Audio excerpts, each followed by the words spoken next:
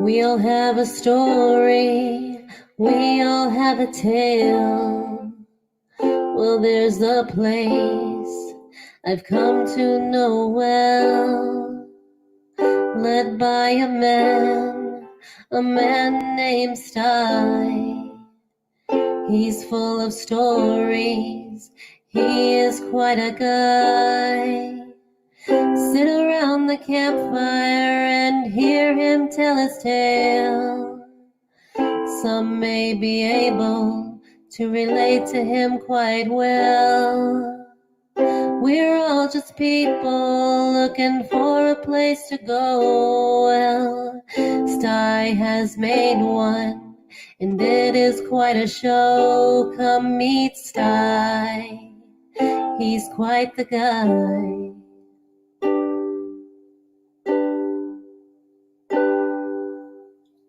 If you're feeling lonely, come and make a friend.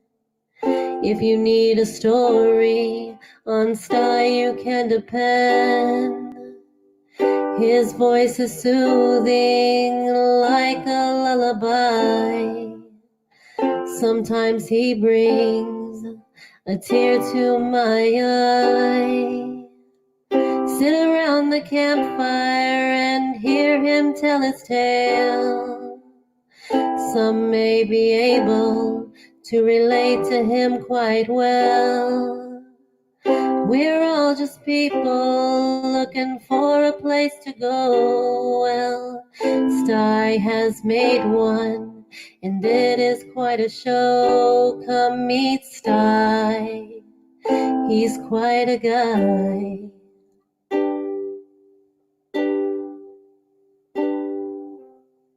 Sit around the campfire and hear him tell his tale. Some may be able to relate to him quite well. We're all just people looking for a place to go. Well, Sty has made one, and it is quite a show. Come meet Sty, he's quite a guy.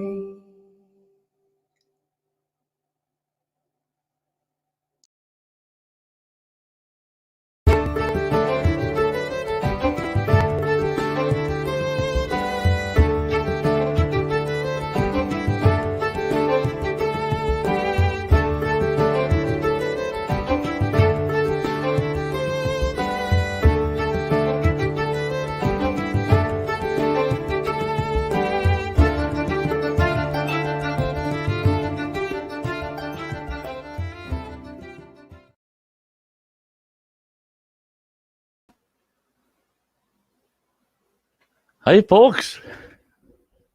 Hey, just an afternoon cup of coffee with Sty. Hey, let's see who all's in here. It says there's 13 folks hanging out. Let's see who all's in here. We got Destination Great Lakes. Travis, great to see you. Chrissy, good to see you.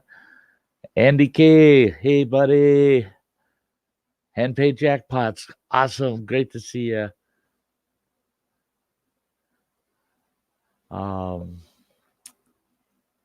Cole, hey, Derek, hi.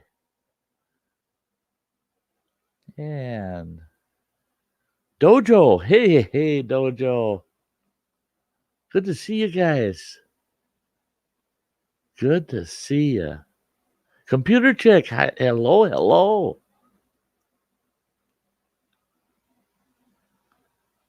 Yes, great. Oh, we got 18 folks over here. Wow.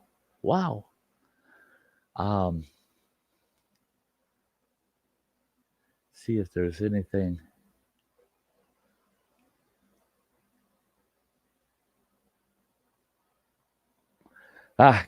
Favoritism.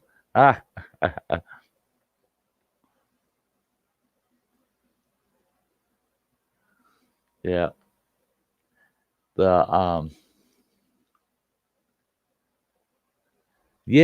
Yeah. I didn't realize Travis was going to go live until I had my stream all set up. And then then I saw he was talking about going live this afternoon, and right now, a wonderful supporter of mine is live. I never got notification. Dang it. And I wouldn't have streamed over the top of their stream. But that's what happens. That's what happens.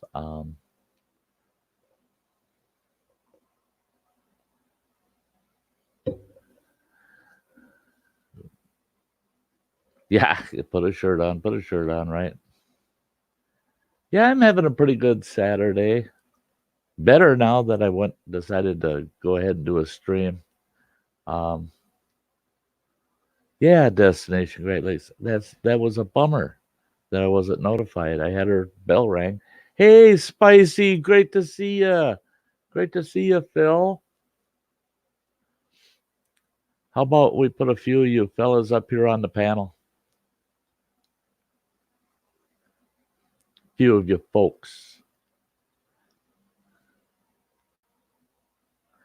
Crazy Ann. Crazy Ann. Whoops, that didn't work. Yeah.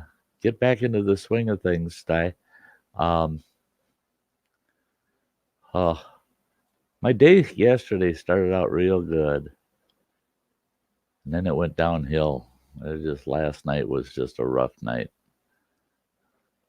I was off of YouTube, but getting back into the swing here. Getting back into the swing.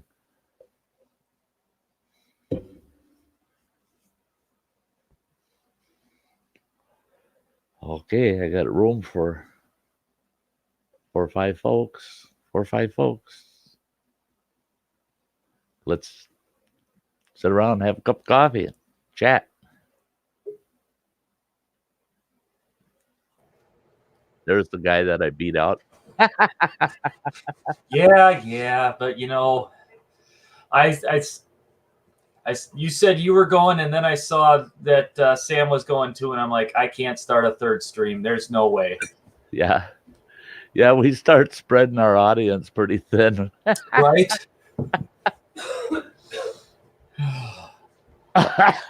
So is it okay, and I'll save a spot for you. Hey, Boomer D, good to see you. Put a hat on. The glare is intense. Oh, okay. I see how it's going to be. Oh, well, let's say hi to Derek. Hey, Derek, how are you? Hey, how you doing? Pretty good. Figured I'd jump up here for a little bit. Sure.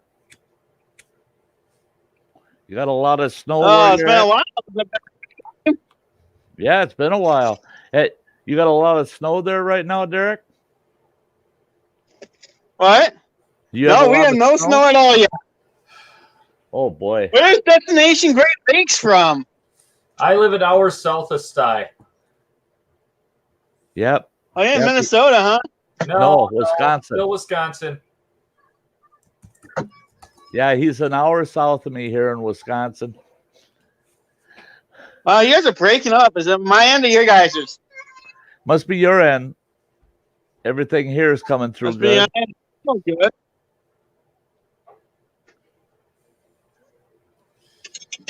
So you were having Can you guys hear me okay? What's that? You had a rough night last night? Can you hear me okay? Yeah, it's a little choppy, Derek. Shoddy, huh? Yeah, it was in and out, but now it sounds good. That's weird. Yeah. Let me see if I can fix it. Yeah.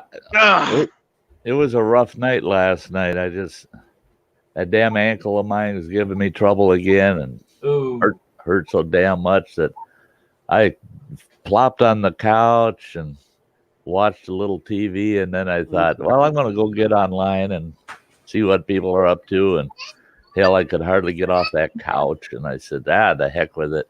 I'll just sit here. And there you go. You're all set for the storm today. We got a big storm rolling in. It's just starting to snow here. Complaining about the glare. Is Hey, Sty, I'm gonna drop down real fast. Can you bring me back up? Sure. Oh. Hey, Exploring Ginger. Hi. Yeah, computer chick. That's better. I'm glad I could help. Take the glare off. That's right. Your welding mask. Thanks, Andy. Okay, Spicy. Yeah, you get home and I'm still up and running. Jump on.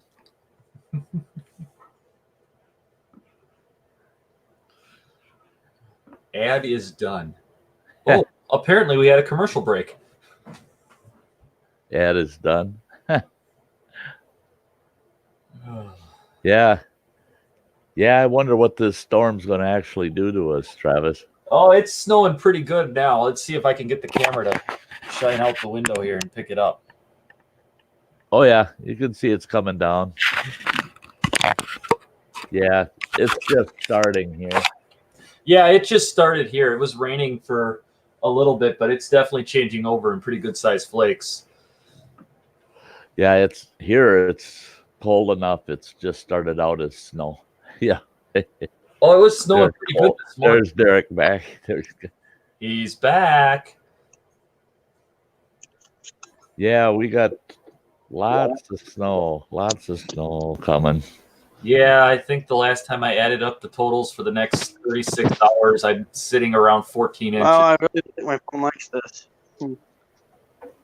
Oh well. He's gone. Yeah, he's having troubles on his end. He's having trouble hearing, and it's cutting out on him. Andy, I love snow for the first couple of hours. Then I long for summer. Yeah. Yeah. Ain't that the truth? I tell you what, if my ankle wasn't giving me so much grief, it could be summer tomorrow. I'd be ready for it. I'd be ready to start summer over again. I like summer from the standpoint of camping and all that, but winter's my favorite time of year. I don't like heat. I used to just love winter. I mean, let it snow, let it snow, let it snow. I didn't care. Just yeah, I loved winter. And well, I still like winter. I'd be out there hiking into some of the waterfalls and stuff this time of year usually. And yeah, it's just a bummer being homebound most of the time. That just ain't good for this old boy. No. Do I need tapping screws of the screwdriver, put this back together properly? Yeah. Self-medicating is one thing, but I tell you what, self-surgery. Surgeries I try to avoid. Oh. Hey, Pitbull, hi. How's it going, Pitbull? Yeah, I just don't know. You know, this ankle is so slow to heal up. I just don't know what to expect with it. Yeah, that's all right, Derek. It's great that you're over in the chat, though. Yeah, if anybody else wants to pop up and say hi. I think we got to get Andy up here. It's been a while since I've seen him. Yes, Andy's being shy. What? No. Come on, Andy. Don't make me start chanting. Oh, you launched your store today, Derek. Good. That's cool. Good. That's what I'm supposed to be doing today. I got people hounding me about getting some stuff on Teespring, and that's what I should be doing right now, is getting that stuff going. And you haven't had time to do your hair or nothing? Well, that's a lame excuse. Do your hair? Just put a hat on. Yeah. Oh, here he comes. Oh, with boy. bad hair. So, Shut up. Yep. See, bad No, hair. no, I was turning the volume down. You picked me up too quick. Hi, Andy. Hello, mate. How you doing? Doing pretty There. See, now your hair is just I fine. thought I'd come sit with you as I couldn't be bothered to stay awake for a stream that I weren't informed about 2 hours after I'd gone to sleep. Well, I scheduled that thing like 6 hours before I started. I'm surprised you got the notification so late. I woke up to it. Mm. That was In fact, me. I woke up to about 60 emails this morning, all from YouTube, and only one of them was current. Where's the makeup gun? It's more of a makeup grenade. That ought to fix it. Right? Chuck it all in a bucket, stir it around, and drop a grenade in the middle as you look over the top. Oh, that's got to make some pretty decorations. Where do you think the sideboards went? Ah. Yeah, Derek, I'll get over there and check it out. That's great. Yeah. That's great. I can order some baits before the ice goes off. At least I got a few months, I can maybe get a couple each month until spring. Yeah, but the only trouble with that is, Sty, you either end up like me and just collecting them, Hey. or you break the rules and you go out and use them. I will be out there using them this year. As it's going, hell, that's the way my camps are going to end up being. I'm going to have campsites that got water right on the edge. Get my kayak in the water, get my camp set up, and just kayak because I don't have to use my ankle. Now, aren't you glad that I never shipped my kayak over to you? Your kayak? Yeah. Oh man, that's a sweet kayak. Pedaling? I know one lake that your kayak, I'd put it on there and it'd stay there for the summer. Well, so would I. Take Travis's job, be a warden. Is it a warden or do they call it something else? Host. A host. That's it. Host. Yes. Sty would be the host with the most. Hey. Yeah, Cole's got ice fishing baits up on his store now. That time of year. I won't be doing no ice fishing. I haven't got an ATV or a snowmobile to get me out on the lake. Because I ain't hiking out there this year. Yeah, but if you dip your foot in some water first, the one with the bad ankle, you'll have a nice solid brace for the entire day. Exactly, it'll freeze solid. That's it. Hold everything in place for him for the winter. Yeah. Like Hey, hack it Brian, off good next to spring see and you. put a stump on the end. Hi, Brian. Yeah, I don't know what I'm gonna do with that ankle. I'll figure something out. I'll figure something somehow. Limp?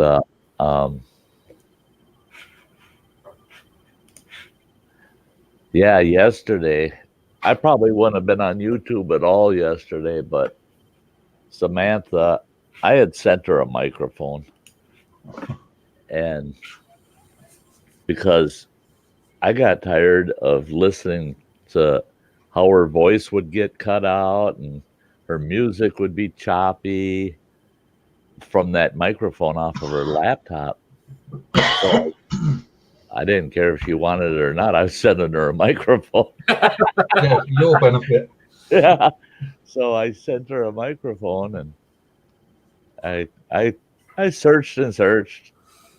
Found one that, seemed like everybody that ever had one, there was well over 1,000 reviews on it, and it had 4.5 stars, and all of the complaints, they were all shipping complaints. I didn't get it as soon as I wanted, or the package was damaged in the mail. Nothing about the microphone itself. No, none of the complaints were about the actual microphone. Yeah, that's only the seller's fault. That's a good sign. That's a pretty damn good sign, Yeah, with the not getting it on time, that only becomes the seller's fault when they don't ship it quick. Yeah, Once it's right. left their hands, you're in the hands of the postal gods. That's it. Well, and then so I decided I'm going to order that and have it shipped to Sam. Well, then I'm watching the tracking on it, and it goes from an Amazon shipping center in Oregon to Seattle, Washington, which that looked good. That's normal. It's heading towards Alaska. Then it went from Seattle to Alaska to Anchorage, right where she lives. Goes to Anchorage. And because it got there on a non-mail day, their post offices are completely closed on those days. They can't drop anything at them. They turned it around and they sent it back to Seattle. Oh, jeez. And You then would a think day they'd not. later, they sent it back up to Anchorage Yeah, but so why that the even post send office it? would be open to accept it. I was just like, Why even send it? huh? Why even send it? Yeah, why didn't they just hold it? Yeah, why not just leave it there? Because they know no one's working at the other end, and it's just going to go full circle. Right. But So it's they not as just bad as your wasted that package for time. me. Yeah, it was nuts. But I got the notice that it was there the night before. In fact, Thanksgiving evening, I got the notice that they accepted it in Anchorage, and I messaged her and said, "Well, you better go to the post office tomorrow." I said, "And the next time you stream, I hope you're using it." Well, then, sure as heck, what does she do? She does a stream yesterday. I get a Facebook message. Jim is sending you a link. You got to come to this live stream. And I was like, I don't want to be on this thing today. I don't want. So I clicked it, and boom, I'm on the panel. I thought it was just going to be like an online chat, not a live stream. Pops me into the panel, and I'm looking at things and going, oh shit, we're live. We're live. We're actually live. I didn't want that. No, that means I'm stuck here for a while. Yeah, you didn't have your makeup on either. Yeah, I was not prepared. And no, she had that mic already hooked up. She said, once I got it hooked up, I had to do a stream, see if it worked. And it worked great. It worked great. Excellent. It sounded good. It sounded good. So I'm happy for her. I'm happy for her. Yeah. At least that microphone didn't follow the same route as one of your packages. Yeah. No shit. Sent two packages on exactly the same day. They turn up weeks apart. That's it. Yeah. Where'd they go? Thailand, Taiwan? When you sent those noodles, those were the exact same date. In fact, the packages were identical. Yeah. And there was like 5 days between the two boxes. And it's like, was there something wrong with the second box or something that you couldn't send it with the first box? But then you put something special in there? Yeah. I mean, it made no damn sense. Yeah, hey, Tuxley, hello. In fact, it went so far west, it was east. Yeah. Yeah.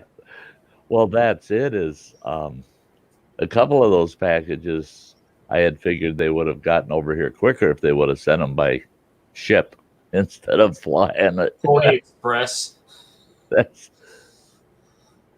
Hey, Nathaniel. Swimmer. Strapped it to a jellyfish and waited on the Gulf Stream. Right.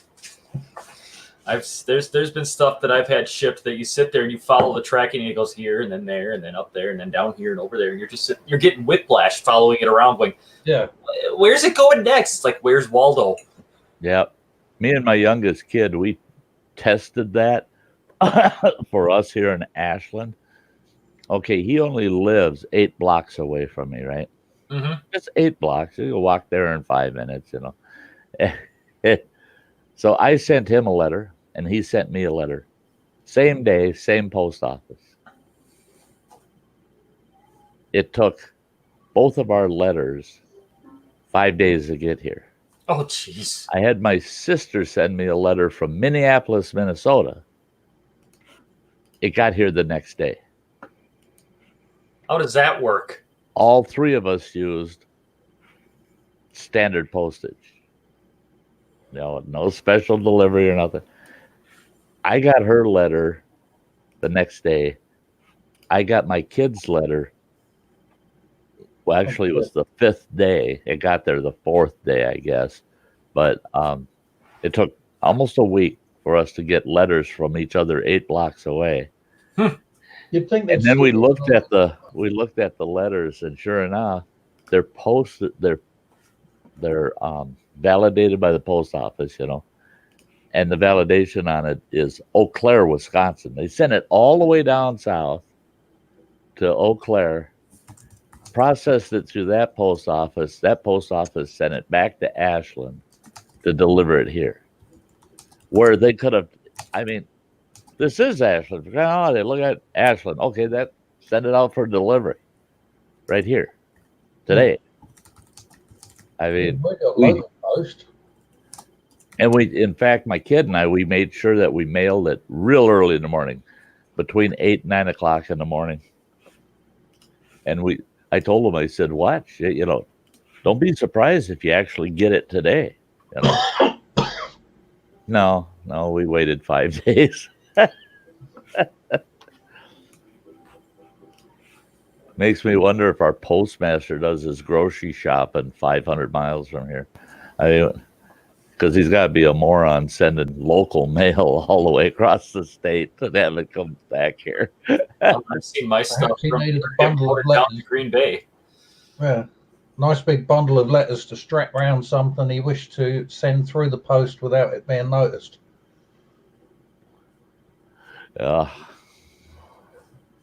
So did you ever get that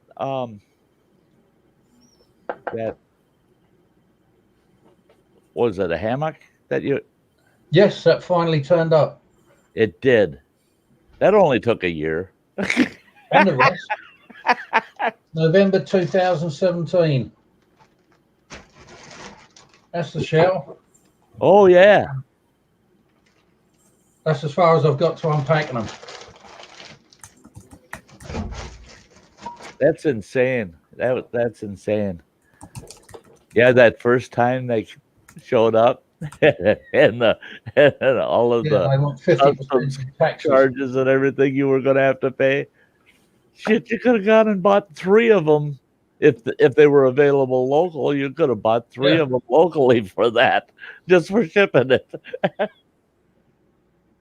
Well, I took the right option. I shipped it back to California, wherever they are. Yeah.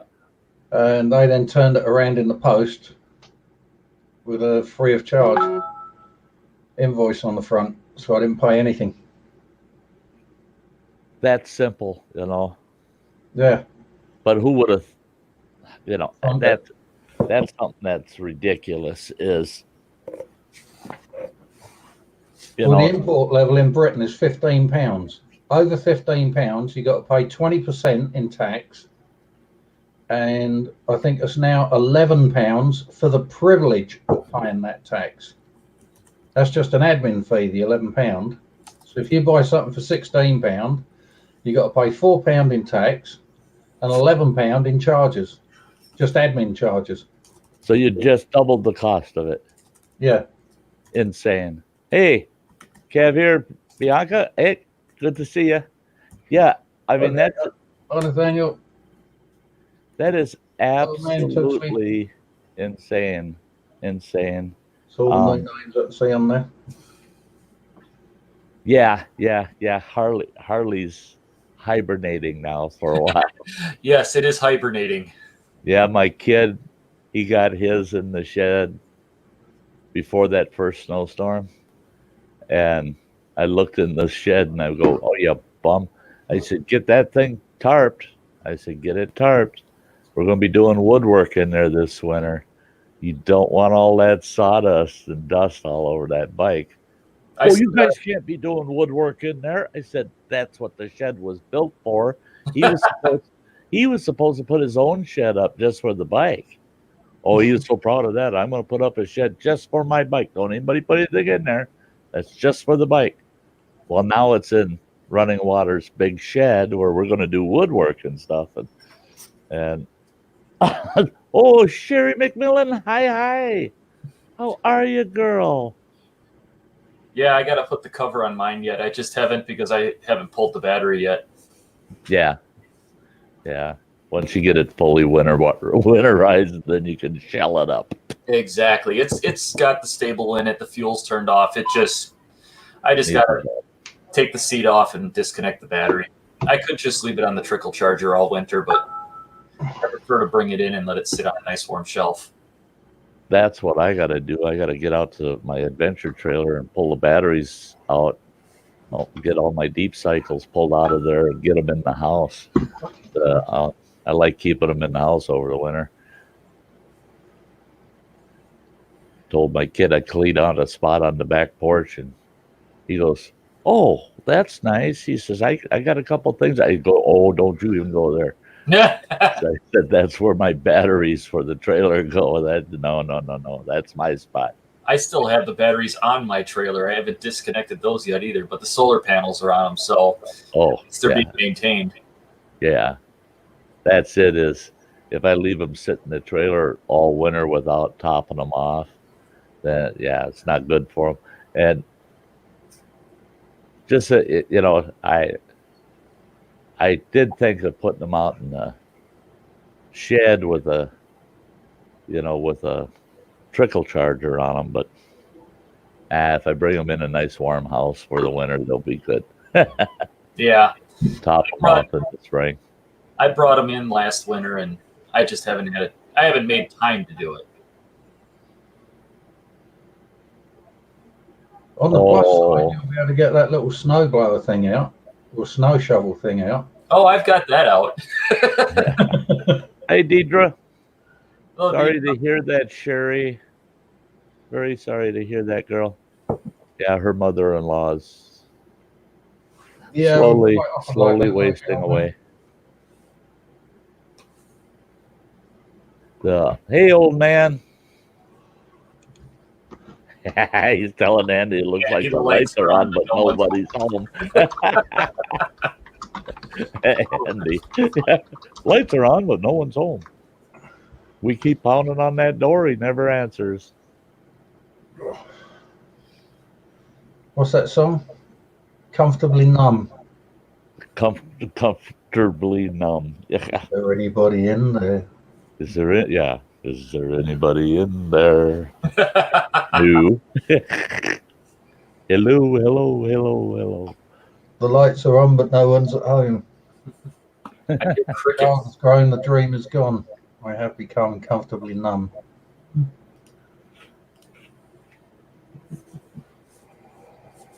Yeah, the one thing I did Thursday when I went over to the kids for Thanksgiving dinner, I grabbed my snowshoes, threw them in the back seat of my truck, and I thought, what? I'm on my way home. I go, what the hell did I even do that for? It's not as if I'm going to use the damn things. Wishful thinking. Yeah, wishful thinking. Yeah. You got them out to dust them. Yeah, there we go. You got them out so you could bring them to me. I put them on once last winter and hiked maybe 10 feet. Yeah, 10 yards. 10 yards, about 30 feet, 15 feet away from the truck and back. And said, well, there ain't enough damn snow, but they feel good. Yeah, these will be sweet when I get enough snow. And we didn't get any more snow after that. I didn't get any damn snow. Just get a couple of trash can lids and slide your foot under the handles. There you go. Yeah.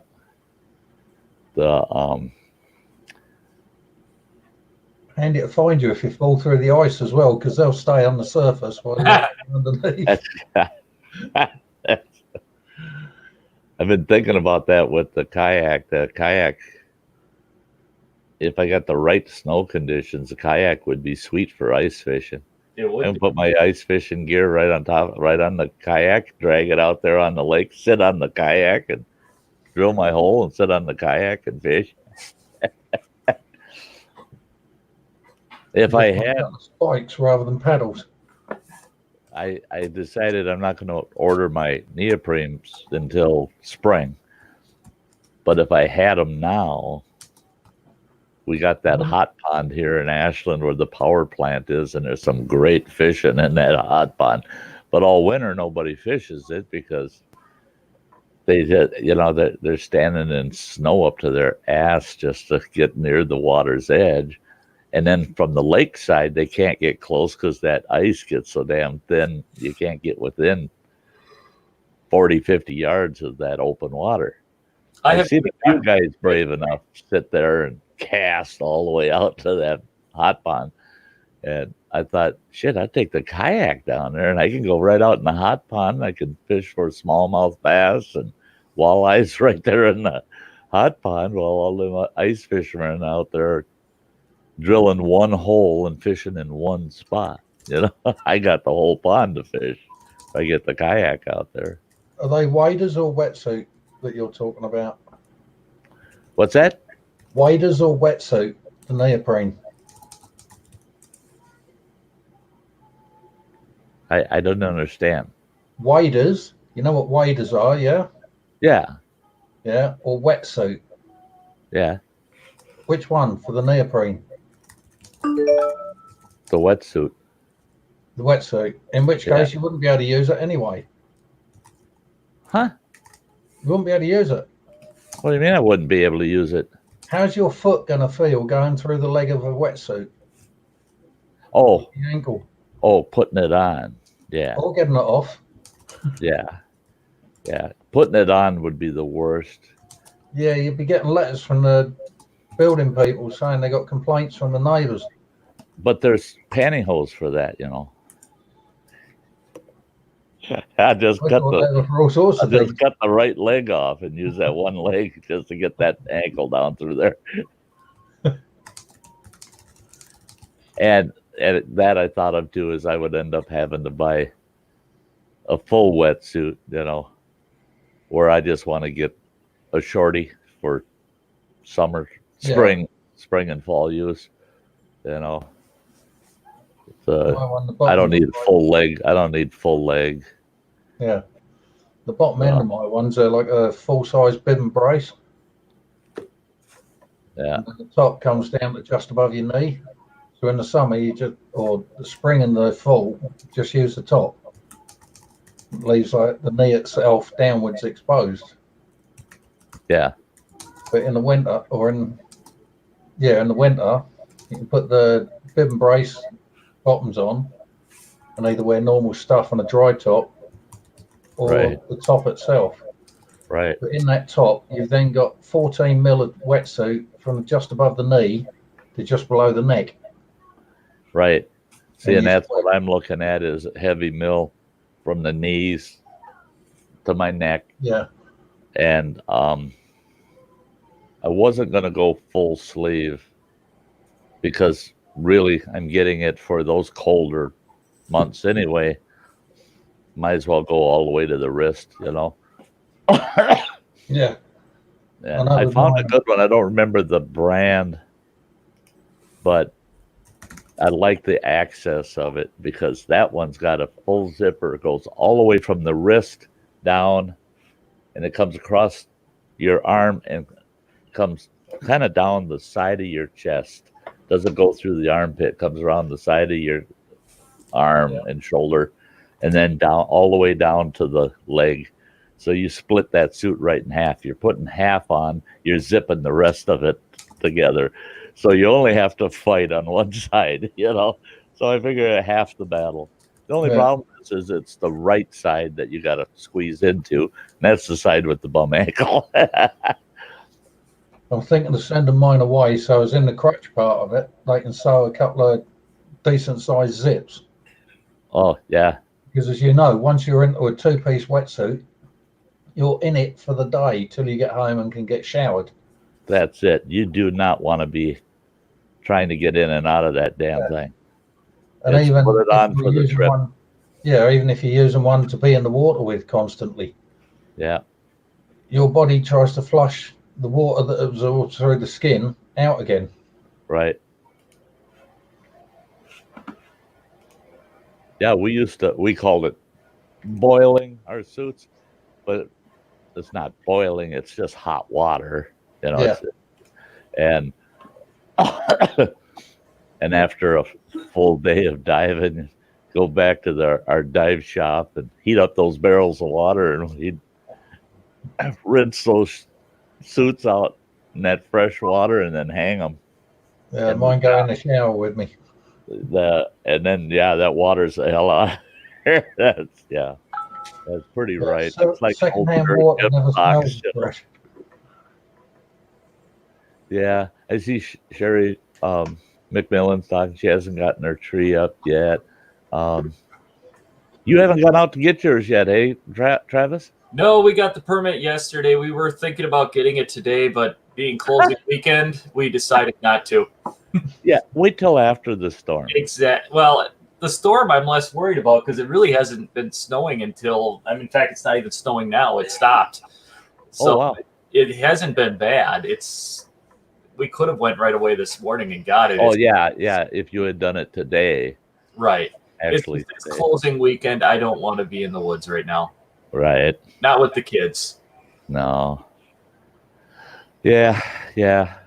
Let the hunters quit shooting at everything that goes snapping. Yeah, and move. Yeah. And then go out there. Yeah, anything moving or it goes snap. Boom, boom, boom, boom. Yep. Especially if you've got like a fur collar on a parka or something like that. But that's it. Is up here, it's amazing how many locals, they're not hunting. They're just out there hiking, cross country, and they're more bright orange than the hunters are. They're just like, hunters, attention, please. I am out here for recreation. Yeah, recreation. I am not game. Please do not shoot me. There's people that take bright orange spray paint. They write the word cow on the side of their cows. Cows, yeah. You know, it'll really piss them off if one does take a shot anywhere near you.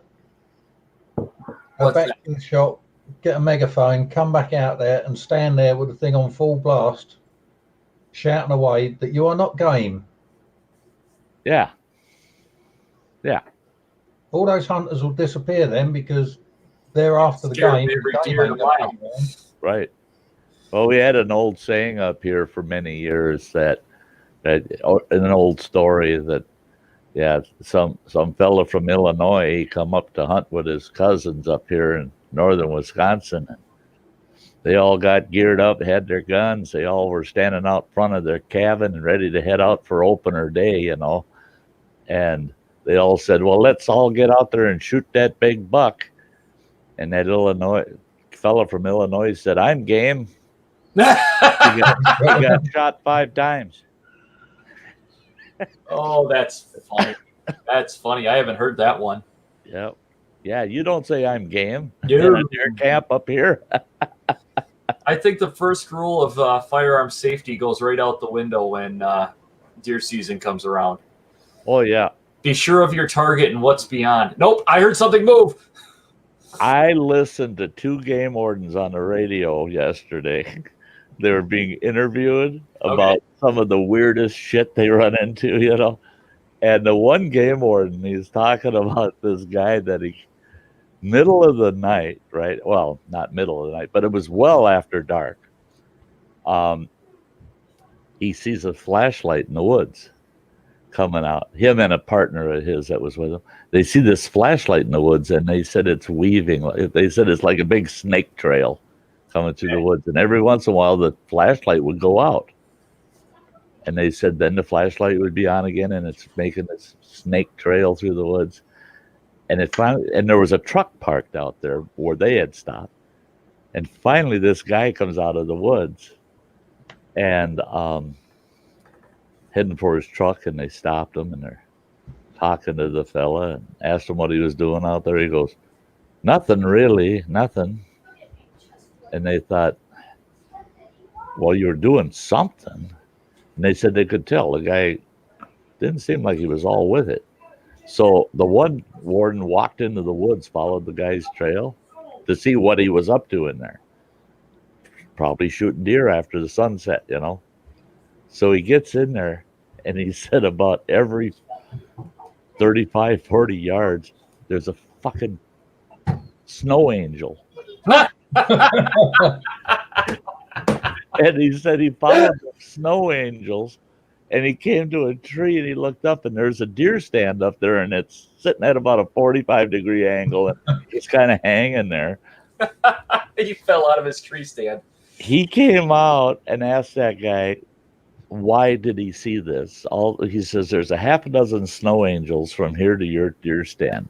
Your deer stand's hanging there, it's barely hanging up in the tree. Guy says, oh, I fell asleep in my deer stand, and one of the straps broke, and I fell out of the deer stand. He said, then I decided, well, I'll just call it a night, and so I'm going to head home. And he said, yeah, so I made a couple of snow angels on the way up. And by then, a county deputy showed up, and they did breathalyzer on him. The guy was like 1.5 times over legal intoxication level. The guy was drunker than a skunk. And he said, I hated to do it, but I had to charge him for being in possession of a firearm under the influence. He says, I laughed all the way through writing that citation. He says, clown was just out there making snow angels. He was his own worst enemy. But then he said, and that I got a kick out of, because they asked him, they said, do you get a lot of that intoxicated, having a firearm while intoxicated? And the other game warden said, oh, God, we try to avoid that as much as possible.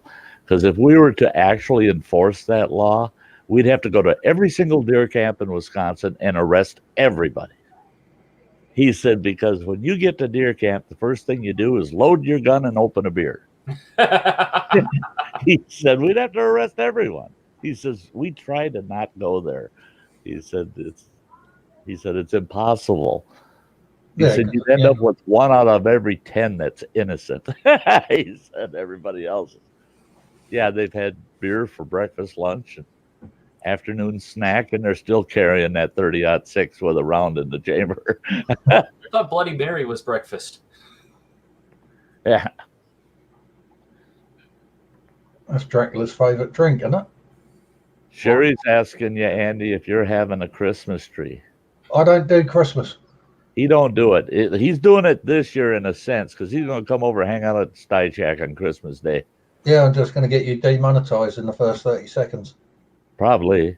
I mean, so what's new? Andy's in the stream. It's already demonetized. Hi, Vince. Yeah. I'm saving it up.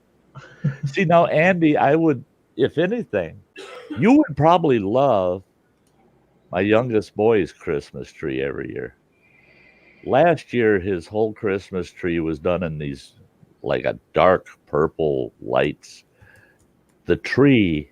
Yeah, I could sit there and disappear into something like that. Yeah.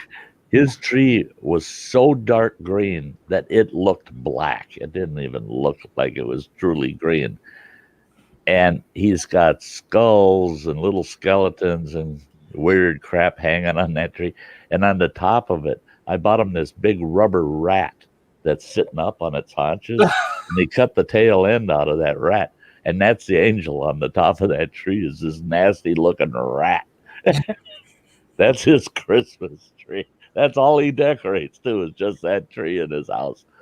And you walk in and the minute you look at it, you just go, whoa, whoa, oh, yeah, Merry Christmas, my ass. I'm out of here. I could set a live trap for the neighbour's cat that keeps coming in my garden and shitting all over the place. Mount that on a tree. Yeah.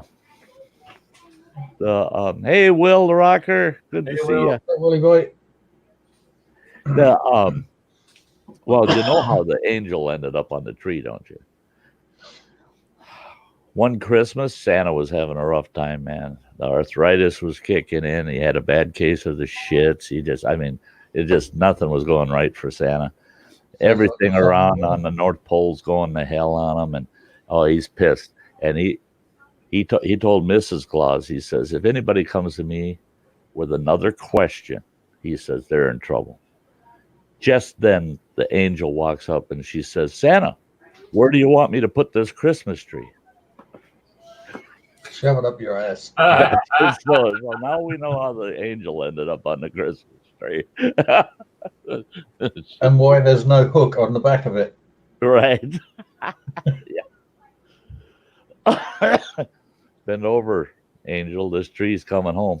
I do remember as a kid sticking a blow-up doll on my mum's Christmas tree, and she went ape over that one.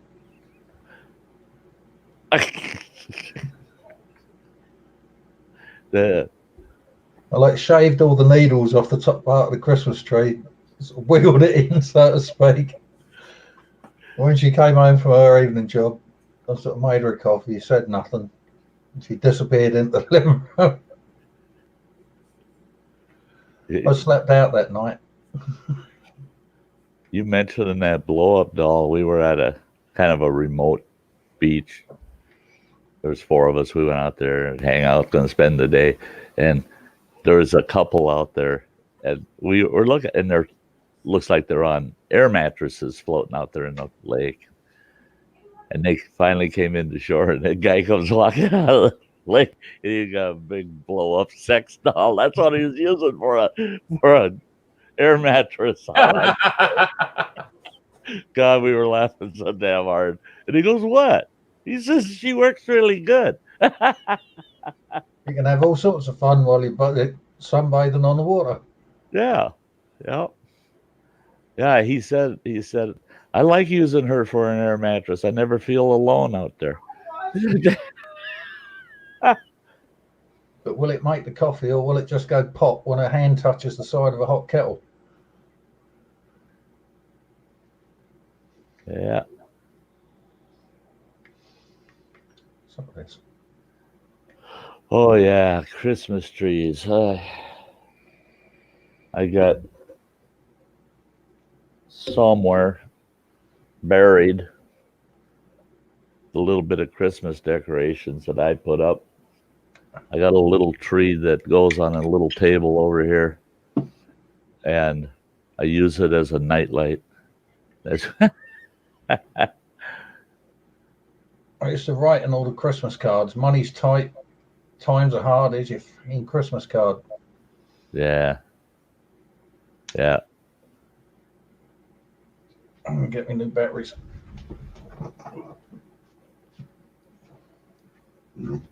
Oh, mate.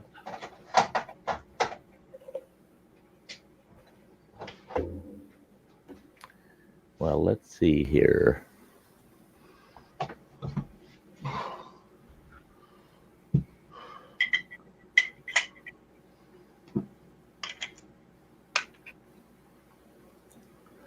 Working.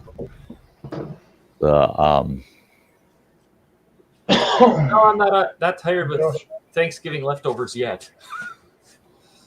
Although, Sty, what'd you think of my turkey story for this year? Yes, that was okay. Yeah, they did National Lampoon's Christmas Vacation, and if they could have filmed the whole ordeal you went through for Thanksgiving, that would have been a new movie. Yeah, it would have been National Lampoon's Thanksgiving Vacation. Yeah, it was funny. Yeah, that's good. To have so many different attempts at getting a turkey cooked. At least you got the dang thing cooked. Oh yeah. But catching your bird on fire, that's good. I love that. I love that. And then when you said that you grabbed the grill and you took it over and put the fire out in the snow, I just like, oh God, I wish I was there to see it. I would have been filming that. It was so funny. I mean, it was literally just a comedy of errors. Every time we tried to make the turkey, something else would go wrong. That's nuts. And the funniest thing is, we could have still went with Plan A because I had the generator. We could have ran the smoker. I don't know why we didn't think of just starting the blasted turkey right away. Just fire up the generator. First thing we do is get that turkey on. Yeah. And then worry about the crock pots and all the other stuff. Yeah. But let's get that turkey going. Instead, you're trying to use a time bomb, a 20-pound propane cylinder with over 5 pounds of gas pumped into it. Yeah. 5 gallons of gas pumped into it. I've seen that happen. I've had it happen where their scale malfunction and the scale wouldn't drop. And then when it did drop, they'd go, whoa, we don't like that. And then this place, they could set the scale where it would drop once it hit the right weight. Right. Or they could set it for manual weigh. They could put anything on it, weigh any kind of weight. Right. So they reset it and they put the tank on there and they're going, whoa, is that overfilled? And I'm going, well, I ain't taking it. And they said, okay. They powered down everything, shut the power off to the gas, the station for the propane, and purged it. They purged the tank. They, just basically dumped a bunch of gas out of it. Yeah. But you think they'd have a connector so they could put another empty bottle on there and fill that one from the original one. Yeah, do a transfer over. And that's the thing is, actually, I could have taken it home and I could have filled a few of the little 1 pound cylinders I've got. Right. I could have just filled off a few of those. And got on a phone call through the second one and you're sitting there yapping before it goes bang. Yeah, that's what I'm going to have to do with that cylinder is draw some off. Yeah. Draw some off or something. But I wasn't about to do that while I was trying to deal with Thanksgiving. Well, when you said that you found out there was liquid propane in the bottom of the burner plate, I'm going, whoa, shit. That's exactly what I said. Because it had to have been cold enough for it to remain liquid to get into that plate. So, and that, it takes a long time. And propane don't burn. No. Liquid doesn't burn. It's the gas off of it. Right. It's that plate's burning and heating up. All of a sudden, a lot of gas could come off it. Yeah, you could end up with quite a big fire going. Yeah, I once I realized what was going on, I was like, "Yep, nope, not doing it." Nope. And then it was like, "Where's the hot dogs?" That was Plan D. Was hot dogs over the fire.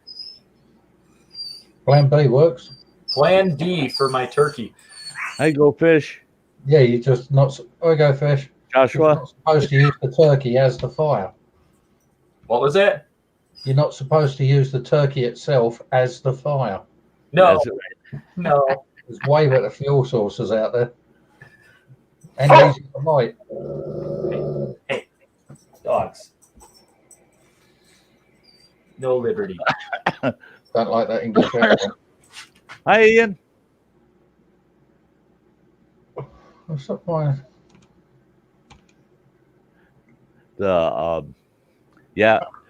My best screwed up turkey event was we went to visit my daughter and her family. They lived over in Michigan at the time, and it was about a 5.5 hour drive to their place. We get there, and she's texting me and calling me on the phone that whole trip. How do I do this? She wants to make everything I would do for Thanksgiving, and I'm telling her, just make it. Just don't quit asking me. I'm not in your damn kitchen. Just do it. I'm coming there to eat. And I told her, I said, now, did you prep the turkey and get it in the oven like I told you to? Yep. Everything's good. Everything's good. We get there. We weren't in the house maybe 5 minutes.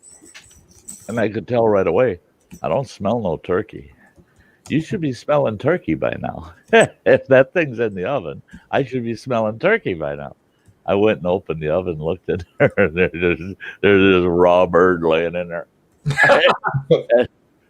She goes, I don't know what's going on. She says, that bird just doesn't seem to want to cook. And I looked in that oven. She's got it set for 325. And I'm looking in the oven and I'm going, that burner's not glowing. Back away slowly. And that burner was shot. Anyone got a cigarette? And it was only about maybe 180 degrees in her oven. I go, What the hell? Your burner's out in your oven. And oh well, what do we do? What do we do? And everybody's freaking out, and we didn't have a barbecue or a deep fryer or nothing. All we had was our damn oven. And I said, I thought about it a little bit, and I said, I think I got an idea. I set that oven on broil, and I looked, and yeah, the broiler element's glowing hot red. I said, we can't control the temp, but we know it's going to get that oven hot. So we took all the racks out, put one rack at the very bottom of the oven, stuck that turkey in there and set it on broil. We ended up, oh geez, we were supposed to eat like 2:00 in the afternoon. We finally had our turkey dinner at about 8:00 that night. Yeah, that sounds like mine. Yeah, broiled a 24-pound turkey. Oh boy. I said that's insane. Never want to do that crap again. That's yeah. Broiling a turkey is tough. It's tough. Now, were you cycling the broiler on and off to try and keep some semblance of reasonable? Yeah. Or were you letting it go? Yeah. About every 10, 15 minutes we'd cycle it off and let it sit for 10, 15 minutes, then cycle it back on 10, 15. And of course you didn't have a thermometer in the place. And it's one of them turkeys with one of them pop-out indicators. And I figured, well, once that sucker pops out, she's done. About halfway through the process, though, I realized, whoa. I went in there and I rolled that turkey over. Yeah. I propped him up so that his belly was facing up and broiled him for about an hour or so upside down.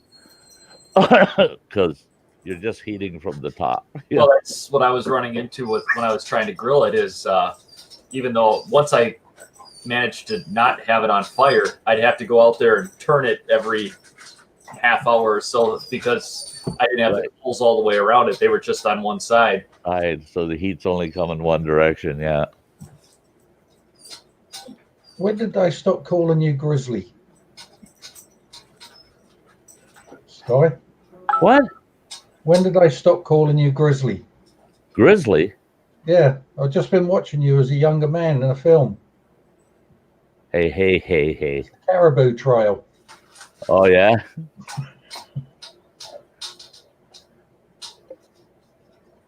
Yeah. I really appreciate all the references to How young you are.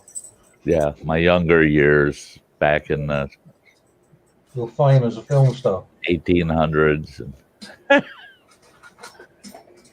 Hey, Bradley.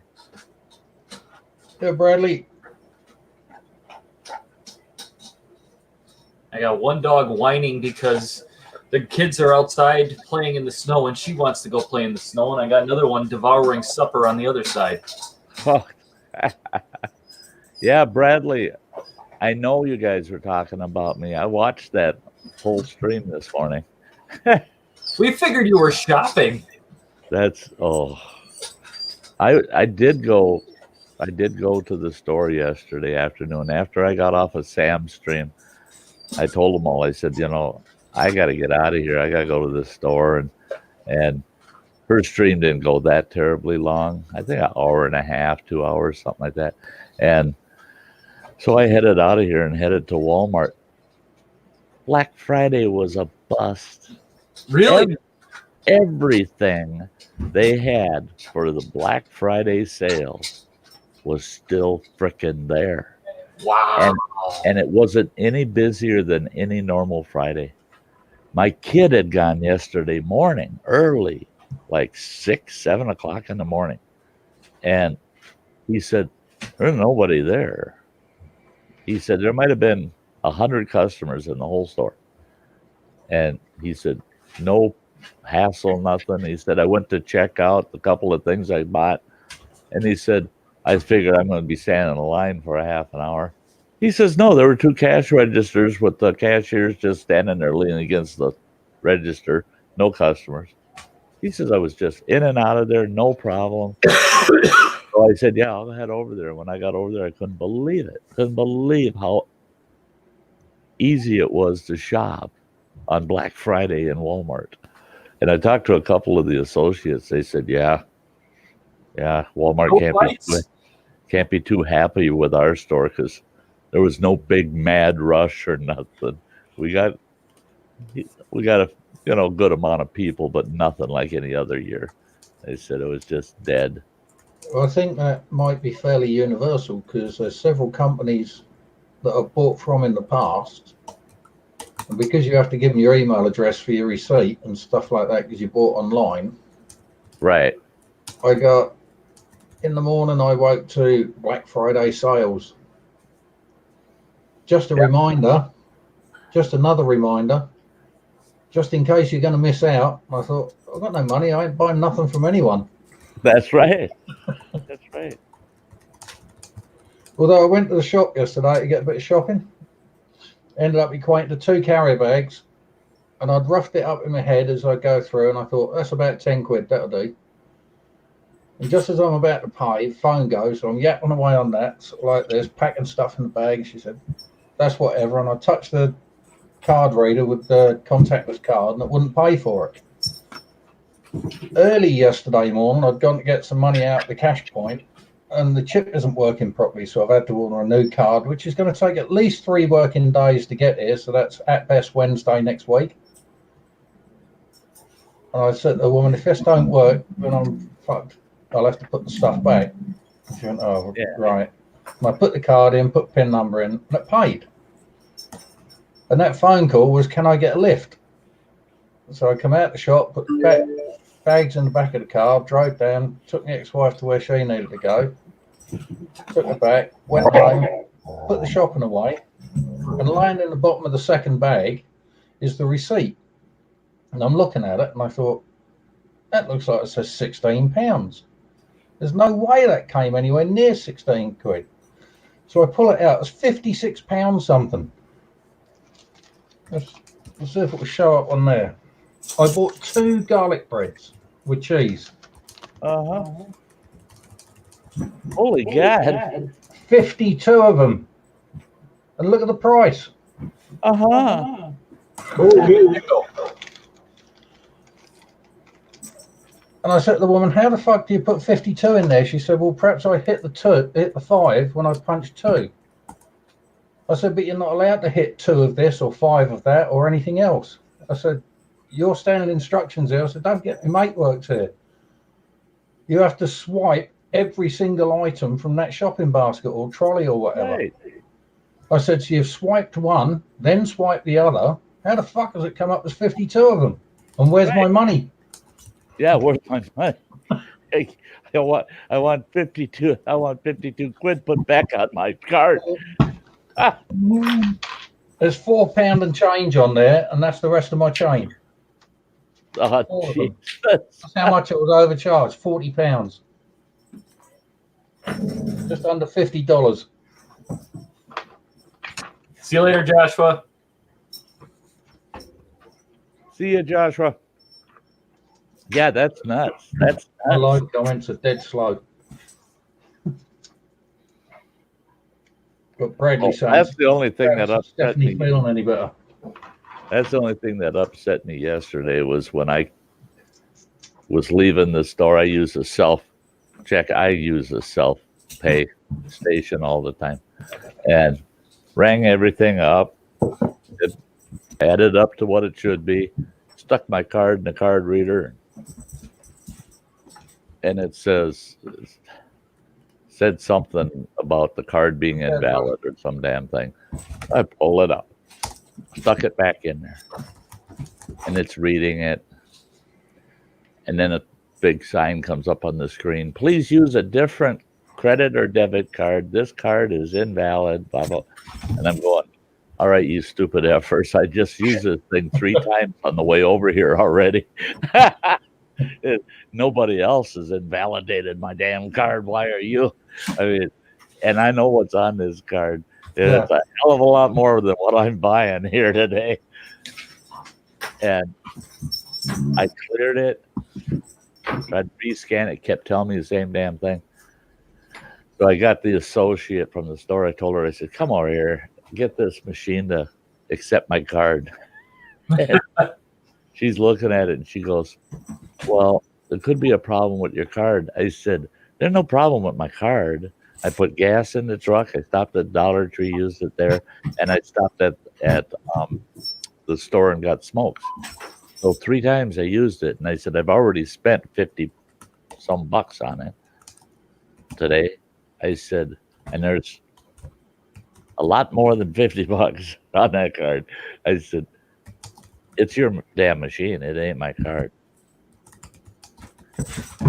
She dinked around. She said, it's just not going to accept your card. I said, well, then cancel the sale. So she did. She canceled out the sale. And I had to move. I moved to the next station. I figured, I'm going to do this again. I scanned it on that next station. And she's watching me. She says, it's not going to work on there either. I get that scan the last item, stuck that card in there. And again, boom, boom, boom. Prints off the fucking receipt. Oh, I was pissed. I told her, see, it's that machine. It's that machine. I said, shut the machine down, put terminal closed on that bugger because it ain't taking cards. The worst I've had like that was when I got the inheritance from when my dad died. I made 3 phone calls and spent nearly £12,000 on my debit card. That night, I thought, I'm rich at the moment. I'm fucked if I'm cooking. So I ordered pizza, which was about £12 worth. And they stopped it for security. They let one transaction of nearly £8,000 go through, but they stopped £12 pizza from a place I buy from monthly. Suspicious transaction. Yeah. Man, did I scream down the phone at those people. I said, look, there's one thing you do in these. Well, it's for your benefit. If it's for my benefit, why do you stop the £12 when one of those transactions earlier today was nearly 8,000? That's nuts. That's nuts. Well, it's not us that does it. It's the computer. I said, well, the computer only does what it's told to do. Exactly. Exactly. I used to love that in my field, you know, finance. I'd have employees, I'd call them in my office and say, all right, your books are all screwed up. They're all out of balance. I went through, did an audit on them. You're really effing this up. You got to clean up your act here and get, and they always said, it's got to be the computer. It's a computer error. And I told them, I said, guess what? Computers don't make errors. No, people they do exactly what they're told to do. Either that or they screw it up so badly that everything written would be gibberish. Right. That something, I try to explain to them all the time, somewhere at some time, you just pressed the wrong key. Yeah. And it effed up the system. You can't blame the system because you gave it the wrong command. That's like blaming the car. I didn't do that. And I said, well, you had to because it never does that to anybody else. It just did it to you. It's because you pushed the wrong effing button. Yeah. That's like blaming the car for driving away, not looking where you're going and driving into someone else. Right. Yeah. I don't know why I hit that person. I was looking over there. Yeah. Yeah, it's not my fault I was looking over there, not in front of me. My car, there's something wrong with my car. It hit that person. I've shown my car what to do enough times. It should know by now. Well, that's like I'll never forget. That was back in the 70s. Winnebago and their big motorhomes finally introduced cruise control on a Winnebago.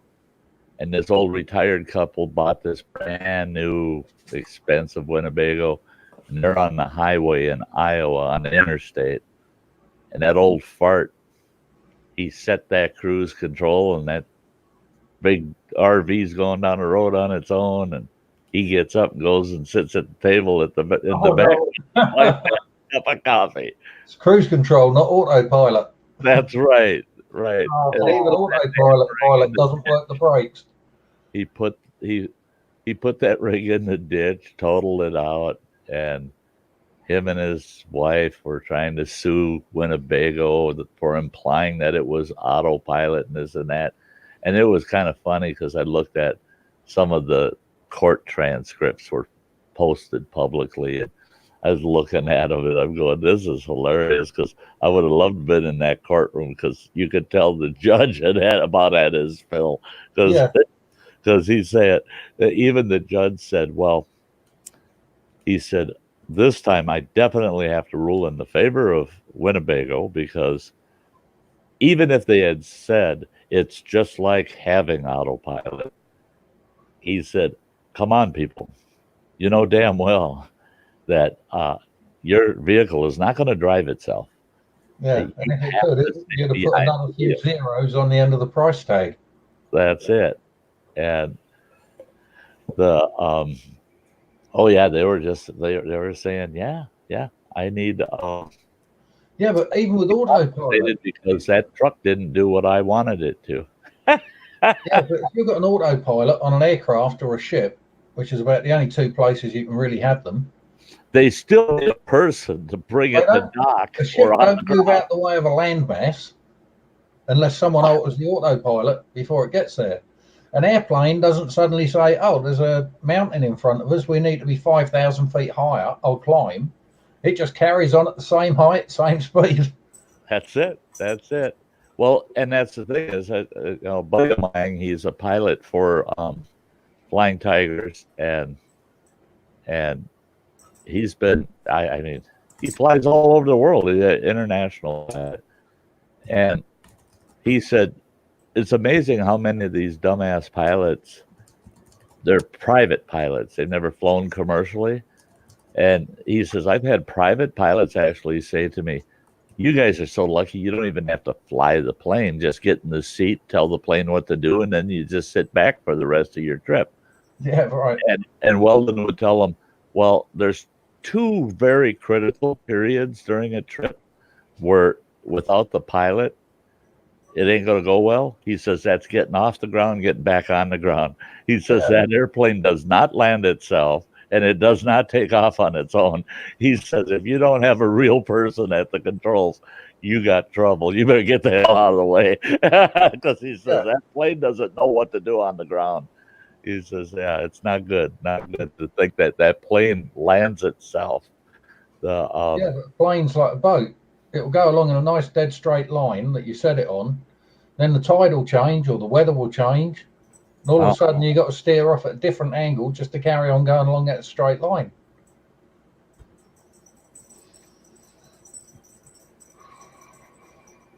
Who are you talking to, Travis? I'm talking to you.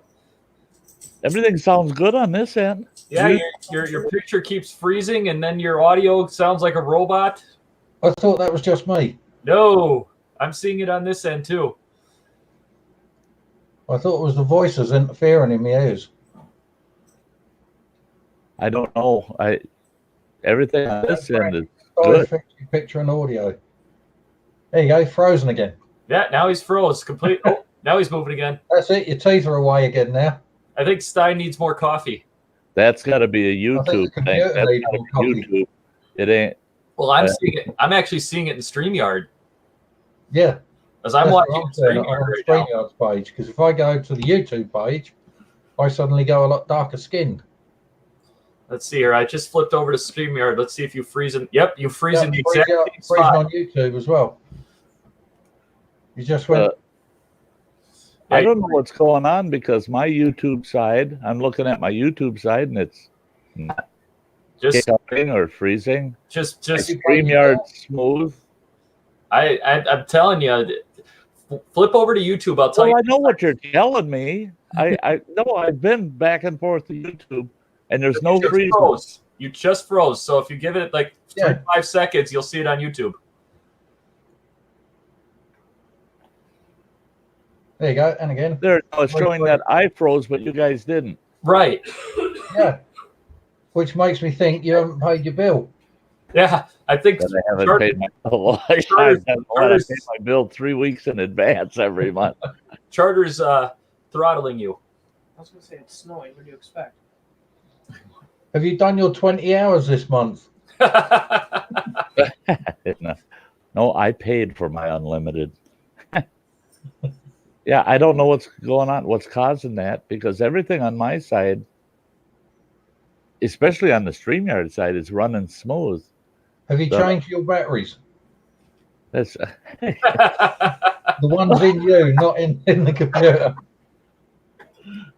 There you go, look. Hey, Mike, did you lose everybody or just Sty? Because what I'm seeing, Andy and I are fine, and it's Sty that's locking up. Wait, hold on, he's over there. Go, Mike. So if it's everybody, then it's StreamYard that's. Hi, Mike. Well, that's confusing.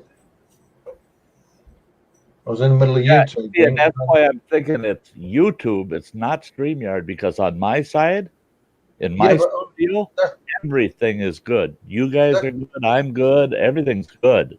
There's not a hiccup at all. Yeah, but I'm on StreamYards. But I can see the hiccups. I can see the we're on hiccups. StreamYards, and every now and again you say, "I'm good, good."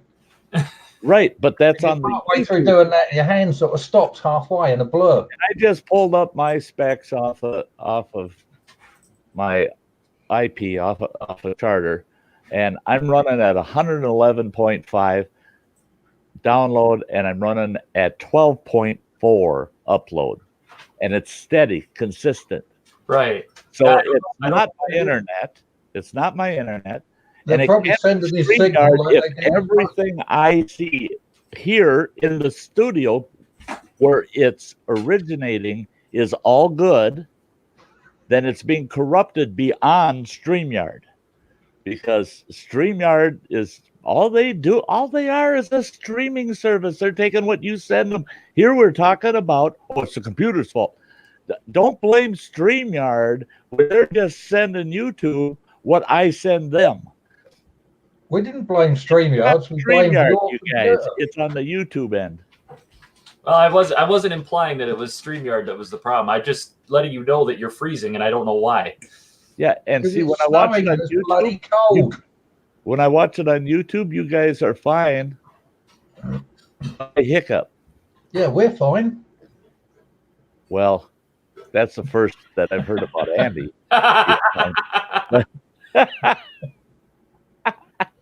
There's nothing wrong with me. It's all everybody else. First all big and small in the right lower corner.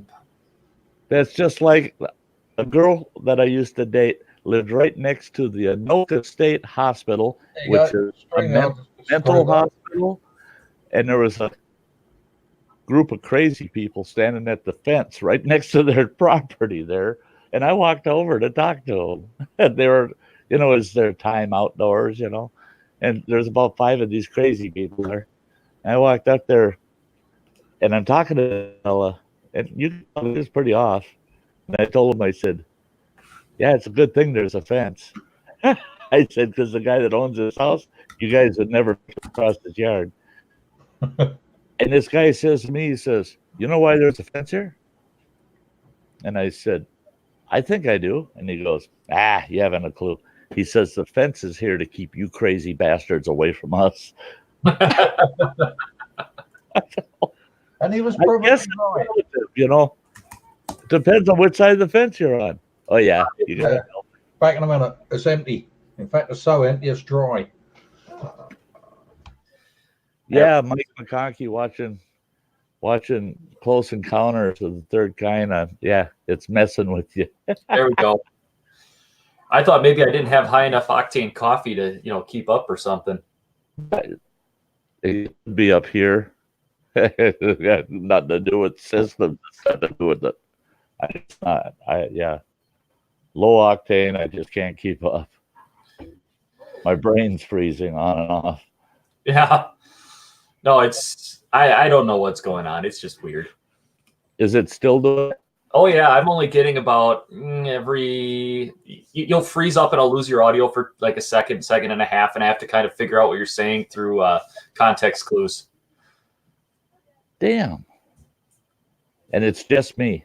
Yeah, Andy's fine, and I'm watching the stream on StreamYard, so I don't know what's going on. Okay, you just hang right on there. I'm going to drop off the panel and bring myself back up. Okay. See if I can do that. Okay, sounds like a plan. Ha ha ha ha ha! He's gone. Not for long. Oh, and you look a lot better now. Your video looks better. Does it? Yeah, you were all grainy and pixely before you dropped off. And okay, and now you look a lot cleaner. I'm gonna flip it, over to YouTube too. It seems to be. Oh yeah, you look better on YouTube side too. It's not freezing up anymore. It's still freezing, but not nearly as bad as it was.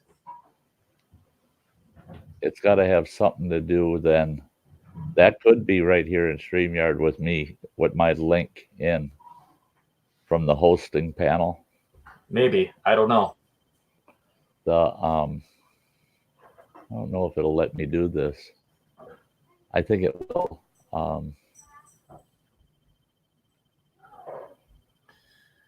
Oh, the joys of technical difficulties. So while we wait for Sty to come back and Andy and everybody else, let's see here.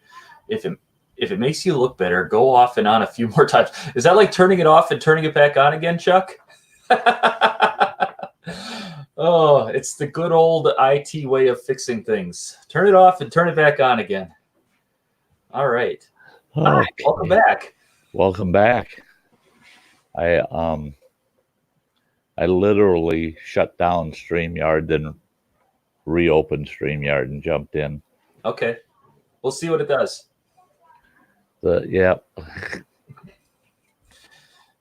I'm thinking, if it works to make, I wonder if it'll work for me if I go off and on and off and on and off and on, if I'll look better. Well, that's it. Is like Chuck's saying. Yeah, the more times I do it, the better I look. Right. Once I get down to about 25 years old, quit going off the panel. Right. You're looking great right now. I mean, nice and clear picture, and you're not freezing. Okay, good. Maybe your browser was just being weird. Yeah, something in there was not syncing me to the panel. It could be too that I just closed 4 different programs I had running in the background. StreamYards is also playing up because every now and again the live comments just disappear. Hello, Chuck. That's what. Yeah, they just disappear, and it tells me log in, even though I'm still looking at the screen, and then it pops up again. Right. I've heard that people having that problem. I haven't yet. I haven't lost my live chat in StreamYards, but I've had it freeze up on me. And then I've had to jump completely out, come back in, and then it refreshes it. Yeah. So, yeah.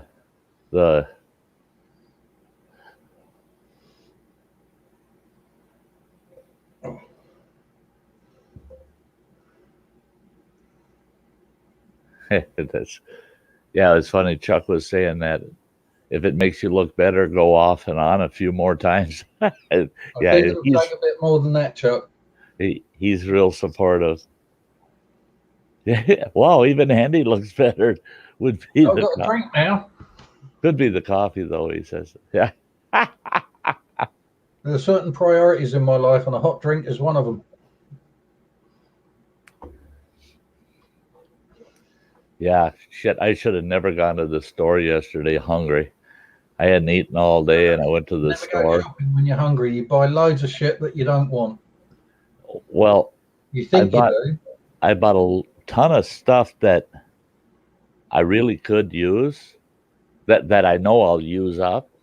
Is it a case not of just junk food? I didn't buy junk food, and it pisses me off. I could use some chips or something, but I bought a bunch of ground beef. I bought pork chops. I bought a great big ass sausage, and lunch meat and bread and all good food and stuff.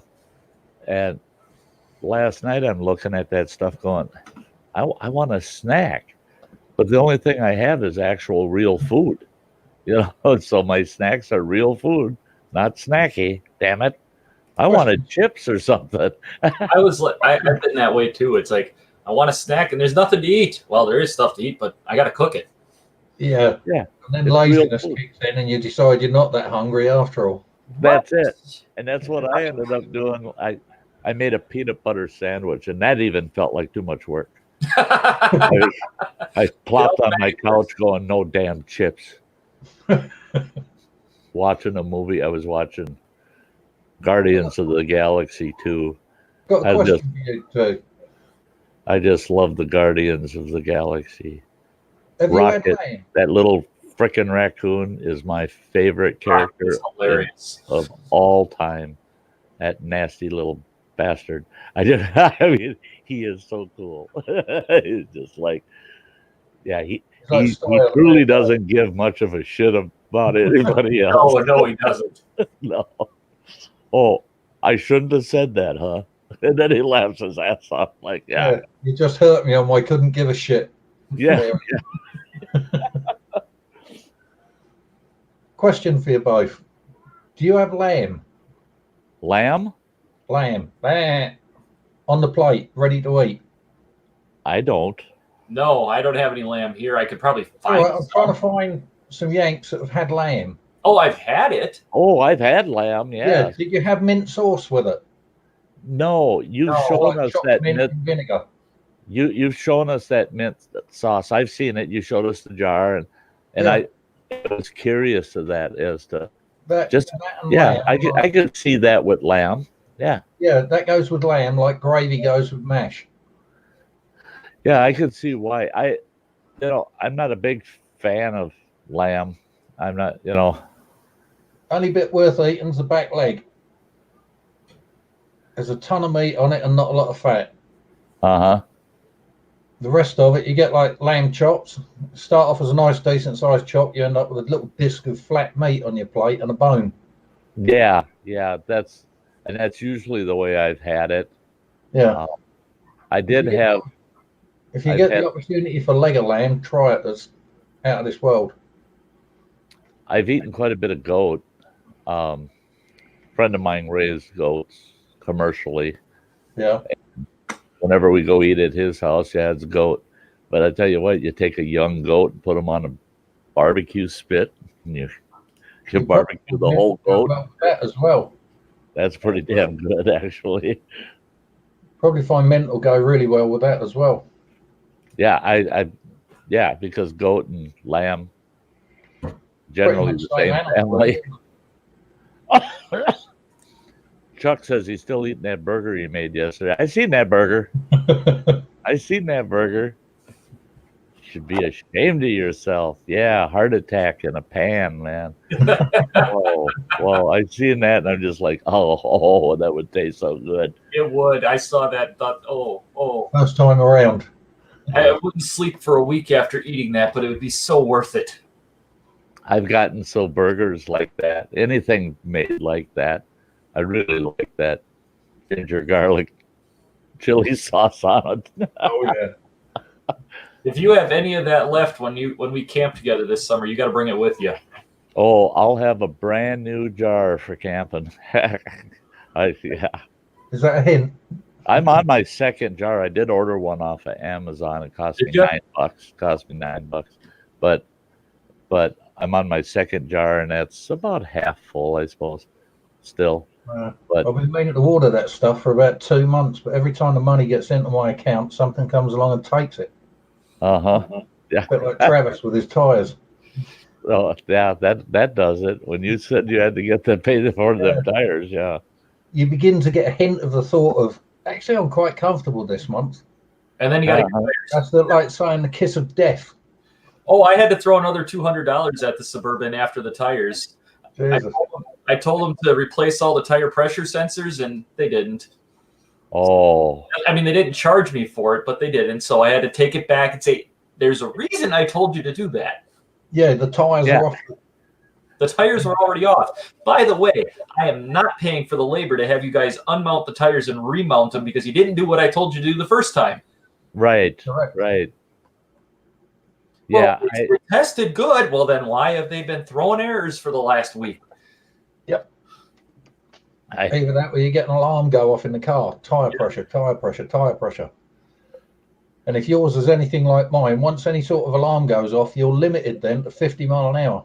No, I don't have that problem, but I get all these blinking lights on the dash, and it just drives me insane. Yeah. That was Chuck says I always have too much left over at the end of the month. End of the money. Yeah, too much. Too much month left over at the end. After the end of the month. At the end of the money. Okay. Yeah. Reading comprehension, Travis. Come on. Yeah. See, that's I'm me. dyslexic. That's me. I don't see my retirement check until between the 17th and the 21st of each month. And it's the 30th of November today. Yep.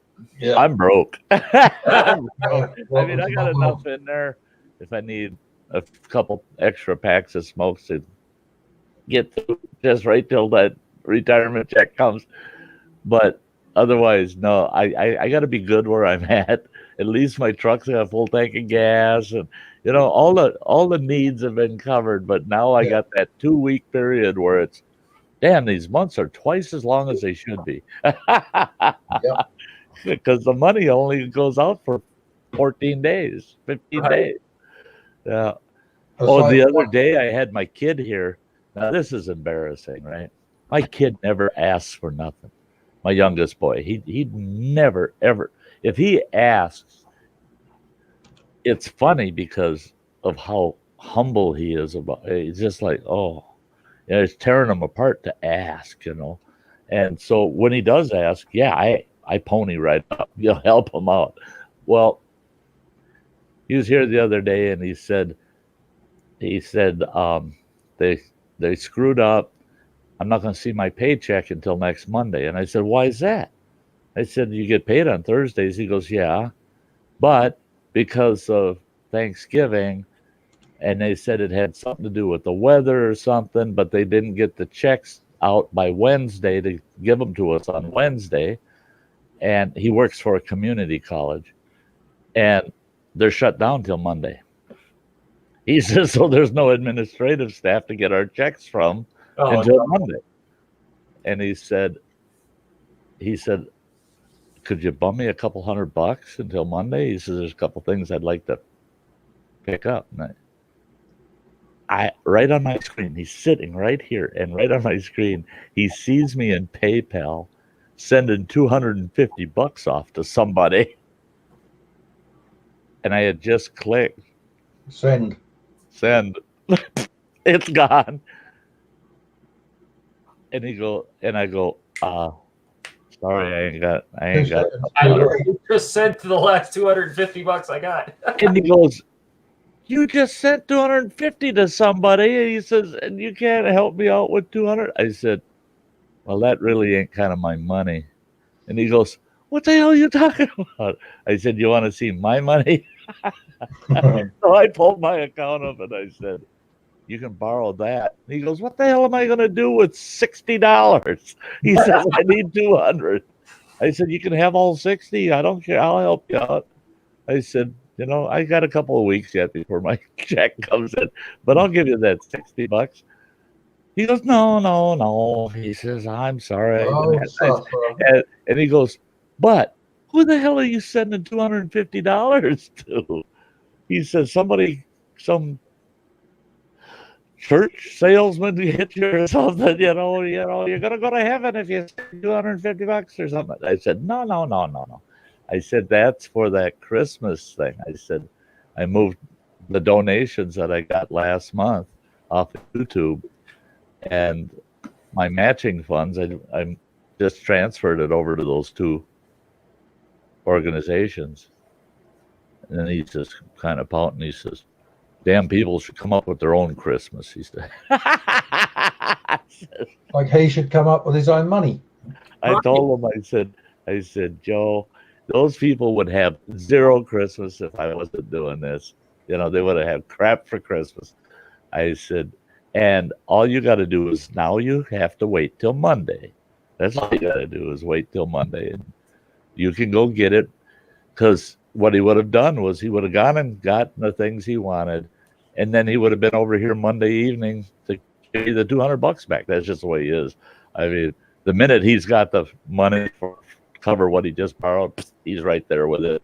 I don't owe you. He doesn't like owing anybody. And I thought, oh God, I felt like shit telling my own kid. No, I'm helping other people. Well, I got paid my disability on Friday, and I worked out that when my bills come out on the 1st, which is what, tomorrow? Yep. So they'll come out Monday, because tomorrow's Sunday, yeah? Right. They'll come out Monday. I've got to take £100 in cash out to pay for my guitar lessons and my carer. And I worked out that once I've done that, I'll have £140 in the red. Yeah. And I don't get any money again till the 13th. Yeah. Yeah. I mean, it's like you're getting your head held under the water, and then it pops up, and you grab a couple breaths, and they shove your head back under the water. Yeah, for 4 breaths worth. Hey, JCT, good to see you. Yeah,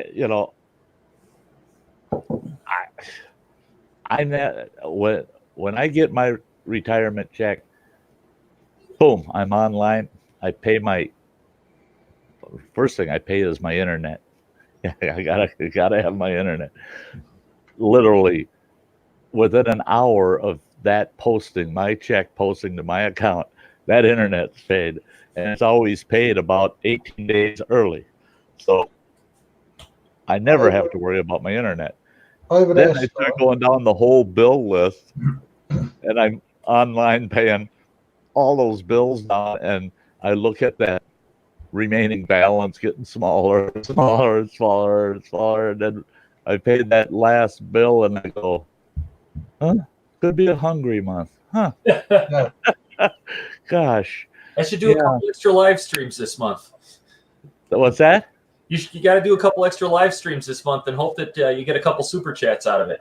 No, but the thing is right up until the 15th of December, all those super chats are going towards that fund for those families. Right. So it'll be super chats after the fact that actually go in. But then again, most of my super chat stuff, I don't think I've used any more than grand total,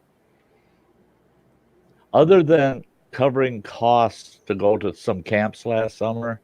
I did use super chat money to cover some of those costs, like the campsite fee, gas in the truck, stuff that I just can't swing. There's no way I can pay for a week away in the camp out of my income. So I take a little of that super chat money to take off the rough edges. Yeah. Other than that, I think I'm not being funny though, Sty. That's why people have given it to you. Right. Well, see, that's the only reason I feel not as though you're saying I'm doing this for one purpose and you end up using it for another.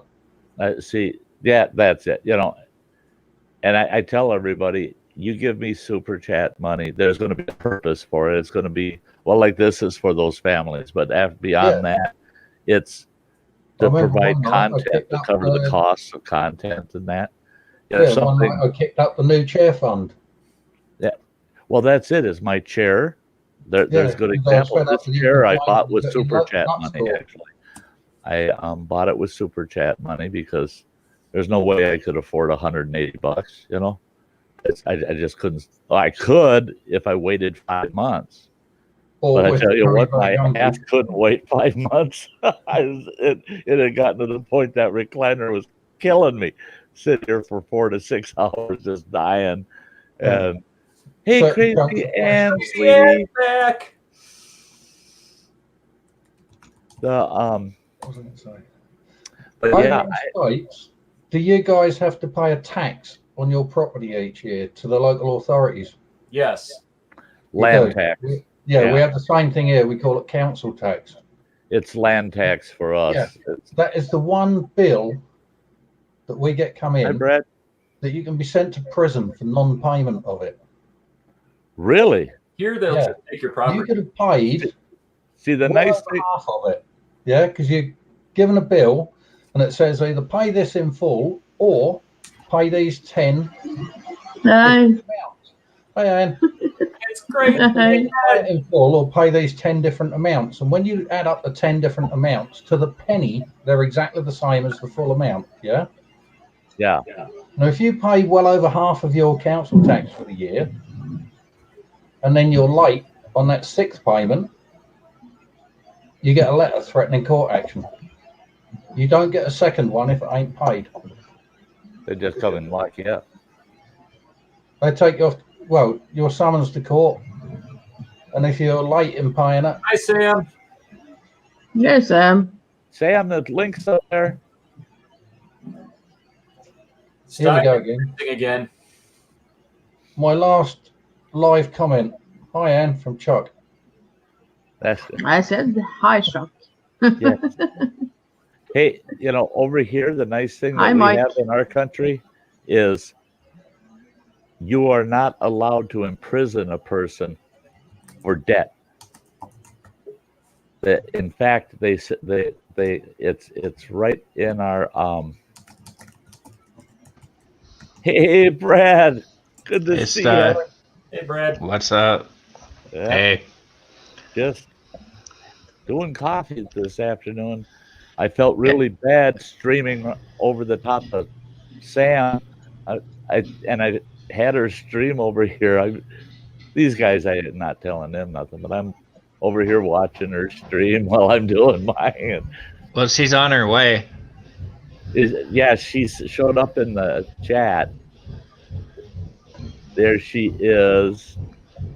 There's my girl. Sorry, I was live also, and I saw you went live like a few minutes right after I did, and I was like, oh crap, Sty's live. That is literally not your fault. That is mine. I felt so bad because they didn't send me a notification. Yeah, me neither. It's bound to happen, though. You know, we had the same mind. Great minds think alike. I was in the You have to process. tell me. Yeah. I got Sty's notification. Yeah, see, I'm still hammering.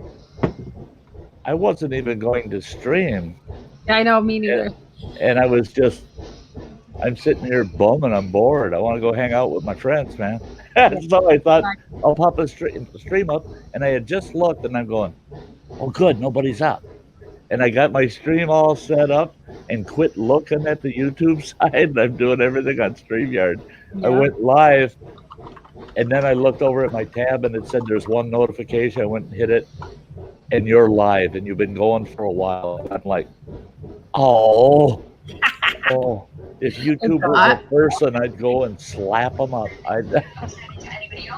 And then Travis, I'm commenting on his last video, and he says to me, yeah, I'm thinking of going live this afternoon. I typed to him, I said, I'm going live in 15 minutes. I'm all set up. I'm not going to not go live now. All I got to do is say broadcast. There you go. So here I walked over. He was going to stream, and I found out you were streaming. I'm just like, yeah. That's all right. I'll stream later. So how'd your stream go, girl? It was good. Yeah. You had a good group of folks in the house. Yeah. It was good. I was late. Brad kept me company. And we just kind of hung out and did a few songs and chatted with the folks and, you know, did our thing. But I tried to get Justin to come and sing with me, and he wasn't feeling it. So I was solo. Yeah. That's okay. Okay. We love hearing from Justin, but yeah, if we get Sam, we're good with it. This new mic, though, it's awesome. I really appreciate it. I've been having fun testing this thing out. You know what? I actually got to. It sounds really good coming through the computer speakers. I got to see what it sounds like with the headphones on. That's check 1 2 3. Oh yeah. Yeah, way better. Really, really good. That's awesome. It's a world of difference. Oh yeah. Mm-hmm. That is nice. I gotta get one of those. Yeah, it was It's a good one. I actually went back and watched part of the live and then watched one of my previous without it, and I was like, oh wow, that's such a difference. Yeah. It sounds amazing. I love it because I can hear you now. I can hear you. Yay. And with that, I want to, everybody out there in the chat, I want you to know, I want to thank everybody out there for your super chats in the past, because I had some carryover super chat money prior to when I started my Christmas fund reserve using the Christmas fund.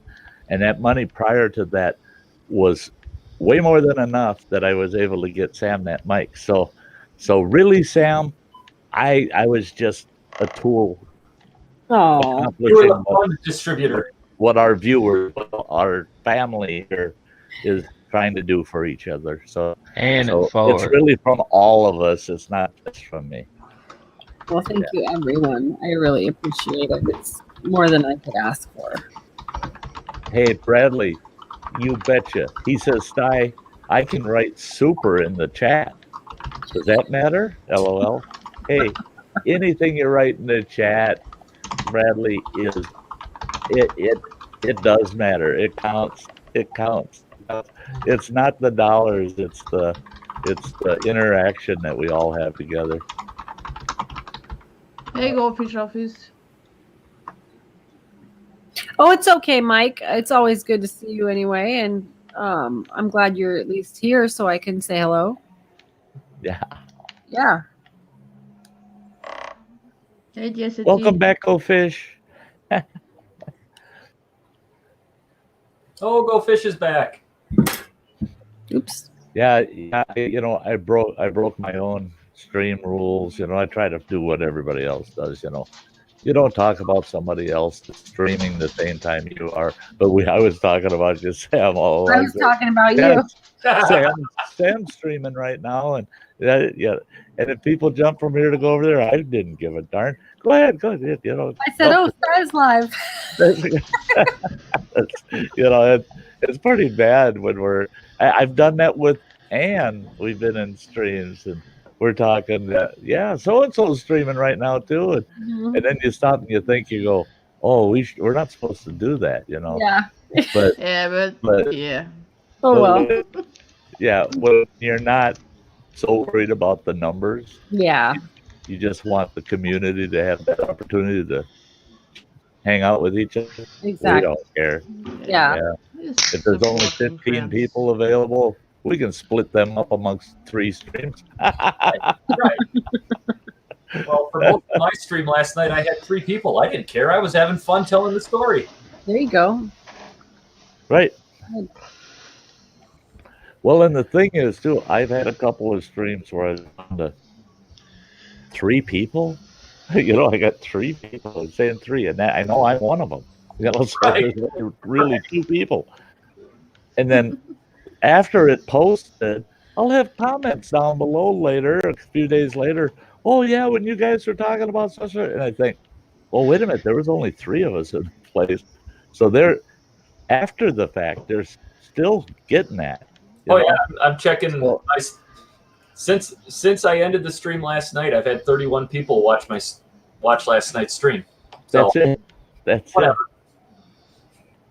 it. So how's Brad today? I'm good. That's good. I'm doing some binge watching, doing some YouTubing, playing a bet with Gemma, and making something to eat. Ooh, what are we gonna eat?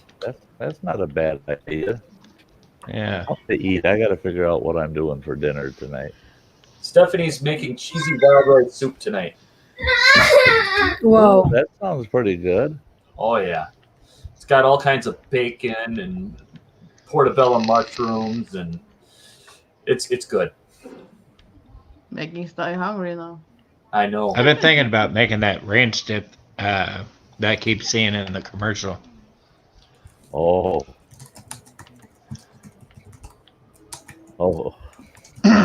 That sounds pretty good. We're on the food again, guys. We're just a bunch of foodies. Yeah. Foodies. I ate way the heck too much yesterday. That's probably, maybe it's because I was carrying all that extra weight. That's why my ankle was giving out yesterday afternoon. What do you eat? I had made homemade beef vegetable soup with a ton of beef in it, and I made myself a big 14-inch sub that had about 3/4 of a pound of deli meats on it, and cheese, and the works. That sounds good.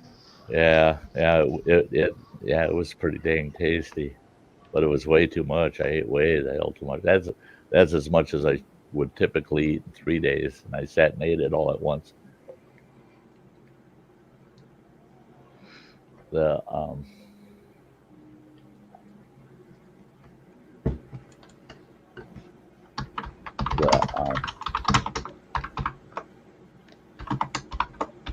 I don't know when you put that up in private chat, Andy. Just now. That's just now? Yeah. Don't worry about it, man. That shit happens, right? Right, Yeah. I'm gonna have to go. You gonna cut out? Yeah. Well, The excrement is impacting the gyrating propeller. okay. Hey, Take thanks care, for Andy. being up here, Nice though. put it for you, Sty. What's that? That's as nice as way as I can find a word in it. Yeah. The trouble is, I am on the wrong side of that propeller. Right. Yeah. Like being on the receiving end of things, right? Yeah. Yeah. Right. Well, I hope it goes well for you, bud. Yeah, so do I. We'll catch you again soon. See you Indeed. later, Andy. You'll take care. See you later, Andy. Love you. Yeah. Yeah, I used that background today with all the snow because of what's coming our way. Oh, it's trying to decide what it wants to do here. It snows and then it rains and then it snows and then it rains. I'm sitting right on that line right now. Oh man, if I could show you out this window. You can only see about maybe 2.5 city blocks. Oh, I believe it. And it's a steady kind of stiff breeze. I believe it. That's what's supposed to be coming my way, and it's almost here. And if it keeps doing what it's doing right now, we'll probably get close to an inch an hour. Oh, I believe that. Yeah, and I don't think it's really hit us yet. You know, it'll start coming down harder. They're saying that in the worst case, 18 inches, and I'm thinking that'll be out in the Barrens, and inland probably 5 miles. That'll get the worst of it, but they were saying potentially 10 to 18 inches, but probably 8 to 14. But I'll tell you what, once you get 8 inches or anything above that, don't matter. It's just a lot of snow. Looks like it's supposed to really change over for me and start hitting hard between 6 and 6. Oh, okay. That 12-hour stretch, yeah. Yeah, I just went and added all the numbers up for the hour-by-hour forecast, and I'm still sitting right around the foot. That's crazy, Bradley. It's going to be 77 there. Oh, yeah, he was bragging about that yesterday on my stream. Yeah. Hi, Jackie. Yeah, I'll tell you what. Okay, on my truck, the actuator in the driver's door that raises and lowers your window. This is a third one I've had crap out on me. And my window just drops. There's nothing to hold it up. Right. That actuator shot, the window's not even being carried by it anymore. So it just drops in the door. Fortunately, I've caught it so it doesn't drop all the way down. and I've been taping it. I've been using gorilla tape, and it's supposed to be the best tape for that. It's supposed to be all weatherproof, blah blah. Oh, bull, gorilla. It's just a sad monkey. I mean, because he ain't holding my window, and it kept falling. And the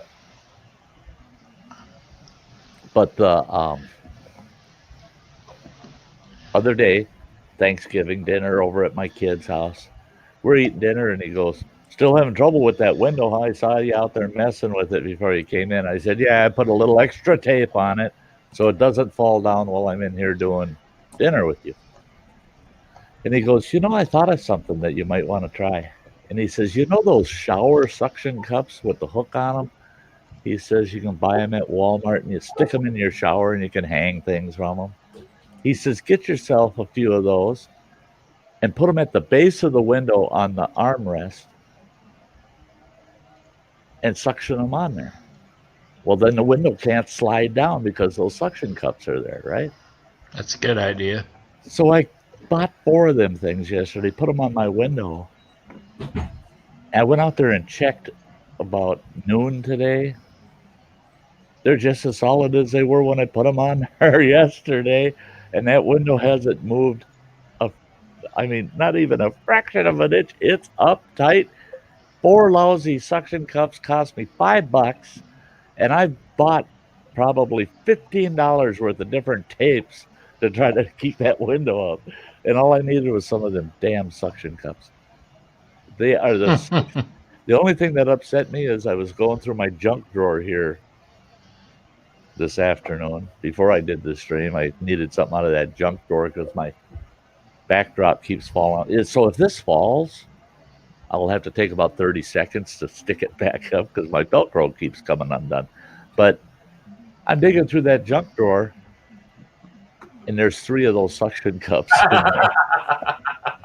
So I wouldn't have even had to have bought any. I had some. But, boy, that's sweet. That is sweet. Pretty smart. Hey, That's Bradley. a good idea. Hey, Bradley. Zanron, hi. Yeah. I'm doing as good as can be expected, I guess. Got big snowstorm on its way. Well, it just started. So I'm homebound for a couple of days. I will have to go out tomorrow. Hey, Tyler. Yeah, I'll have to go out tomorrow and shovel my truck off. And that's going to be a bummer because I left my shovel and my big scraper, my big long scraper, over at the kid's house. Doggone it. But I'll have to move my truck tomorrow if they plow the city streets so that they can plow our parking lot.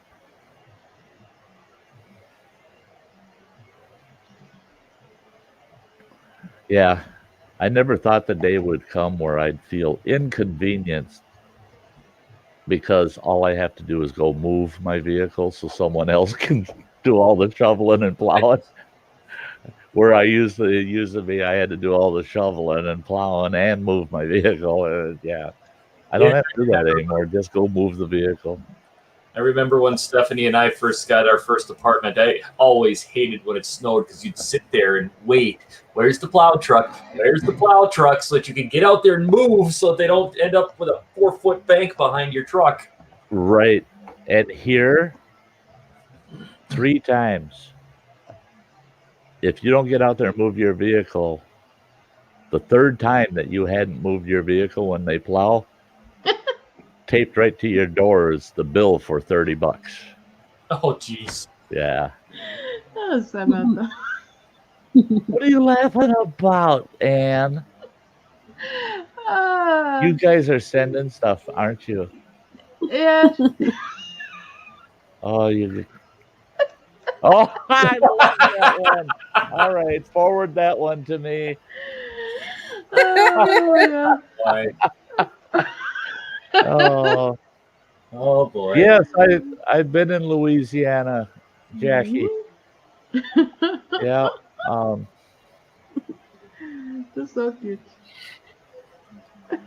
Actually, Stuff. I always liked Louisiana until my father-in-law had an accident down there, and he ended up passing away because of the accident. But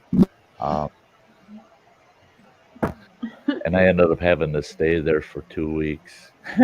It wasn't fun.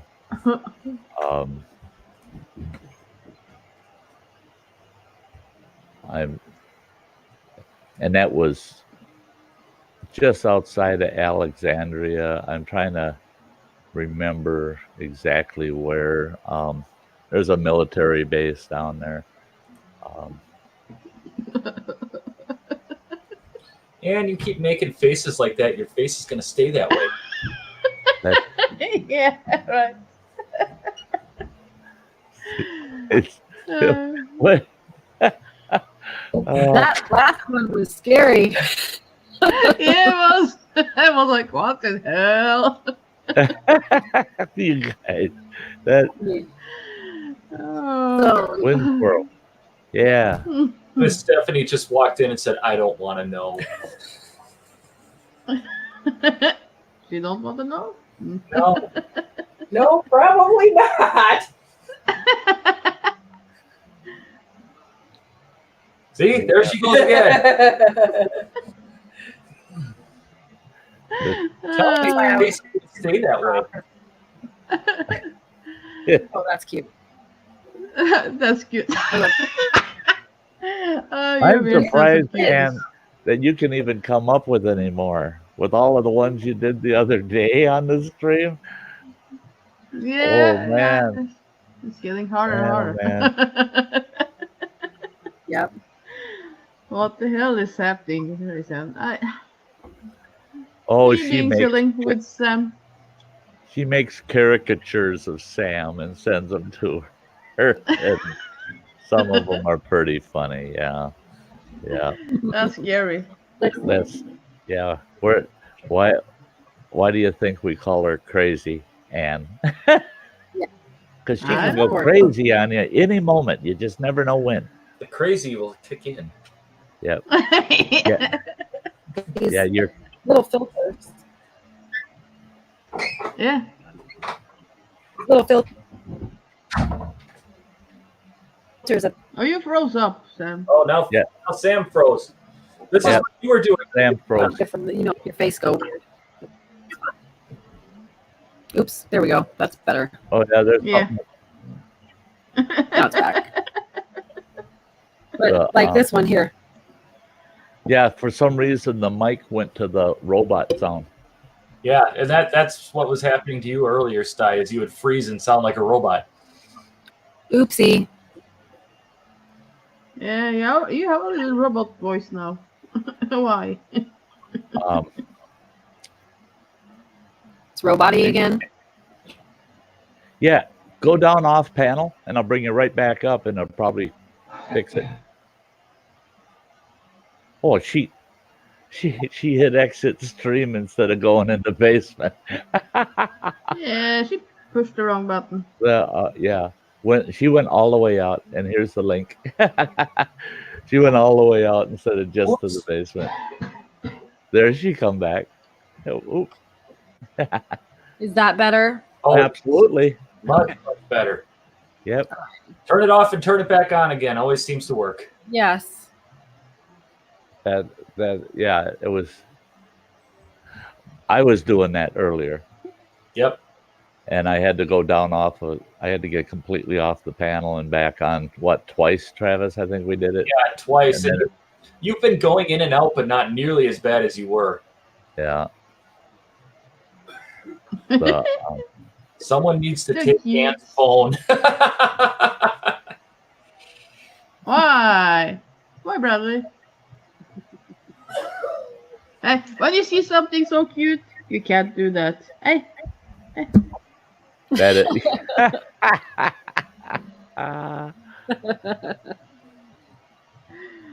it. She's just having too much fun with that. Yeah. I love those filters. They're funny. Yeah. Well, And if you got a face that works with them, both you and Ann can get away with it. Okay. Me? No. Yes, Yeah. yes, you. Yes, you. No. Some of the ones you did of yourself are pretty good. Oh, I'm silly from before, so I doesn't help anything. What the hell? This stream is better than Travis' stream last night with Grayson. Well, of course, Dan's here. Say that like it's some sort of shocking revelation. Of course, it's better. An's here. Well, it would have been better over at Travis's if more people would have showed up. And I know, right? Yeah. Don't blame Travis because others weren't there. That's like just imagine my streams if nobody showed up. I mean, come on, you guys, get over there. When was that? Travis. Mine? I had one about 22 hours ago. Yeah. What time it is in your world? So 10 o'clock in the evening. What did I do then? I don't know. Yeah, and I was totally off YouTube, so I missed it, and I ended up having to watch it this morning. That's okay. You still got to hear about my turkey being on fire. Yeah. Oh, yeah. You told the turkey story the once, and you did that short video. Pop that Hey, up. Sausage Chain. And then and then later you told it over again for somebody new that popped in the stream, and I thought that's good. I get to hear it a second time. Hey, Saucy Shane. Hey, Saucy. Frederick. Great to see you guys. Welcome. No, some stories. Hey, Jeff Frederick. Some stories are so good you got to tell twice. Yeah. I knew there would be somebody out there in our community that had a goofy Thanksgiving, that something went goofy. And I hate to say it, it's good that it happened to you, because at least you let it run off your back like a water on duck's back. I was too busy laughing. That's it. Is laugh at those things. I'm so pretty. Oh yeah.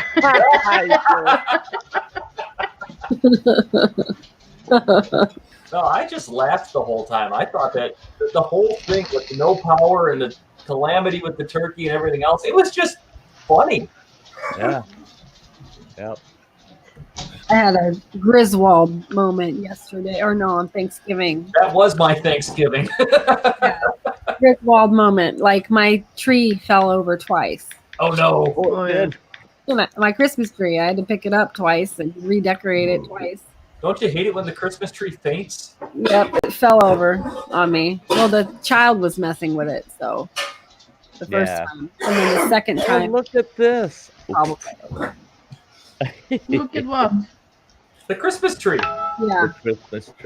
Her Christmas tree fell over.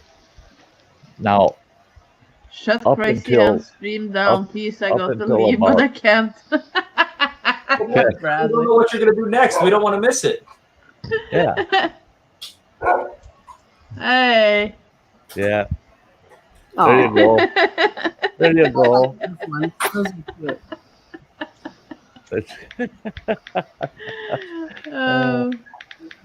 See, all of my Christmases in my adult life up until about 6 years ago, about 6 years ago, were all Griswold Christmases. Every one of them. I mean, it got so bad in our house that literally my one brother-in-law, when they come on Christmas Eve for the big family gathering and all the food, first thing he wanted to do was come hang out in the kitchen and talk to me, and I'd yell, and they'd hear me through the whole big Victorian home. They'd hear me through the whole house. Somebody get Cousin Eddie the hell out of my kitchen. Yeah. Because he was the Cousin Eddie in our family. He could have played that role in Lampoon's Christmas Vacation, and it would have been just as funny, because that's him in real life.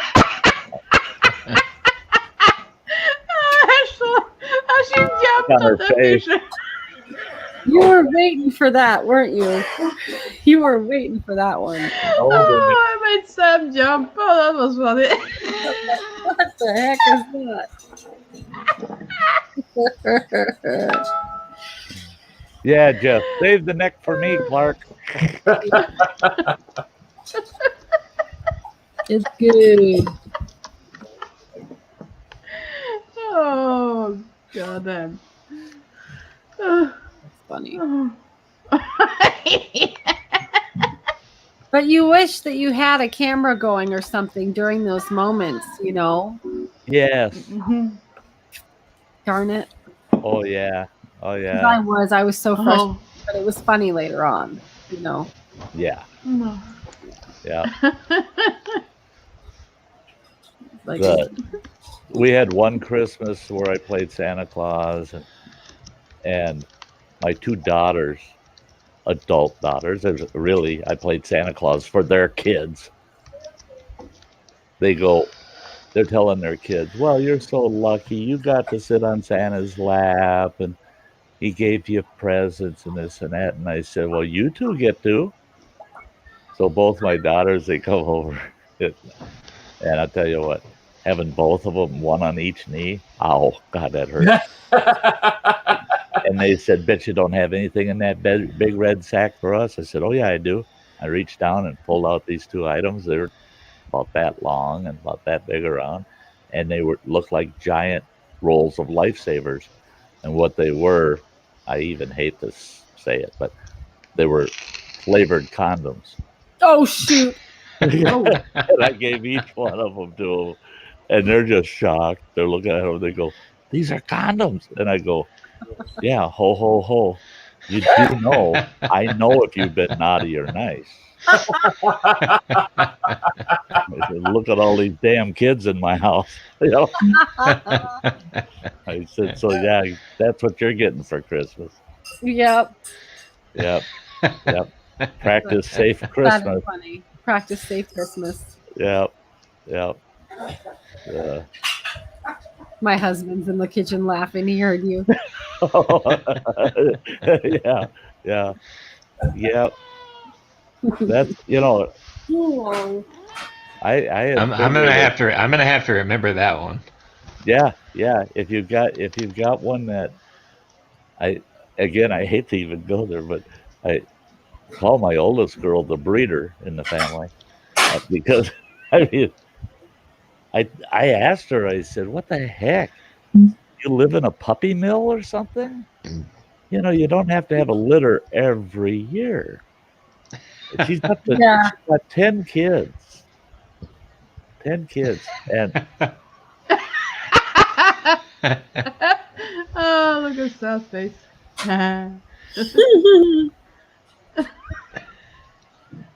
hey, Mrs. Roger Rabbit, great to see you sending your daughter Cole. Yeah.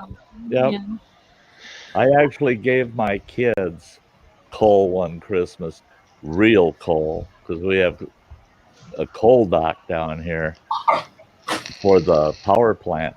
I snuck out on the coal dock and found 4 really nice big pieces of coal. Of all size. Sorry. I can't. Can't take them anywhere, can you, Sty? No.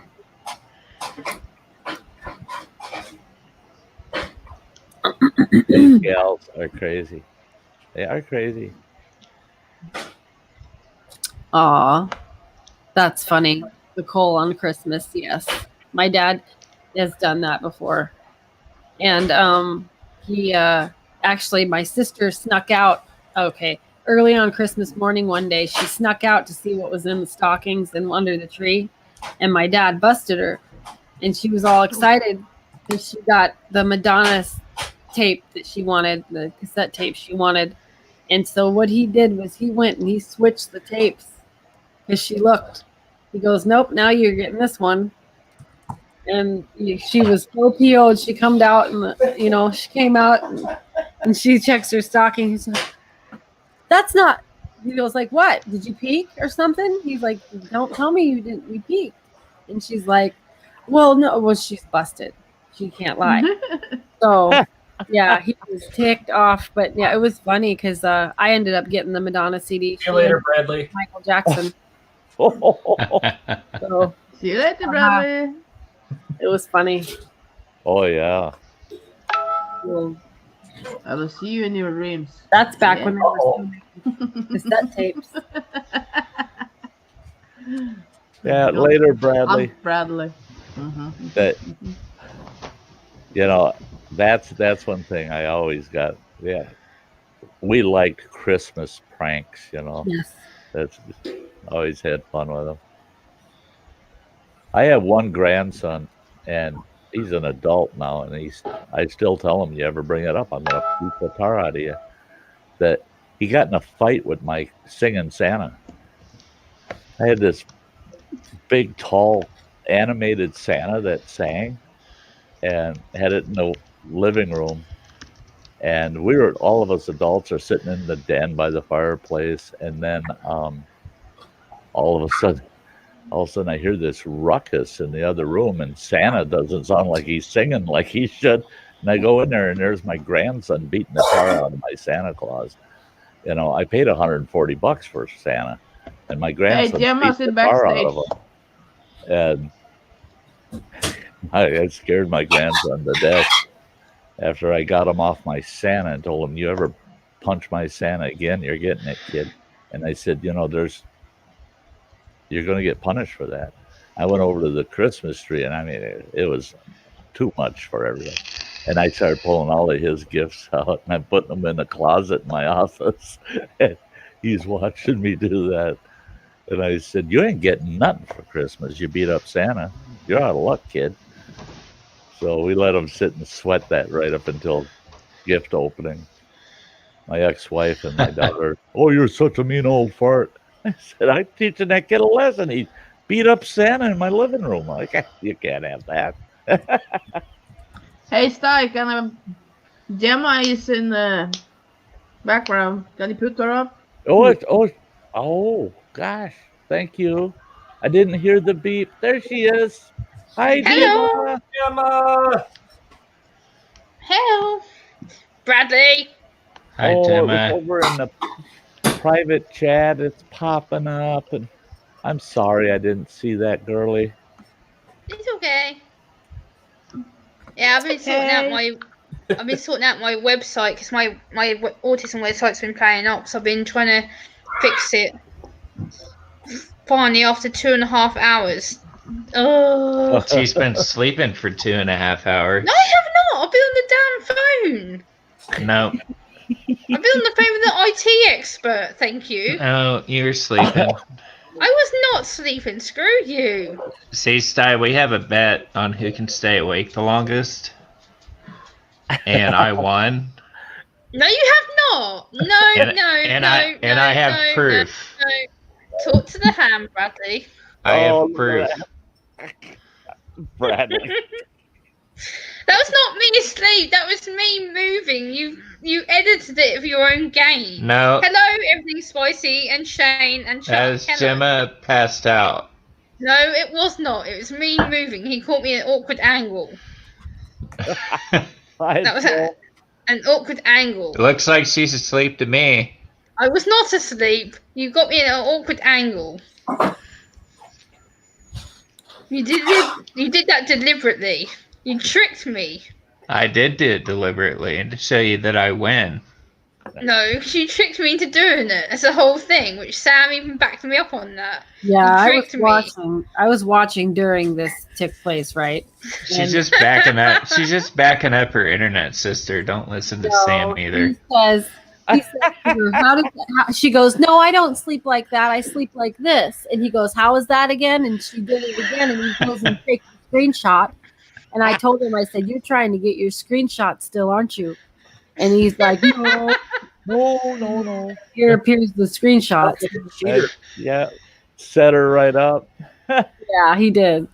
It was fun. Mrs. Roger Rabbit, the Santa concept has creeped me out since I was a kid. Dirty old man shouldn't be watching little girls sleep, presents or not. You lose, Bradley. You lose.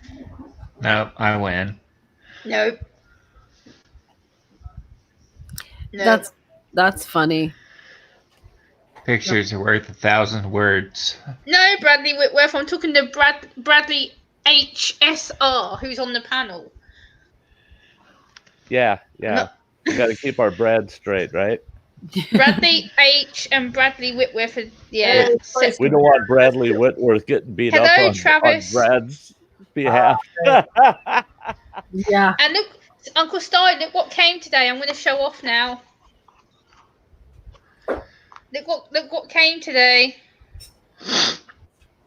Oh, wow. Cool. Cool. Those are sweet. Yeah. Awesome, girl. Yeah. Yeah. They turned out 200 good. of them. Turned out good. That stickers? No, they're YouTube business cards. Business cards. Oh, nice. Yeah. Cool. Yeah. Yay. Bradley Wentworth, you're right. You get beat up enough the way it is. To promote my YouTube channel, and I go out and do talks and stuff, so I can give them out. Yeah, that's great. That's great. I'm thinking I'm going to have to make some up again. Go Fish Office, I'm tired. I've just had to work 2.5 hours to fix my website. AKA sleep. No. I'll actually link my website in the private chat. Hold on, so you can actually see it.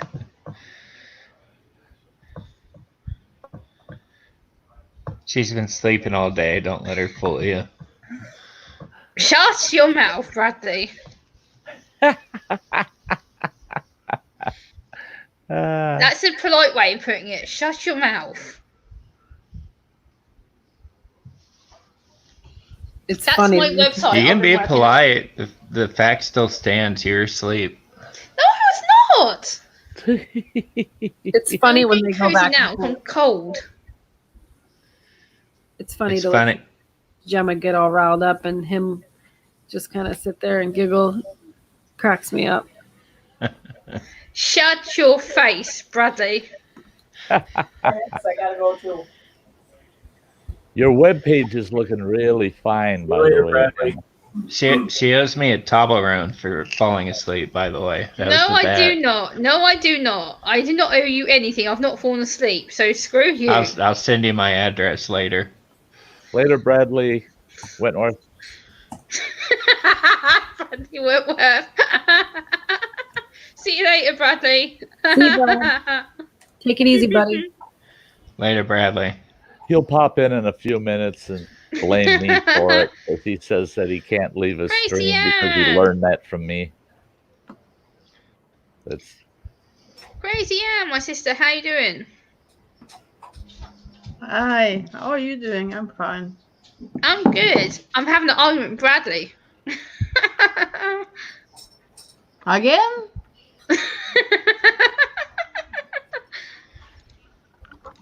Yeah, Because I can. She fell asleep. No, I did not.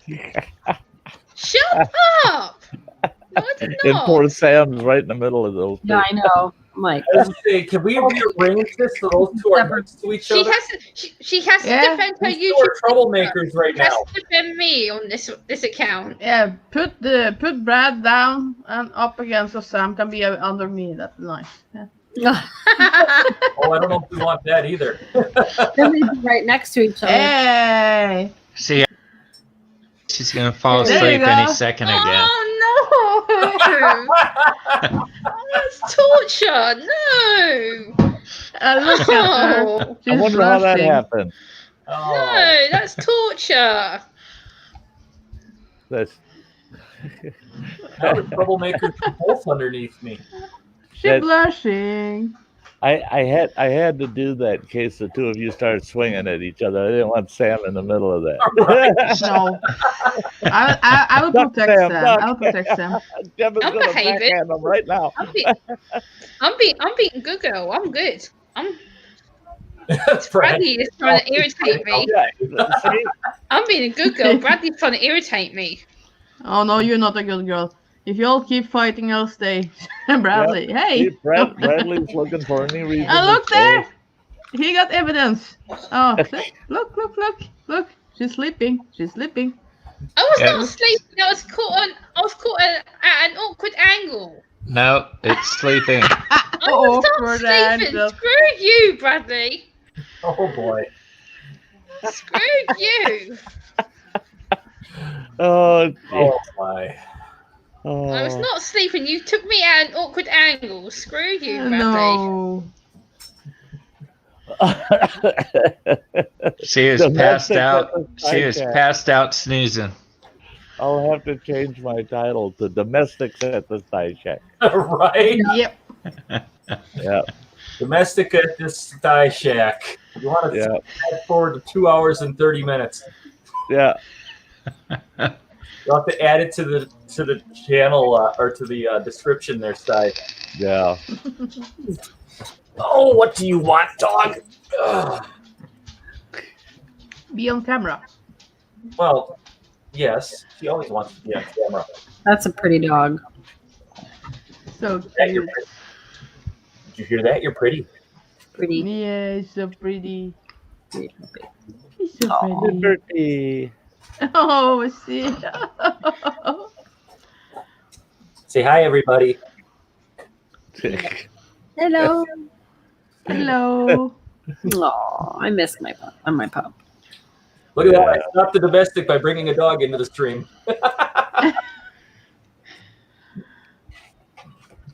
Okay. Yeah, when I was over at my kids for Thanksgiving, his one cat, he named it Bellatrix after the witch, that one witch off of Harry Potter. Oh, yeah. And Bellatrix is a good name for that cat. You don't know what, it's crazy. You don't know what it'll do. It wants you to pet it, and then it'll attack you and bite you. And then you quit touching it. It'll curl up on your lap, but don't touch it. It might bite you again. Doing this all night? And I tell you what, that cat was pissed at me Thursday, because I haven't been over there for so long, so it hadn't been seeing me. And I lived with my kid for 1.5 years, so that cat thought it owned me, you know. So I pet it a couple of times and push it away. Pet it a little bit, push it away. And finally got on the back of the couch behind me, and that sucker kept biting me in the back of the neck. It would reach around and grab me with his paws right around the neck, and he'd bite me, and then she comes up on my chest, and she's sticking her head under my beard and rubbing her head around and trying to get that damn cat off of me. And my kid said, no, she owns you. She thinks that, you know, you belong to her. Well, his other cat came walking in the room, and Bellatrix attacked the other cat because it dared come close to me. So, yeah, I told him, I said, I did not come over here to have to deal with cat bites for 4 hours, you know.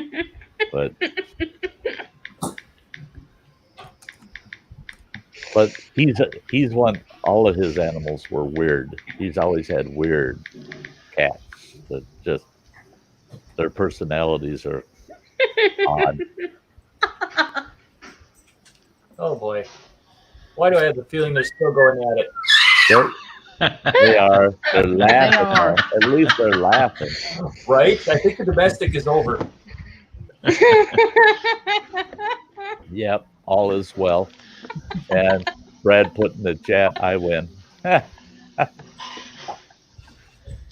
She's hopeless. Oh boy.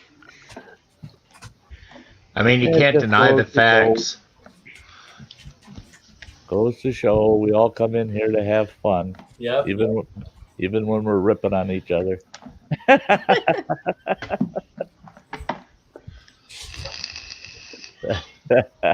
Janet's just mad because she owes me chocolate now. Oh. Screw you. Oh, listen to her. Here we go again. Yeah. You don't get nothing from me, Bradley. That's going to be an expensive shipment, too, all the way from UK. You're not getting nothing.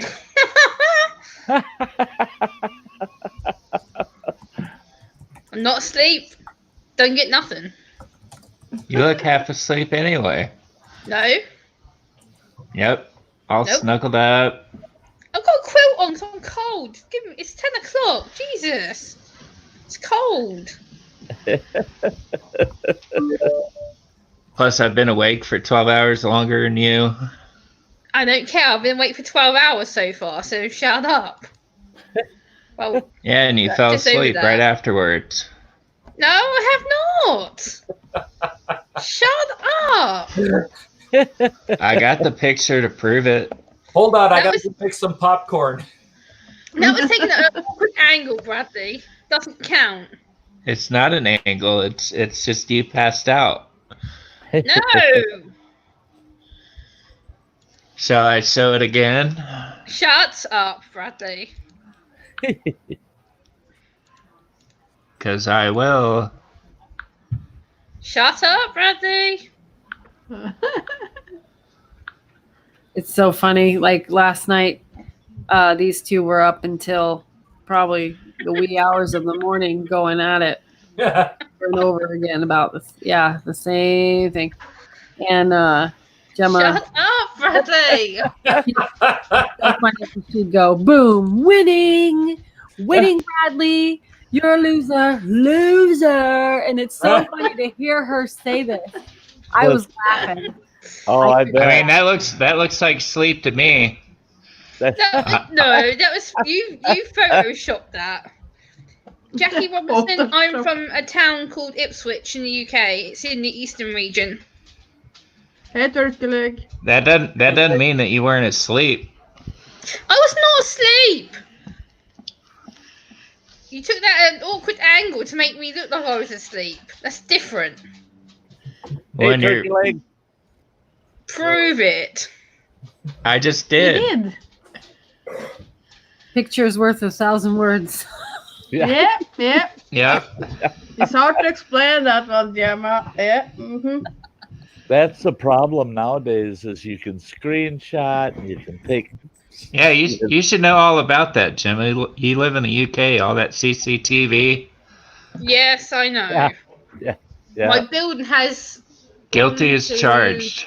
My building just gotta has 1, find that 2, right- 3, 4, Yeah. 5, 6, 7 CCTV cameras outside.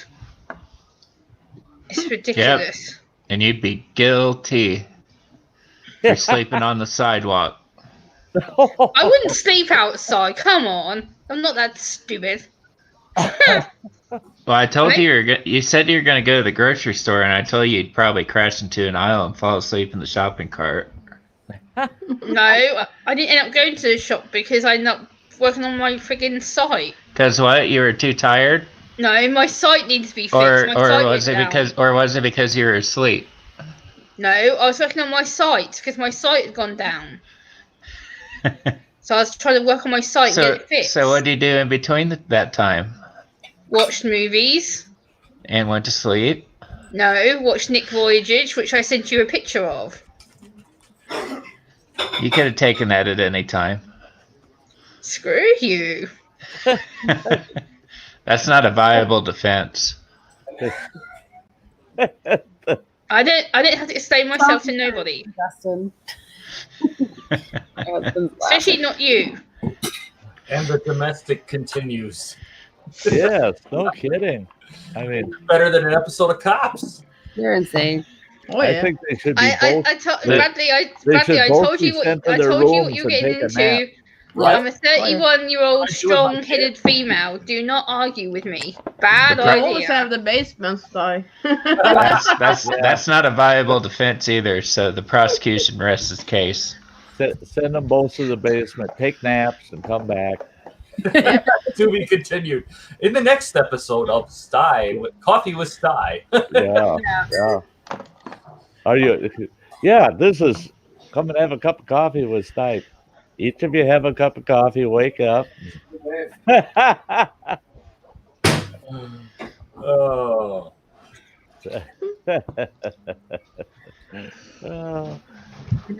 Emma told me already. And Sam's a biased witness too, so That's not true. I call it how I see it, and you're cheating. Yes. Yay! Yes. I'll tell you what, prosecutor. The credibility lies with that witness. Yeah, Prove it. You're going to have a hard time tearing down that credibility. Hey, all I gotta say is prove it.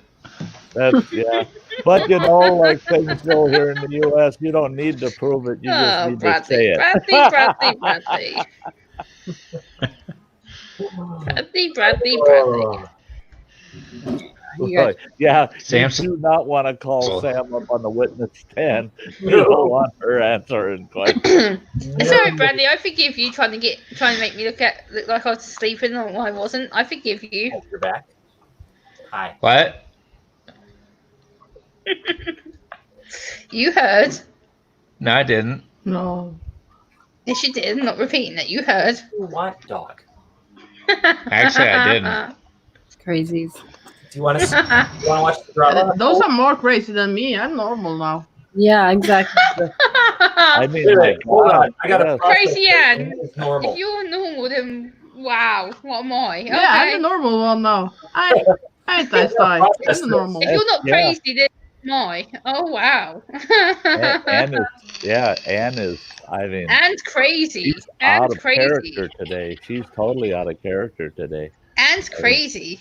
She No, had that's us all crazy, laughing yeah. earlier, but boy, she's just been sitting there prim and proper since.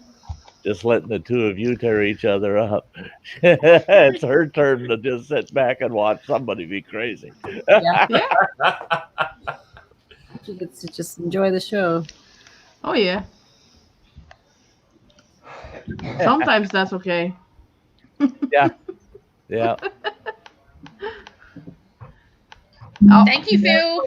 Anne is crazy, but at the moment, she's one of the sane ones. Yeah, Aren't exactly. you driving or eating or something?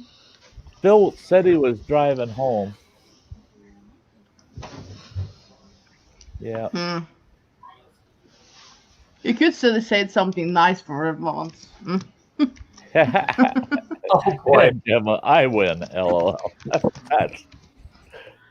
That's, No, you you know, don't, they're Gemma.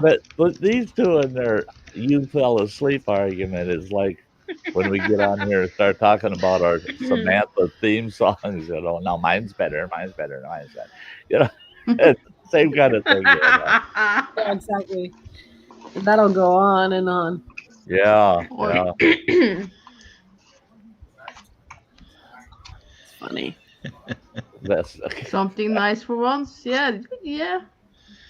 And you always, yeah, of course. Of course.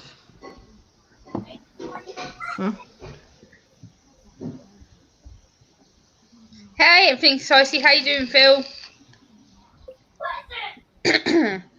I just realised I dropped my chocolate. Hold on a second. Oh. Oh, Brad, she dropped her chocolate. She dropped your chocolate. Yeah, you can't send damaged goods, Gemma. Yeah, don't be dropping my chocolate. Has to be in the wrapper.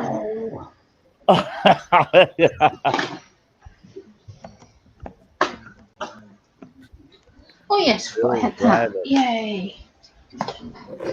Look at Sam rolling her eyes at me. No way. Holy gosh, I just looked out the window. Talk about a snowstorm. Winter You Wonderland. can only see about a block now. It's just barely see a block. It's coming down hard. So you're looking down to the funeral place. I can still see the crematorium. Yeah, that's the weirdest thing about living where I do, that I look out my window, and if I look down, I'm looking right at a crematorium.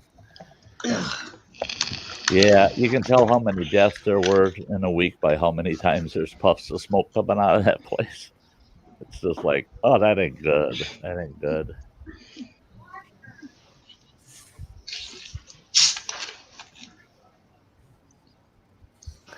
Gemma. Mm-hmm. Yeah. It still has to be in the wrapper.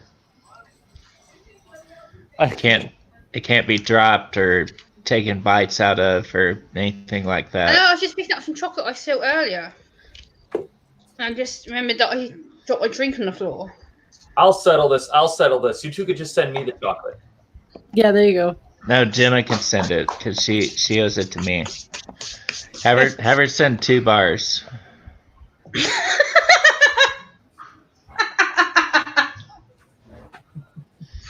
You'll be lucky.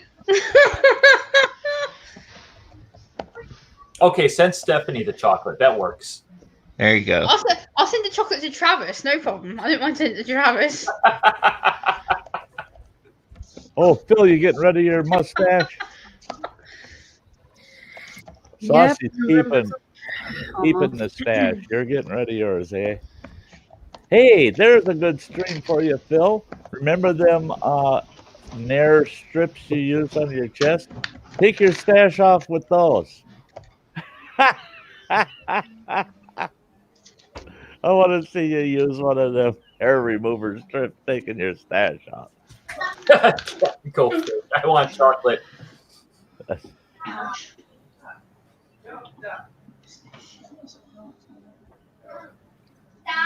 don't want chocolate? Oh, it isn't that. It's...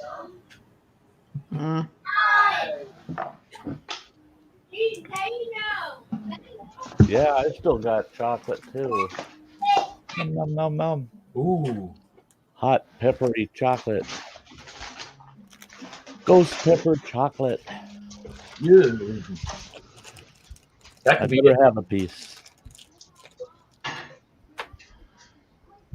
Got to keep Phil proud of me. There, that one's got a lot of peppers on it. Oh, yummy. Yummy. Nope. Chocolate just sounds good, period. Sometimes.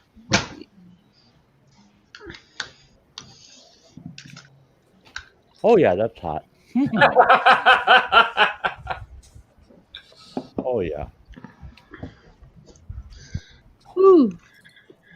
It's good and hot, but I like the flavor, so. I imagine it's got to have a good flavor. Yeah, you should buy one. What was that? You can actually taste the peppers. You should buy one. I should? Yeah, I might. Oh, do it. Psycho bar. The only problem with that is I wouldn't sleep for a week. Yeah. Oh yeah, you will. No. Oh Spice yeah. and I don't get along at all. My stomach does not like it. I need it, but you don't eat. You don't need to eat the whole thing, you know. Just do as I do. Yeah, just have a piece once in a while. Tiny little piece. It sounds good. Yeah, someone that's not used to a lot of heat, though, one piece is plenty. Yeah. Psycho chocolate. Yeah. Mud pie. Oh, I found it on Amazon. Yep. Yeah, you want to get the mud pie one. The mud pie one? Yep. They've got 3 different varieties, but the mud pie's the best.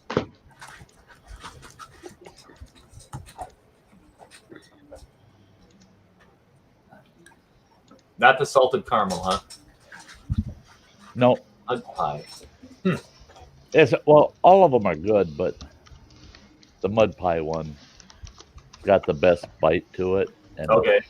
flavor is good. It's got milk chocolate and white chocolate mixed in it. Ooh, I do like white chocolate. So, yeah, it's pretty good. Yeah.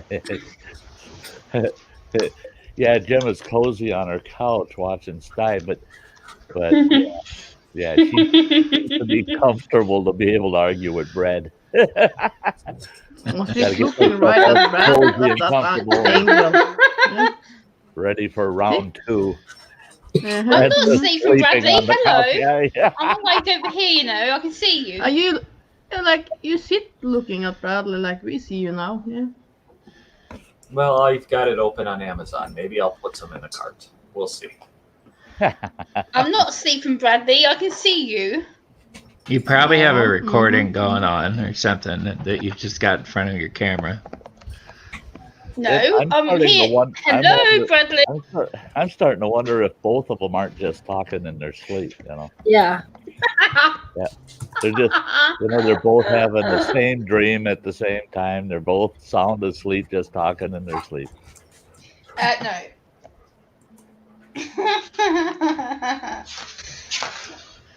Hold on, let me get something open here. Ooh, saucy 500. Nice. Awesome. That is. Keep climbing up, Shane. Yeah, Saucy Shane. Any milestones folks hit, that's awesome. That's awesome. How close are you to your first 100, Brad? My what? To your 100. Hey, First Pepsi. 100. Yeah. 100 what? Friends. Oh. He's I at don't know. 92 right now. Oh, wow. See, I told you. There. No, actually, Oh, I didn't know that. actually, he should be at 93. That's great. See, Yeah. I told you you'd get there soon. Look, I got the Sty Shack poem up in my notepad right now.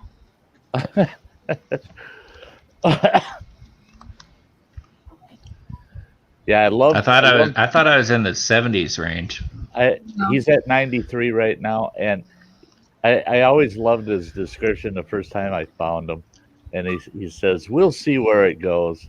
I get into all kinds of dramas. Stay tuned." Yeah, he's proving it right now. Yep. Yeah, That I do. you never know what's going to happen. That's it. Good, clean description that he's all around. Let's just jump in the middle of the drama and have some fun kind of channel. Yeah. I was going to sub to him anyway, but when I saw his description, I thought, yeah, that's my kind of guy. Yeah. Thank you. Wants to have fun on YouTube. You betcha. When he starts putting content up, it should be pretty interesting too. Like he's got a couple cool ideas he's run by me. I like it. That's good. That's good. Hey, Lycian. It won't be long before you hit that 100 mark, and just stay patient. The more you get around, which you've been doing, you've been getting around. Hey, getting known. People, hey, everybody out there that isn't subbed to Brad down here, get over and check his channel out. Show him some love. Give him a thumbs up and a sub, and help him out. Appreciate it. Oh, you betcha. You betcha. I'm 19 away from 3K right now. Yeah, she's less than 20 away from her 3K. That's great. That's awesome. Yep. Good job. Thank you, Bradley. Oh. Are you going to do one of these sleeping? Thank you, Bradley.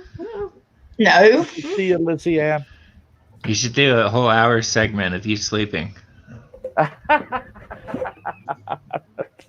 Yeah, that'll get your numbers up. Yeah. No, that's not what- allowed. YouTube actually takes down sleep streams. The other day, I was watching someone who fell asleep, and YouTube demonetized them because of sleep stream on their stream. YouTube's stepping down on sleep streams. They'll Really? demonetize you. Yep. Yeah. Yep. If you fall asleep for a few minutes, but you got people on your panel and it's keeping it going and things are happening, YouTube don't care because it's active. There's still something going on. Just because the host falls asleep, like somebody I know way on the end over here. Crazy. Look at her. Yeah. Who, me? Yeah, me spending 15 minutes. Ann, wake up. Ann, yelling. I'm yelling at my mic. And finally I said, watch this, everybody. I bet you she moves now. So I rang her on a video chat on Facebook. As soon as that started ringing on her computer, all of a sudden she's coming awake. She's looking around and she's like, oh. And the minute she's going to try to answer the call, I hung up. She's awake, folks. Nice. Were you Things having happen. were you Had fun having a for good dream, 15 man? minutes watching her because she even had her hand on her face. Who wants to hear the Sty Shack poem? I do. That sounds I good. do. Oh, I don't. You know what I'd say. I don't.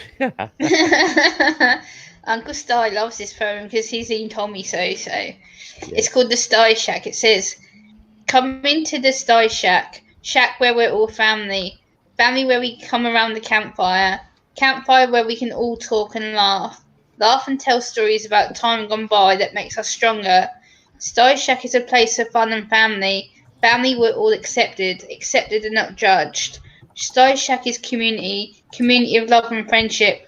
The Sty Shack come around and sit on the camp chair, get cozy and snuggle up for story time with Sty.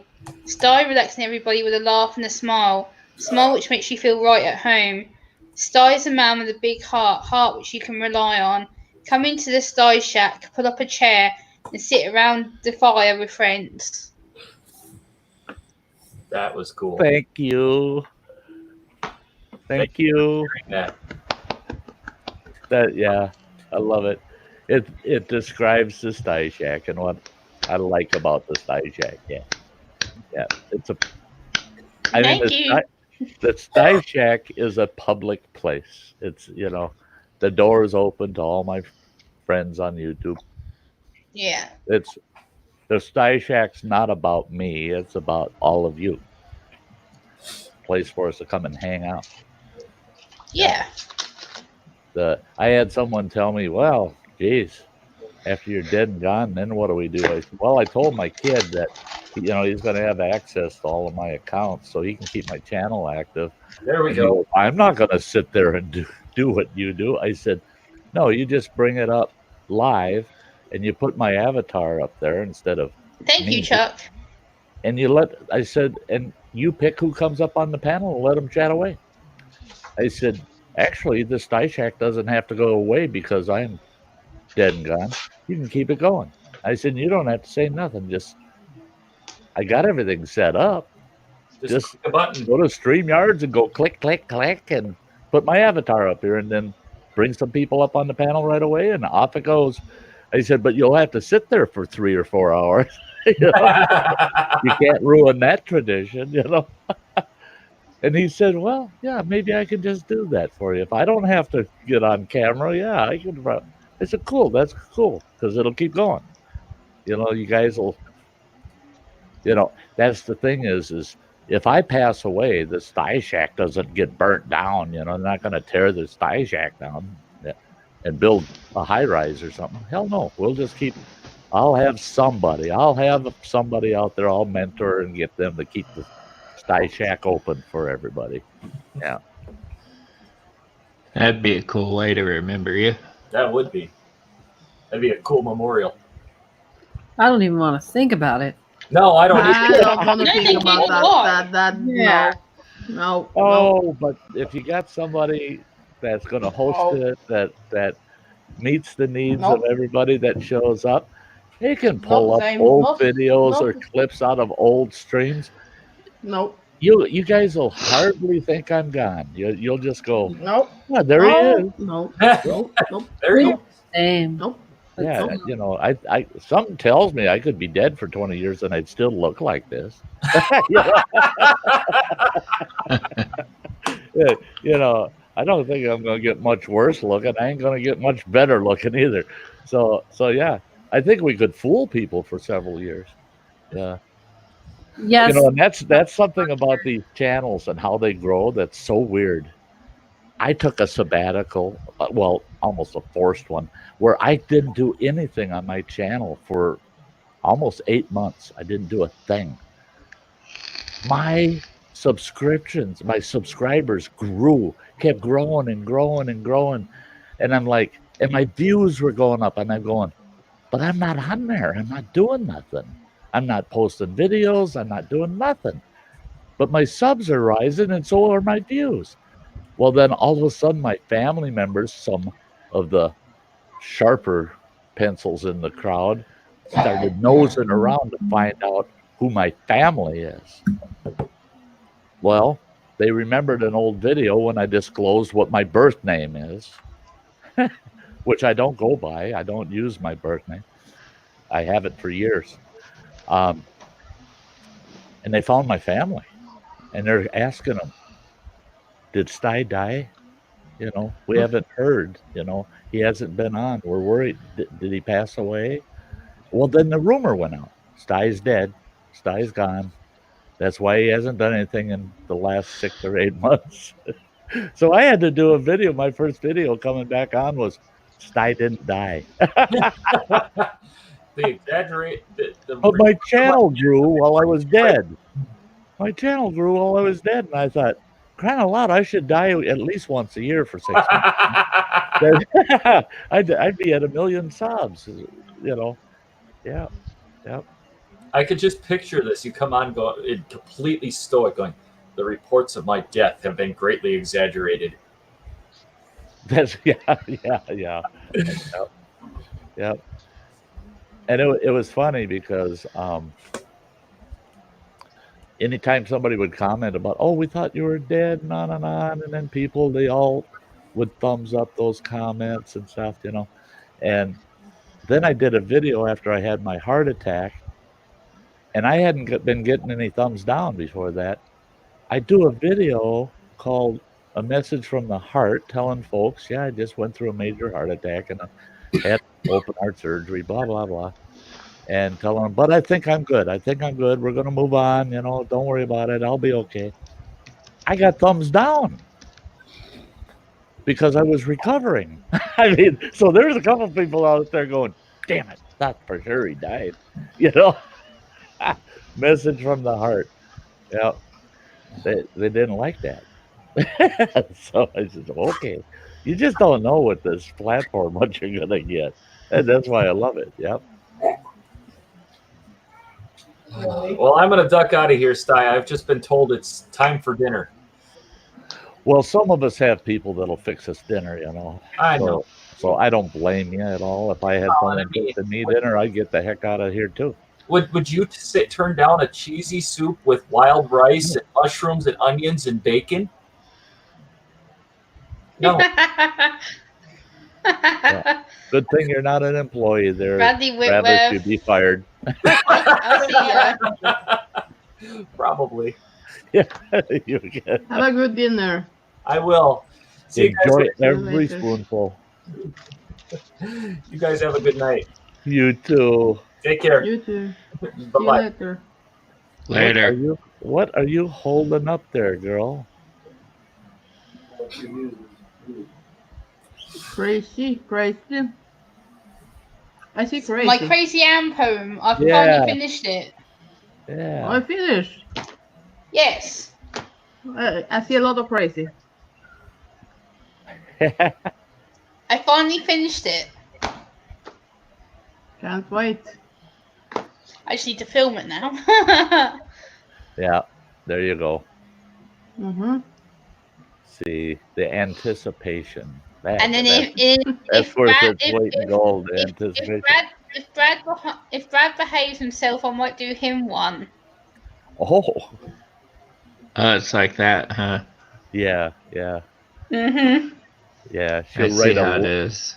She'll write a lullaby to put you to sleep. Sore loser about losing a bet. Now I don't get a poem. I haven't lost yet. Yeah.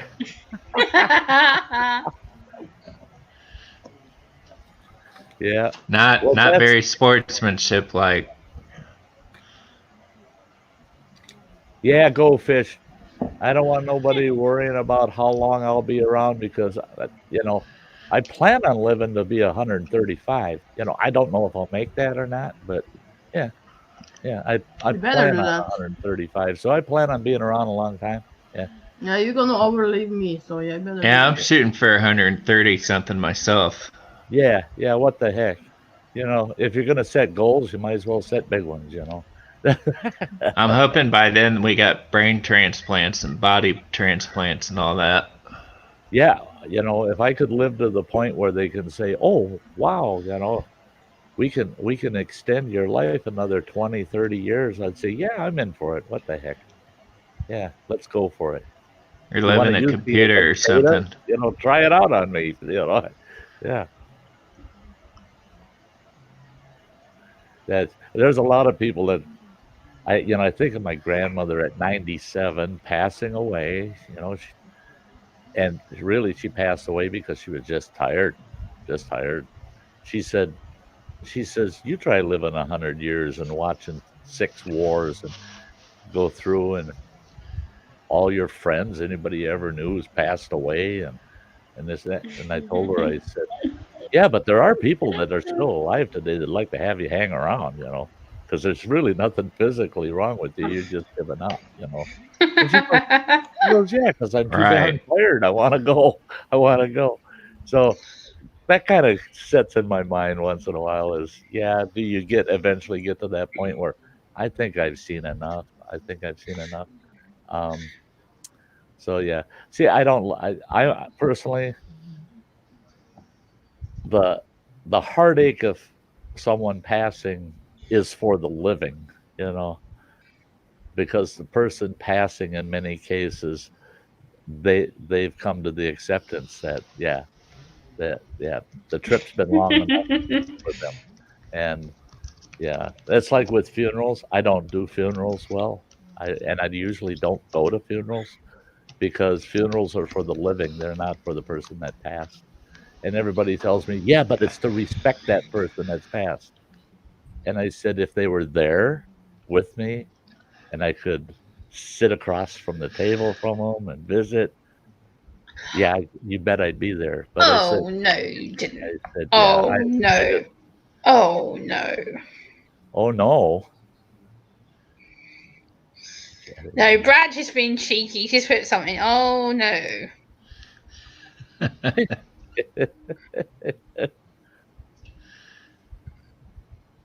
Yeah, they'll bully you.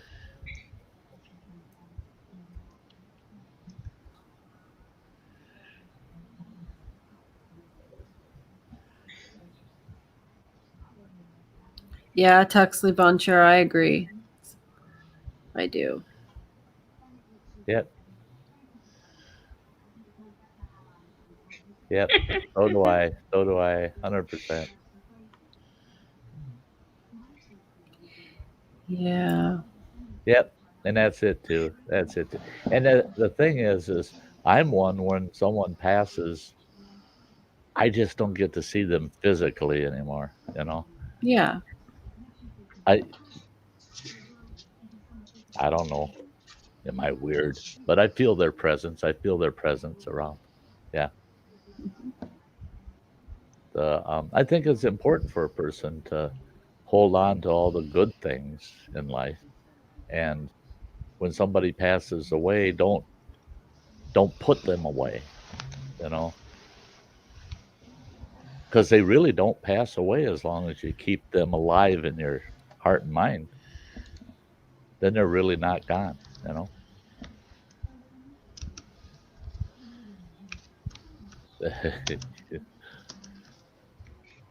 Ariel Williams, hello. Hey Ariel. Hey, Ariel.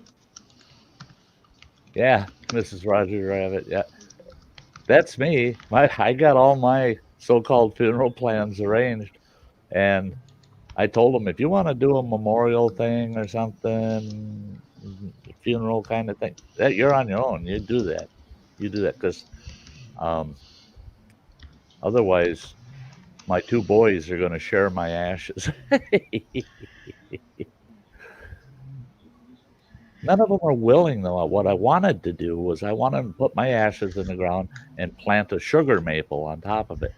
And then when that sugar maple gets mature, they can tap it and take the sap and make syrup. And then once a year, they can have a breakfast with Sty syrup on it.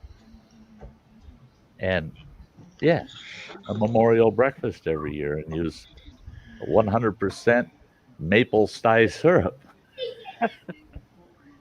I said, if you put the whole family in the same spot and do it, man, we could make gallons of syrup every year and have a big family breakfast. I haven't decided if I want to be cremated or buried. I decided cremation because I got no one to be buried next to anyway that I want to be buried next to. So I figured, well, cremation. And my boys know, I told them, I said, yeah, if you ever get tired of keeping me around on the fireplace mantle, they know where to go out in the woods and put me. Yeah. I was thinking maybe just throw me in a hole, no coffin, no nothing. Just become part of the dirt. Right. See, that's the nice thing with a lot of the Native American tribes, like the ones locally here. They do use a coffin, but they use wooden coffins, and they just bury the coffin. There's no vault or anything, and they mound it. And you go back 5-10 years later, and that mound has gotten smaller as it dropped in, as everything decomposes into the ground. And I always thought that was pretty cool. But in the state of Wisconsin, you're not allowed to do that in a established cemetery. But you can do that on your own private property. That's one thing about Wisconsin I like. If you own land, you can be buried on your own land. Yeah. And that's what my youngest boy said. He says, yeah, if we ever get tired of you being nosy around the house, we'll just go bury you out on my 10 acres. I said, okay, I don't care. You think I'll care at that time? Nah, because I'll still haunt your house. You ain't getting rid of me that easy.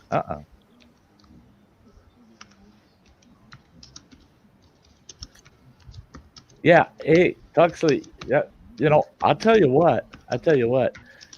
I've had the fullest life you could ever imagine. I tell people all the time, I feel like I've lived 6 different lifetimes. But since I've turned 60, which was a couple years ago, I'm really starting to feel like I'm living now. Yeah. And it's because I don't worry about the future anymore. When you're younger, you worry about your future.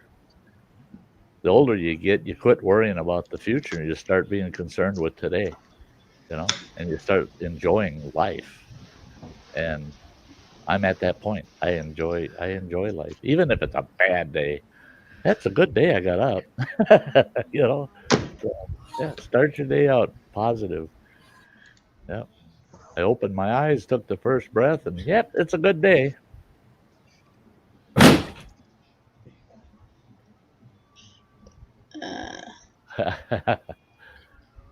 And you never know when it's going to end. Yeah.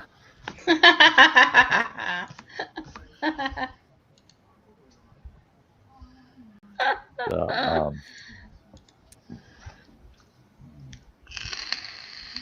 yeah, Mrs. Roger Rabbit, you care less about what people think when you get older as well.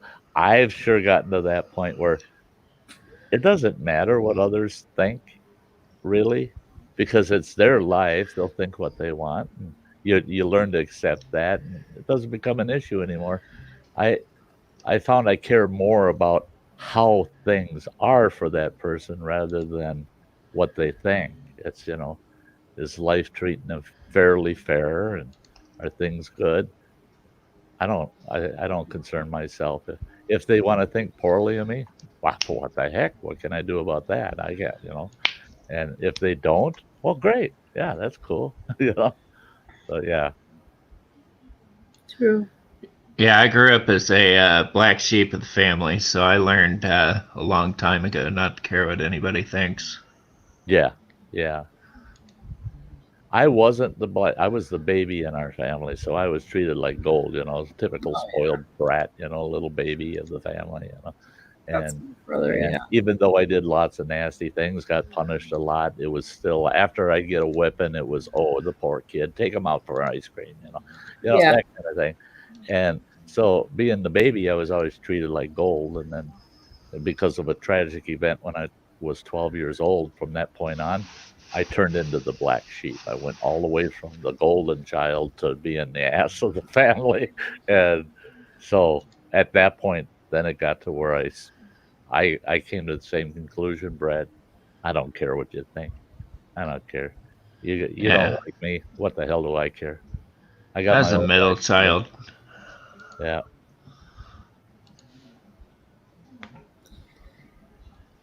Yeah, I'm definitely the black sheep of my family, and they will go weeks without talking, and we'll gather on holidays, and that's about it. But I have to call them if I want to talk to them, and it's just, it's kind of weird. You'll see them gather, and they'll all be talking, and you're the only one that's left out of the conversation. It sucks. Because you're not up to date on what they know because they've been talking, but not to you. Yeah, I know that feeling, Sam. Where you're just going, boy, do I feel like the odd one out. Yeah. I get that too. Family members getting sick or dying or, miscarriages or cancer or something like that. Mm-hmm. And then it'll finally come around to me and I'm like, what? I didn't hear anything about that.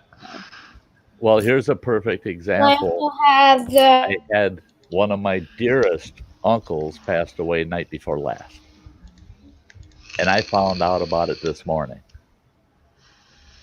But wow, everybody else in the family knows about it. They all knew about it yesterday morning. I get a phone call from the one family member, other than my two sons, my one family member that keeps me up to date on things. And they asked me, can you let everybody on your side of the family know? And I said, yeah, I can. I'll send them all messages and try to touch base with them. I looked, and no, they're all over social media and everything talking about it. They already all know. Yeah. They all knew more than 24 hours before I did. And none of them really knew my uncle like I did. I mean, they didn't grow up with that man in their life. I mean, they were my own kids. They only met him maybe 3 times in their whole lives, and I thought, yeah, boy, we're a close bunch. I mean, they don't even tell you when somebody dies in the family or something, and a couple of them got mad at me that they finally tried to contact me earlier today and said, oh, did you hear that Uncle Jimmy passed away? And I told them, yeah, I heard. I said, yep. And time goes on. Well, they messaged me back, you cold-hearted old fart and this and that. What? Why am I cold-hearted? I mean, the man was 86 years old, and he's been ill for the last at least 6 years, very ill. I said, yeah, I'm actually happy for him. He was miserable. He was no longer suffering. Yeah. Right. He was absolutely miserable. And he would say it himself. He'd say, dang, he says, modern medicine. He says, sticking modern medicine won't let a man die when he's ready. and he looked at it humorously. And I just remember him for who and what he was. And my family's like, oh, aren't you terribly brokenhearted? I said, yeah. I said, I'll miss him, but it is what it is. And I said, but it would have been nice to have known when it happened, at least. Yeah, my grandfather decided to take all of his Percocets all at once. He was tired of it. Yeah. But nobody told me that, of course. I didn't find that out until about a year later. Yeah. As my brother, too. Him and I were really, really tight, really close, but not in contact. I mean, we might be in contact once a year or so, but when we did get in contact, it was like we just saw each other yesterday, That's just the way he was and I was, and he had cancer, and and he passed away at home. They had him on morphine, self-controlled, self-medicated, and that's really how he went. Was he morphined himself out of the world, um, with a smile on his face, though, because he felt he had control, Yeah. and he had just, and it's the way he put it right at the end was, well, I've done all that I'm going to be able to do. Because he says right now, the state he's in, his physical condition, I mean, he couldn't do anything anymore for himself except push that button. And he said, so he says, my usefulness is gone. He said, I can't even carry a conversation for more than 5 minutes because it wore him out so much. So a lot of people thought, well, that's terrible. Why'd you let him do that to himself? What do you mean? I mean, that wasn't terrible. Yeah. At least he went without the pain,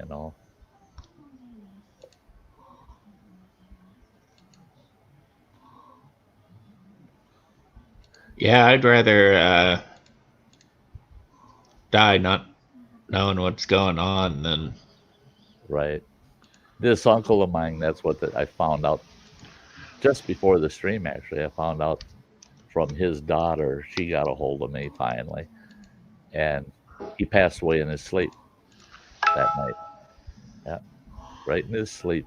They said, yeah, he's laying in bed, peaceful as can be, and just didn't wake up. Yeah.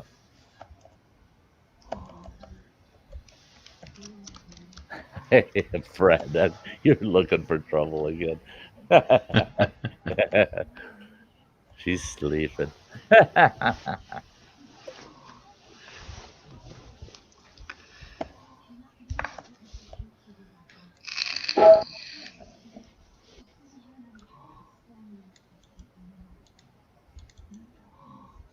Yeah. This is Roger Rabbit. I'm like a computer. I reboot, so eventually my body will just shut itself down again. I'm on All you borrowed can time do. already, so every day is a gift. Yeah. And that's the way to think about it, is every day is a gift. I mean, it's a gift. Yeah. Yeah. Get the most out of each day. Get the most out of each day. And that's why I love this platform, why I found this platform, why I went down this road. If I'm having a rough day, man, I can cure that in a flash. I just come up here. Just come up here. I got all these great folks that come and hang out. Oh, yeah. It's like recharging your batteries.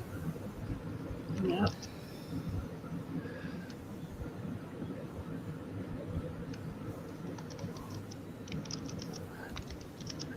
Yeah. I'm like an old computer, too. They're a computer chick. The only problem is my computer just never gets any upgrades. It's just an old computer. Thank goodness that my actual desktop is fully upgraded. So if my computer is old, at least my desktop, I got enough computing left that I can still work this. So That sounds good, Bradley. Yum. Enjoy your dinner. Barbecue ribs, yes. I could eat some ribs. Oh, that's making my stomach hurt. Oh, numb. I know, right? That sounds good. It does. Oh. I love barbecue ribs. Yum. Oh, me too. Oh. Yeah, my kid, when he worked for the restaurant, for 20 years working there, and they had ribs every Saturday at the restaurant, and he'd make up, 60 to 80 pounds of ribs the night before, Friday night, so they could serve them Saturday. And every once in a while, he'd say, hey, Pop, you want me to bring some barbecued ribs over? Sure. Well, it'd be a full rack cut into 3 slabs, and in 3 separate containers, and it's just like, oh my god. And I'm kind of guy where if there's any ribs left, give me a little time. There won't be. I just keep eating them and eating them. It's Roger. I can eat ribs all day long. Yeah, me too. Oh, like beef jerky. Oh, yeah. Now I'm craving barbecued ribs. Doggone it. I know, me too. I think that we might have to rip off Bradley's wife's idea and make some of those this weekend. Fix that problem, right? Yeah. I might have to go get some now. There you go. Yeah. If it wasn't storming out there, I'd run and get some. But then again, I got country style pork ribs in my freezer. I could take those out, brown them up, and then throw them in the slow cooker with a bunch of barbecue sauce. That'll get me through.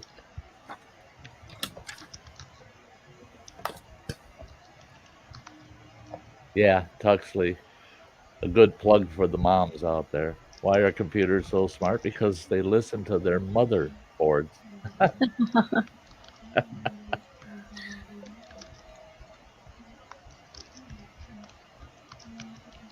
Yeah. Yeah, my mother used I'd tell her, I heard you. And she'd go, I know you heard me. When are you going to start listening? Oh, yeah, I suppose. Yeah. It's so easy for us to end up hearing yak, yak, yak, yak, yak, yak. And you just, yeah, Ma, I heard you. Sometimes we need to stop and actually listen to what we're being told.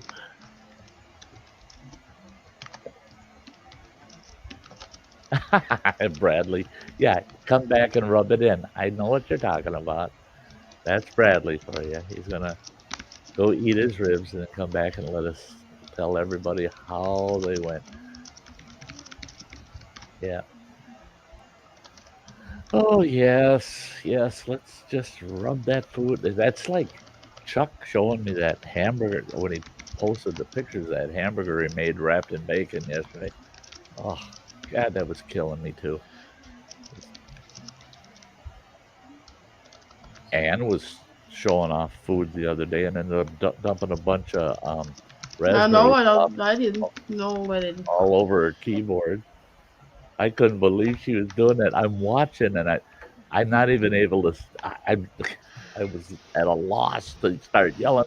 And you're spilling. She's tipping that bowl, looky, and it's running off the side. And I thought, what's that dripping on? What's that all running on? Here it was her keyboard. Yeah. Yeah, my U is a little bit stuck. And maybe some other, I don't know. And I don't know for sure, but I had a friend of mine, he's a computer technician. I had a keyboard that I dumped a whole glass of Coke. I have done that too for like 3 months ago. And the damn keys would stick and stay down. And I thought, well, it's junk. I'll have to go buy another keyboard. And he took it and I can't remember what it was. It was a spray can of electronics cleaner. And he took that keyboard, put down some towels, and he held it kind of the long way, and he started spraying that and let that liquid run. It was unplugged from the computer, and he sprayed that board from the top all the way down to the bottom until he used that whole can up, and it was just dripping. Then he propped the keyboard up on its side like that on those towels, and he says, don't touch that thing for 48 hours. Okay. So 48 hours, I took it, plugged it in, and it worked fine, and all the keys were fine. It washed all of that stickiness out of it. Nice. And I could need that. That what he did though was he popped the keys out of the keyboard. Oh. I don't know what he used. It was like a little pocket knife or something, but he popped the keys off. He popped the keys off so that it just had the tabs that the keys connect to. sticking out. And then he sprayed that whole thing, just sprayed it from the top all the way down, and popped the keys back on. Well, he told me pop the keys back on after it dries out, right? I took that keyboard and a Ziploc bag full of keys back to him and said, "You put the keys on there." I said, "I don't know where the heck they go." I said, "I'll have the goofiest looking keyboard in the world. I'll have the A way over here on the right hand side. I'll have, you know." And he laughed and he said, "Do you have another keyboard in the house?" I said, "Yeah." And he says, "Why didn't you just take it and copy it?" I said, "Oh, duh, okay." But he just sat there while he's telling me how stupid I am, and he's popping the keys right where they belong. But yeah, at work, my employees, they were ruining keyboards all the time. I actually had a $400 a year keyboard budget to replace keyboards in my accounting office because them gals were dumping coffee in them and ice cream, all kinds of things. Yeah. I had a bunch of Anns working for me that like to spill on their keyboards.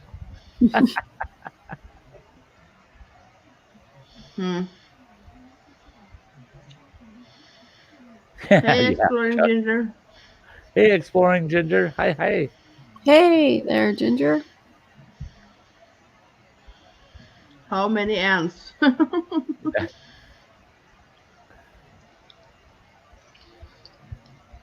I don't know. Oh, that one stream I did when I'm not even looking at really who's in the basement. Just if somebody pops up, I'll throw them on the screen. And it was just me and Andy up there. I saw somebody pop in. I clicked it, and it was just an avatar, you know, the white dot. And I thought, and it had a kind of familiar name on it. And then I saw somebody else jump in, pop that up in his avatar. And then both of those avatars then went to video. And I got 3 Andys on my screen. Thinking Andy came into the panel 3 times. I said, "You bum." I said, "Cut it out." I said, "I can't handle 3 Andys at one time." That's a lot of Andy. He likes to play that way sometimes. Oh, yeah. Yeah, Mrs. Rogers Rabbit, you're right. There is only one Ann. Thank God for that. Yes. Well, yeah. Yes, Jesus. I agree. No, not thank God, but I'm agreeing with Miss Roger Rabbit. Yeah. Break the mold. Yeah. Mm-hmm. And that's one of the pleasures and blessings of this arena we're in, is all the unique people, all the unique personalities, different walks of life, different things, but we all find commonality when we get together. It's awesome. Love it. And yeah, There's enough with one. I don't think we'll ever find another crazy Ann. No. No. You know, people could try to fake it, but it would be obvious. Yeah, I don't think you can. Some things you just can't fake. I mean, No, have to be crazy.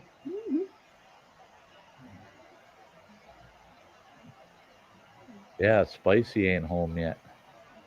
God, he's got a long drive. He's got a long drive. He's home. Is he home? He's home. He's done with his dinner, so he's home. Well, that bummer. Why isn't he up? Yeah, I bet you he's eating something too. He's done with that.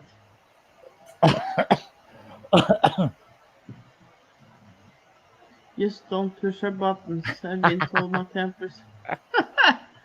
That was my one grandmother.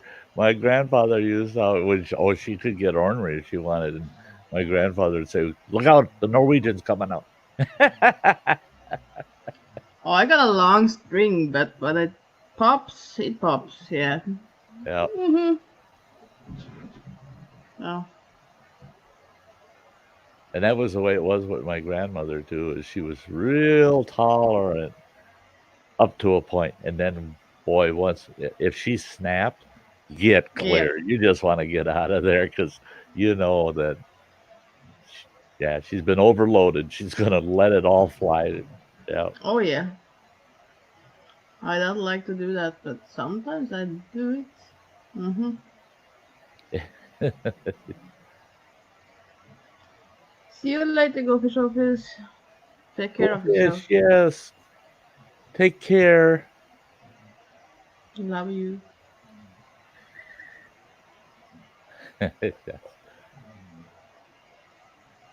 I'll try to go fish.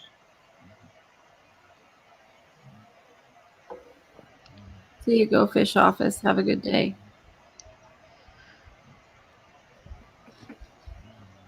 I feel really good because I haven't popped a cork in 3 years. I don't mean drinking. I mean, popped a cork. Oh yeah, like that. Okay. See you later, Sausage. Yeah, see you, Saucy. So midnight for Anna, me now. Just no, yeah. It's midnight. I think what my benefit has been is I got all the people that knew the wrong buttons to push out of my life. So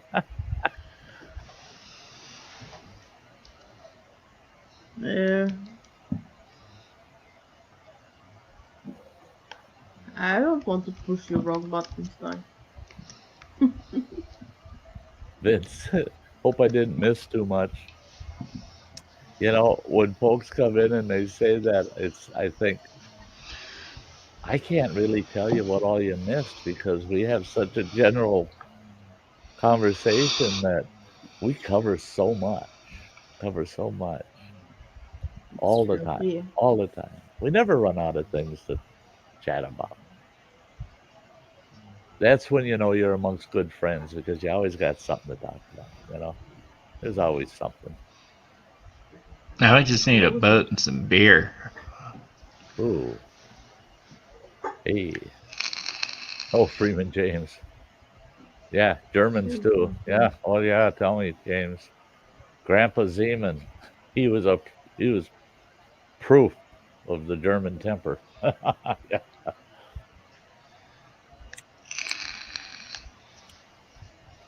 It's going good, Tuxley Voncher. Just same old dealing with writing songs and stuff. Never a dull moment. Never a dull moment. You could sound more sharing, like, oh, it's not really dull moment. I did just get a new microphone from the great Sty North here, and he donated that to the channel, and I guess the sound is better as far as vocals go, which is awesome, and that makes me happy. So yeah.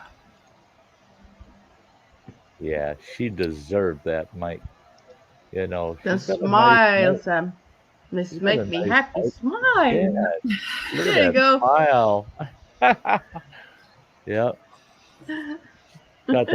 She's got a nice mic for when she's recording, when she's doing her videos, but when she's in the chat, sitting on her laptop would give her trouble, and the sound quality of a laptop microphone just really isn't that good. Yeah. And it was kind of a selfish thing of me to send that to her because I wanted to hear her. I wanted to be able to hear her. Here it is. Yeah. There it is. Yeah. I am so glad that work is working out. Me too.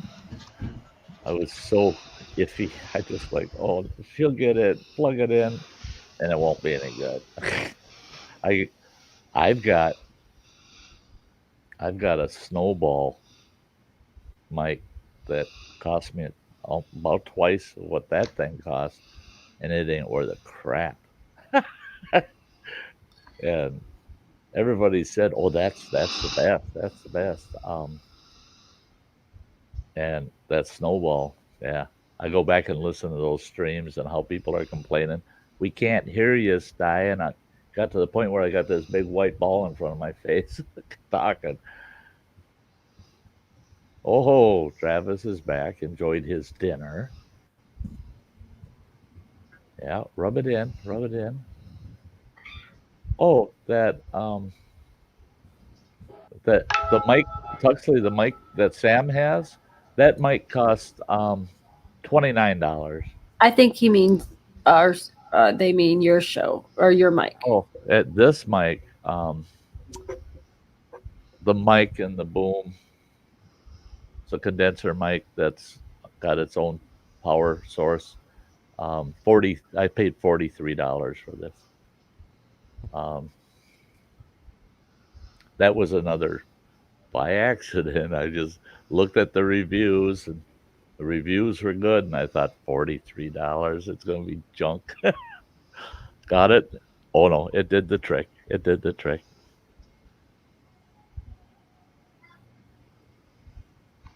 Yeah. Yeah, getting some of that background sound would mess stuff up. Yeah.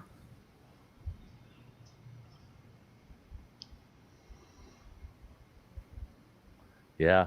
Yeah, I was surprised with the mic I got for Sam for $30. You can't, I mean, what the heck? If I took 2 people out to eat at Burger King, it would cost me more than $30. What the heck? That's awesome. Good quality. Yeah, I'm so happy with it. So happy with it. I saw on there,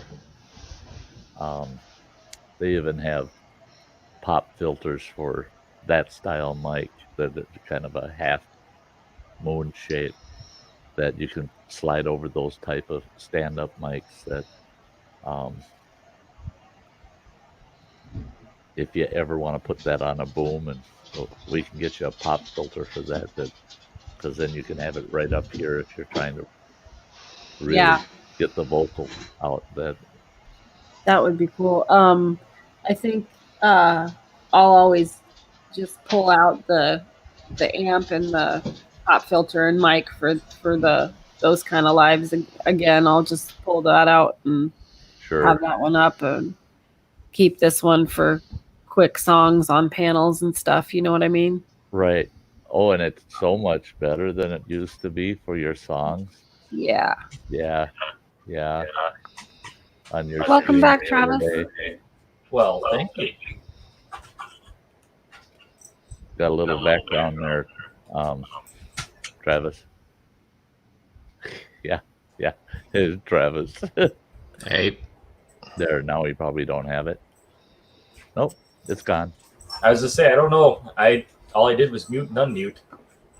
Really? Yeah. I don't know if it was me or not, but because the background right away too. The minute you muted, the background disappeared. The echo. Interesting. Yeah. Weird. I have no excuse. I no throw myself upon the mercy of the court. As far as I'm concerned, no harm, no foul. It's gone. Yep. No harm, no foul. Well, I didn't even have the volume turned up all that loud, so I don't know where the feedback was coming from because I had the YouTube channel stream muted. So who knows? Yeah. This is Boy, why I can't believe it. We still got 15 in the house. I've been just really. Yeah, and it's I just looked at the clock. Oh, here he is. Ta-da! There he is. What's up, Phil? What's happening, guys? Good to see you, Phil, brother. Yeah, I was wondering, doggone it, is he ever going to get home? Everything's smooth. Oh. Someone's not happy with me. Uh-oh. Yeah. She must have known you were coming and she left the room. Yeah. Good night, Truxley. Hey, good night, Tuxley. Thanks for being here. Good night, Tuxley. What's up, Tuxley? Yeah, no, I got home and my son and his fiance were here, so we talked to them for a little while and then decided to go and pick up some carryout for me and the wife, and then got back here and ate that and just kind of, I knew you'd still be on, so. Yeah, the odds were pretty good, right? Yeah, they're pretty good. Hey, you just know how Sty is. If I got a half a dozen or more folks hanging around in the house, they want to chat. I don't want to kick them out, No. It's when I get 6 or less people and there's nobody over in the chat. Nobody's saying nothing for 5-10 minutes. They ain't saying nothing. Then I say, well, let's wrap it up, Hey, if you see Ann come back, put me in the basement. What'd you get for dinner? Put you in the basement? When you see her come back. Oh, okay.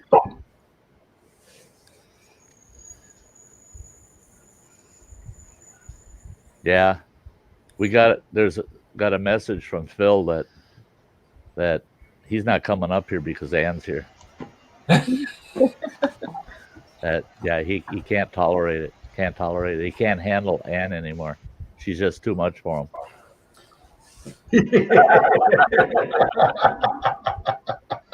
I saw that, you silly man.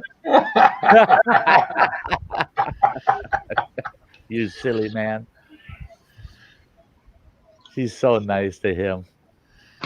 He's really nice to me, yeah. Fuck Everything's smooth. See his name, Ann? Everything's smooth. Okay. Keep it smooth. And he wants to be a baby ass. Fucking sake. Damn. You're gonna do that, Phil. Midnight. Right. I won't be there. It'll be December. It has to be December 1st. I thought I'd grow up for the month of November, and I stick to my word. So at midnight tonight, you're gonna buzz that off, eh? Yep, I will. I have I went and bought shaving cream, which I don't ever use because I shave in the shower, and I'm just gonna microwave some water and have my razor down here, and I'll just shave it right off. Yeah, you will not see me there. All gone. You had to shave your head? Oh no! Oh no! Oh no! Yeah. Actually, I got about a 1/4 inch of hair now. Oh, do ya? Yeah, that's why I'm scratching. When you guys see me doing this number, that's because I got about a 1/4 inch of hair, and these do-rags make it just itch like that. It just. Oh yes, they do. Yeah, it's got to get at least a 1/2 inch long before it quits itching like that, and I don't know. I'll probably let it go and shave it just before Christmas. Gotta be bald for Christmas Day. I'll probably shave my head tomorrow. See, my head's gonna look like his chin, and then my lips gonna look like his head. Is that something to be proud of? That you look like a baby ass in the face? No. Damn. You need one of these, Travis. What is that? Oh, I might need one of them. They're less than $40 and they're sweet. I mean, they're cordless. I might have to look at one. USB charge on it, and yeah, just sit and rub your head and shave your head. Might have and to if you keep up with it, you do it every couple of days or so. Yeah. You only have to clean it out. One bout gets it all. But when I let it grow about as long, 1/4 of an inch long like it is now, I have to clean the thing out about 8 times because of all that hair that's in there. But yeah, the thing's sweet. It's just, and I love the way it sits in your hand. So you're Yeah, just that rubbing looks your pretty hand cool. around on your head, and it's light. It's lightweight. It's amazing. Running Water bought that thing for me. That's pretty slick. Yeah, he says, "Oh, I use such and such a razor, and it works so good." Jinding, it's called. Your what hurts? Jinding. My jinding. Oh, I gotta recharge my jinding. At a certain age, there's no recharging the jinding there. Zach. Yeah. The jinding is just, Yeah, you can get them on Amazon. I'll have to look. James. Yeah. Right now, I just use the good old razor. See, I can't because I've got on this side of my head, I've got a mole like I've got on above my eye. I've got a mole there. So I got to shave around that. I can't shave actually across it. And it's the kind of thing you don't want to cut that kind of mole or anything. They already biopsied it. It's benign and blah, blah. But it could go south on me if I injure it, Right. So I got to use some kind of electric razor. And he come up with that thing, and I said, "Well, geez, yes." Yeah, I'll have to look into that because it never fails. I usually probably 3 to 4 times a year I scalp myself pretty good. Yeah. Yeah. That's the thing too for me is I don't when I'm using a straight edge, if I get distracted at all, yep, then it's not too tends to be look too good. Yeah, because what I find is if I'm not really paying attention to what I'm doing and I let that blade turn a little bit, that's when it'll chew into me. Right. So if I keep it straight, I'm fine. I've got to pay attention to what I'm doing, and if I, like you said, let myself get distracted, I'll bite myself every time. Yeah. That, and I find I need if I'm gonna bite myself, it's with a dull blade. Yeah. Yeah. I see Amazon's got them right now for $25. Oh, that's not bad at all. No, they've got other brands that are kind of the same thing. They've got the one that's, to me, it's got a bunch of extra accessories I would never use. That's $40, but you type in Jinding and it'll show you all kinds of those type of razors, all different price ranges. But yeah, for $25, and my kid said, he says, expect it to last about a year or so. He says a year to 18 months if you're using it a lot. And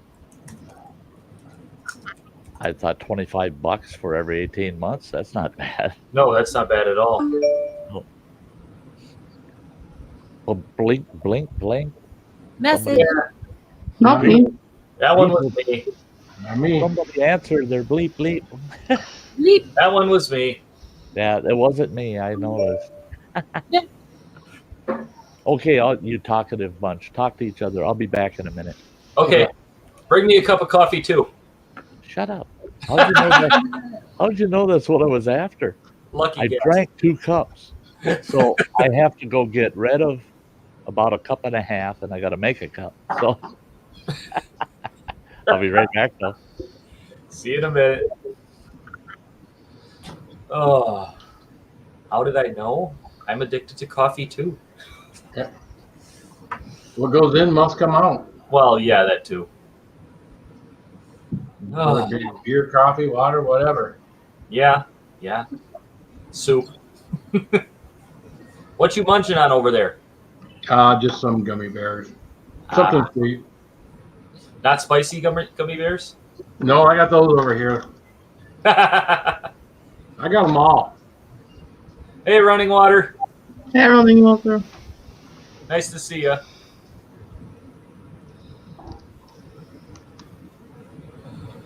Ann just really isn't even happy with me. Why? That's what I'm trying to figure out. I feel completely lost here. No, she likes the mustache. Oh. Now I'm getting the now I'm thinking I shouldn't shave because I mean No Shave November is almost over. Ann might be mad at me then too. Although I have permission from Stephanie to keep it for a little while. Yeah. Never know. Generally, Stephanie only tolerates it for about a month, and then she says, "Make it go away." But this time, she said, "You know what? I don't mind that one. That one's looking pretty good. You can keep that for a little while." I said, "Okay." Yeah, it does. Water. How Hey, you it might be a protective barrier from all those habaneros. Might be. Well, if a person gets more handsome, why shave it off? I don't know. Oh. I'd like to hear Running Water's best holiday memory. Yes. That sounds like an excellent story. Yes. So start typing Running Water. Yeah.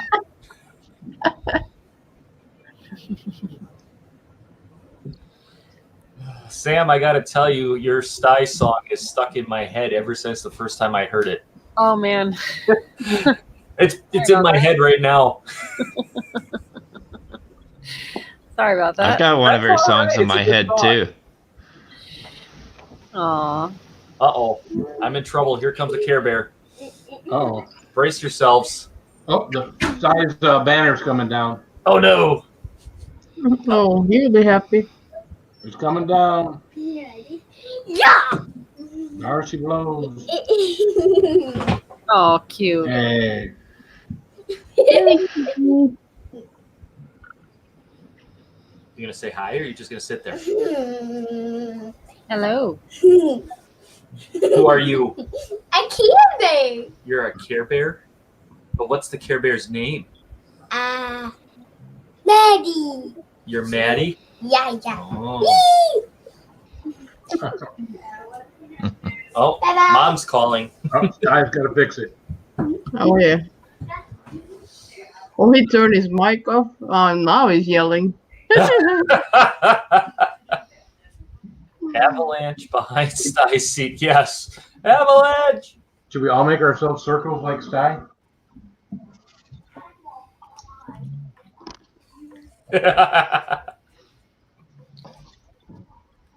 Here we go.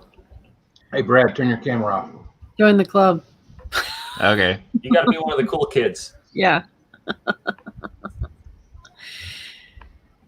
There we go. A bunch of talking icons. Right? I actually finally got a picture for mine now. I see I know. that. It looks great. That's me and my two youngest boys. Awesome. You should at least have a mustache on one of those. Yeah. Mm-hmm. Yeah. Yeah. Something to see. Yeah. Mm-hmm. Now you're going to make me go find an actual picture of me to use as an icon. Yeah, you should. I know. I'm feeling left out here. Let's see here. Do I have a picture of me that's not really bizarre? Oh. You got to make one. I know. That's what I'm doing. Oh, let's see here. Oh. I need a picture. I'm usually the one behind the camera.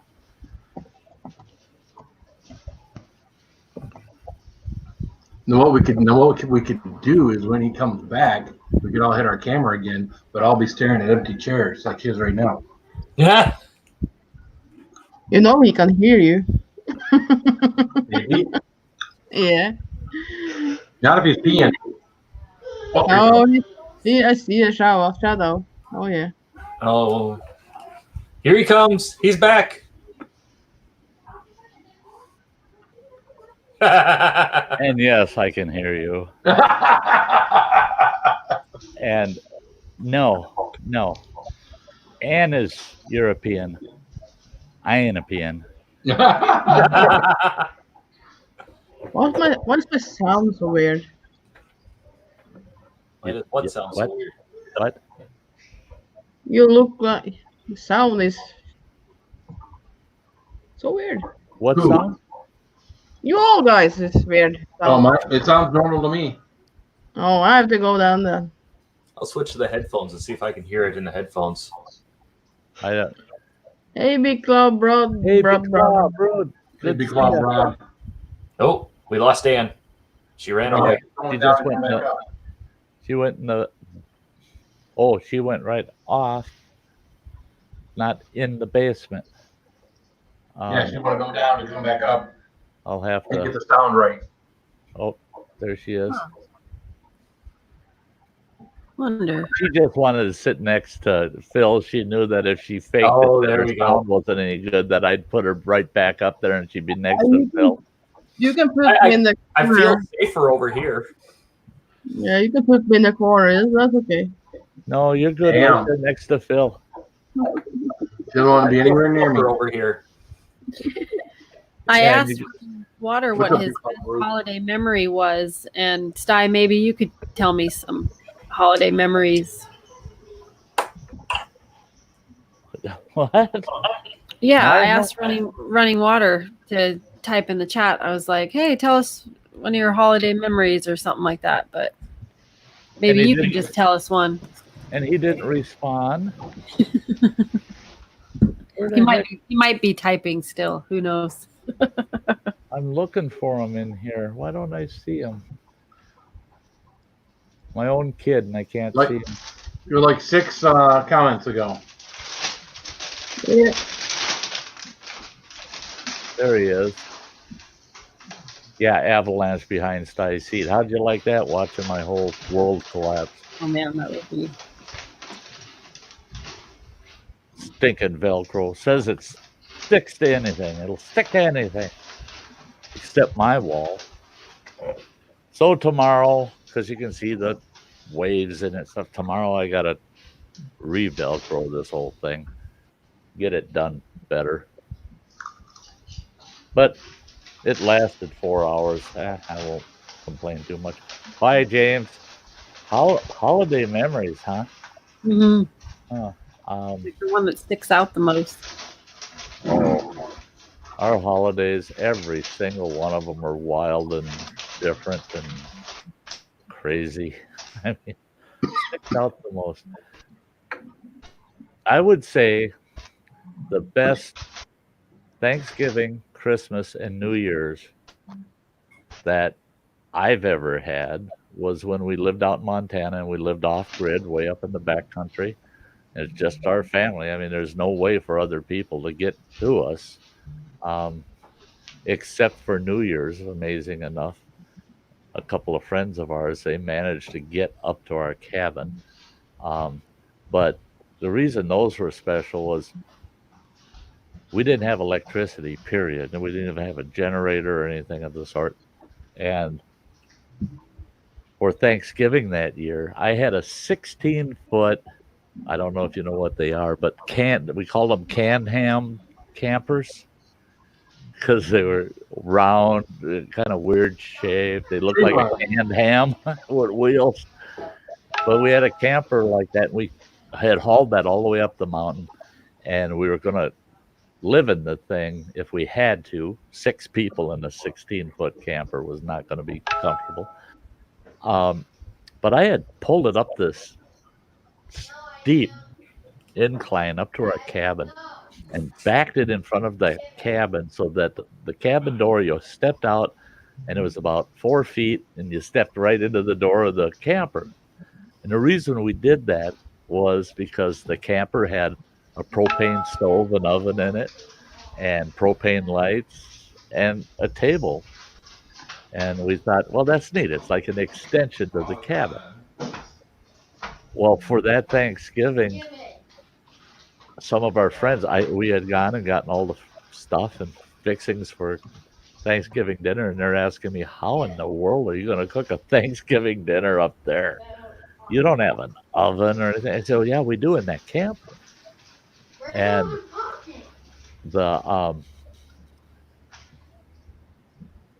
But anyway, we ended up having a full Thanksgiving dinner, homemade pumpkin pie, everything that you could imagine, all cooked in that little camper oven. And that turkey, when I shoved that turkey in there, I had to wrap the turkey in tinfoil because it was touching all four sides and the door, three sides in the door to fit it in there. But it was great. That was a great Thanksgiving. What's he saying there? Running Water says, best holiday, our family secretly traveling to visit Grandma, which, is my mother. And Grandma was planning to just order pizza, no holiday meal. Was a task to convince her to have a good meal. Yeah. Aw. That's Yeah. cool though. Pizza, yeah. Yeah.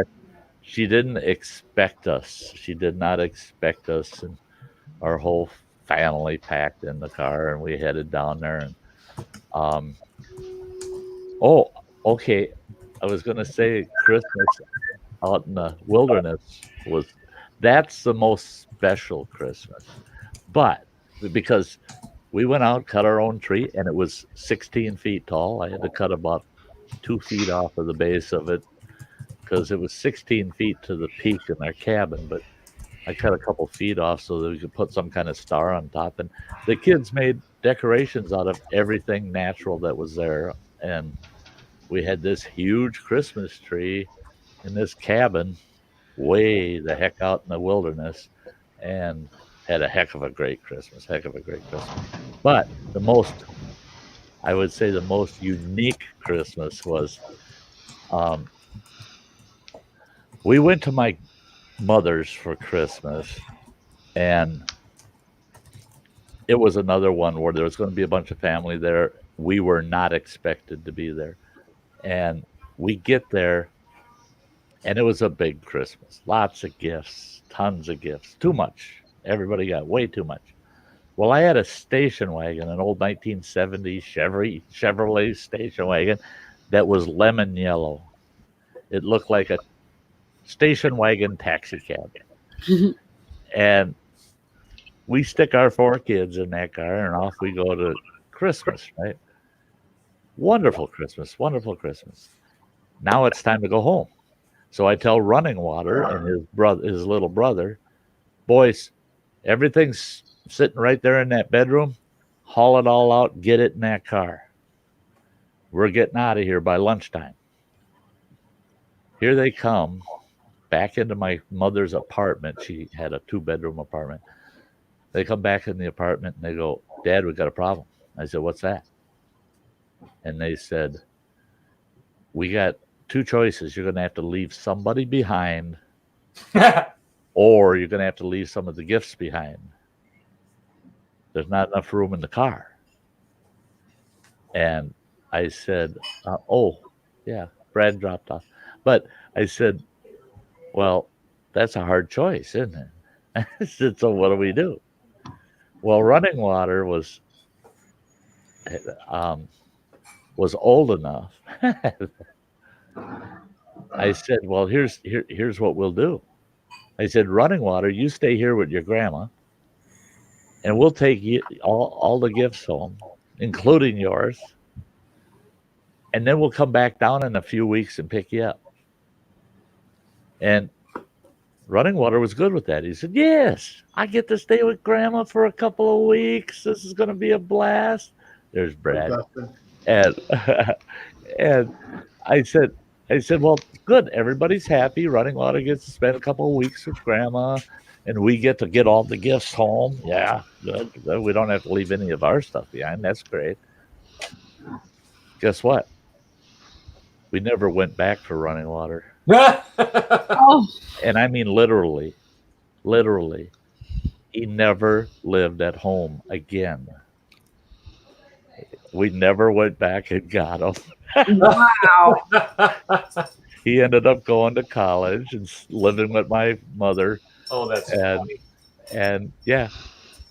And there he said it. They never came back. Oh, man.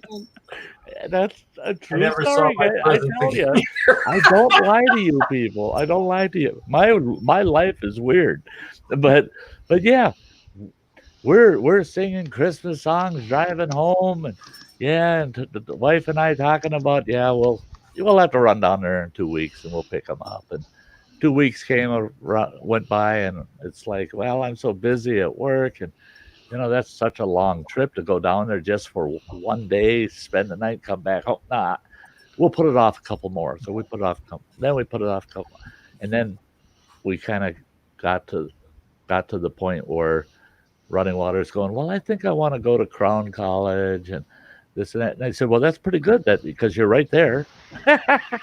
You're already there. You're just a few miles from college.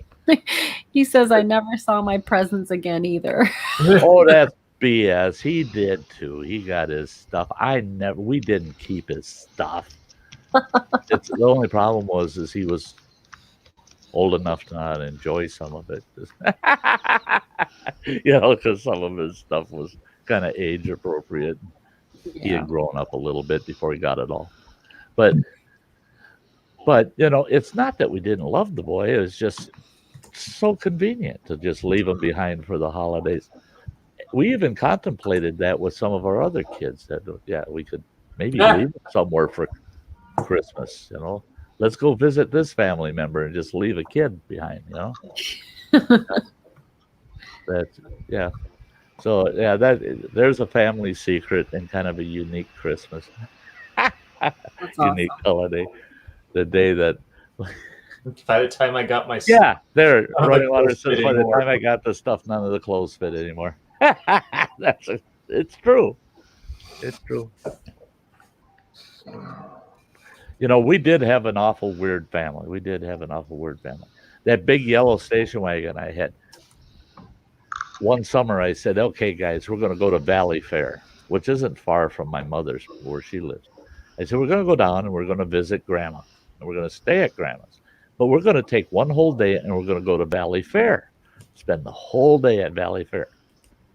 Well, anybody that's seen National Lampoon's Christmas Vacation, okay? Well, Running Water is an artist, okay? I pull into a gas station. Oh, no, take it back. Before I pull in the gas station, we're on the interstate. We're going down, and 2 lanes, of course.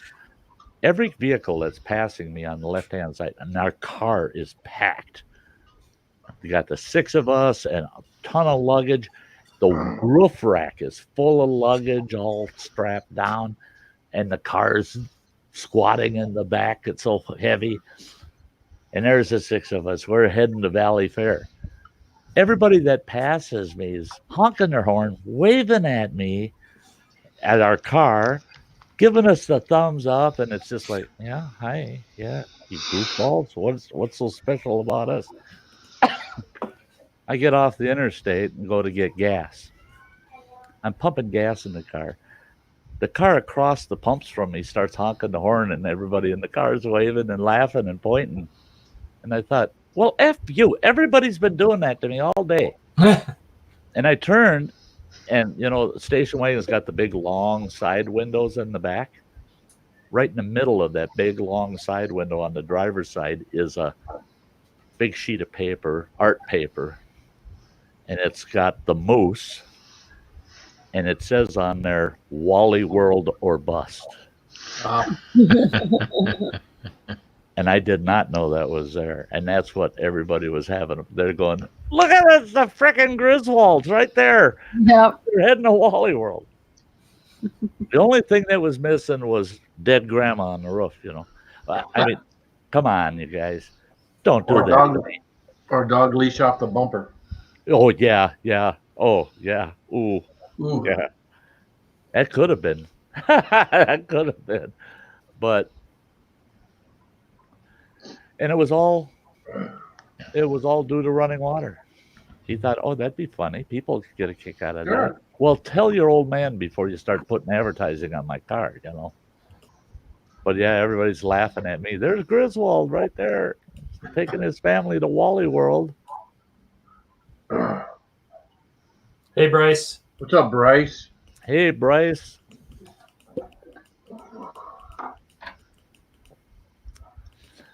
Now, Brad, is it because it's cold, or is that to hold your earbuds in? Hey, Bryce. Both. Both. Yeah. That's a slick idea. I don't use earbuds because they won't stay in. They just will not stay in. My ears. Yeah, I usually shave my head, but I'm thinking about growing my hair out a little bit longer, but I haven't made up my mind yet. You should. Yeah. I've only seen you bald. I like your hair. Yeah. Yeah, I like when it's. I've seen pictures you've showed me, and it looks good long. We'll see. I don't know. I've had no hair for about 20 years. So it'll be an adjustment. Yeah. But it would be nice to be able to walk outside without a hat on. Yeah. Yeah, I'm thinking of letting mine grow back, but I don't know. I just don't like the hassle of having to get haircuts. You know, that's my thing. I cut my own hair, and it's just easier that way. I don't have to mess with it in the morning, and that's it. That's why I went bald. Why I Yeah. shaved it. Because I just got tired of trying to figure out when I can get to the barber. The gal that cuts my hair, she opens at 5 in the morning and closes at 8. 3 hours she's open. That's it. Yep. And she's cheap, but she does a good haircut. But half the time I never got there, and so I just let it grow long. Then I'm keeping it in the tail, and now it's like these poor gals that got to take care of your hair. No, I just gave up on it. But I'm thinking of growing it back. I'm not sure. Yeah, I don't know if I want to do like a, you could eat that orange? like a 2 or 3 inches or really long, or I don't know. I haven't made up my mind. I've never done the long hair thing. That's something that I've thought about doing, but Stephanie's put the kibosh on that one a couple times. I've had long hair a few times. I've had real long hair a few times. I had it down middle of my back length. Nice. I haven't had it that long. When I had it middle of my back, that took a little over 3 years to grow it that long. And I had an individual, still hate him. He swore up and down that if I cut that hair off and had just a standard length, kind of more of a business cut, that he had a position for me for sure. No ifs, ands, or buts. I'll put you right to work. Well, at the time, I really needed to work. So it was tough. The job or the hair, the job or the hair. And that's when I learned, no, take me as I am. Otherwise, goodbye. I don't care what you're offering. Because I said, okay, fine, I'll cut it off. But my ex-wife, she couldn't cut hair worth a crap. She cut both my ears off and then probably castrate me at the same time. So there's no way I was going to let her near me with a scissor. So friends of ours, this guy's wife said, she's a beautician. She says, oh, I'll cut your hair. It'll be a nice business style cut and this and that. Well, I show up to have her cut my hair, and there's this huge audience. Half my friends are there. And they're all laughing, and, oh, yeah, Sty, he loves his hair, and here it goes. And they're all coming out with the Samson jokes, Yeah, he's going to be weak after he cut his hair. So they all had a great time, and cut my hair off and made a big party of it for them. Next day, I went to meet Bob, the guy that was going to give me the job. And I walked in, and he goes, oh, my God, what you do? Cut your hair? And I go, duh, look, there ain't no big, long ponytail anymore. And he goes, oh, I can't believe you did that. And I said, well, I did. I want this job. And he goes, already gave the job up. What? I could have killed him. Oh, yeah. Oh, absolutely. I was bent. Yeah, I wouldn't have been too thrilled about that. Yeah. He if he saw me coming down the street, he always crossed over the other side for the next couple of years. Oh, of course. Yeah, I told him, I said, that to me, and he kind of laughed about it, and he says, really, I was just telling you that as a joke. I said, you know what? You need to clean up your sense of humor because you're going to get hurt someday. Yep. I said, that is because that wasn't funny. That wasn't funny. I spent 3 years with that hair, and I was happy with it. It was fine. That's that, and it was me. Everybody knew me by that. The fact I had a big beard and long hair, and I changed my whole persona for you, and find out it was a joke. I said, yeah, you don't do life-changing things like that to somebody as a pun, as a joke. And yeah. People. People. Yeah. I've never had that happen to me before, but if it did, yeah. Hi, Teresa. Yeah. I'd have to find a way to get back at that person, I think. I did actually get kind of even with the guy. And same with the group of people that made it their entertainment, because I found out that it was an inside joke about who can get Sty to cut his hair. and here they had that inside joke going on. And I could have made my life so much easier if I would have made certain decisions many years ago, because my wife was in on it too. She said, "Oh, why are you so upset?"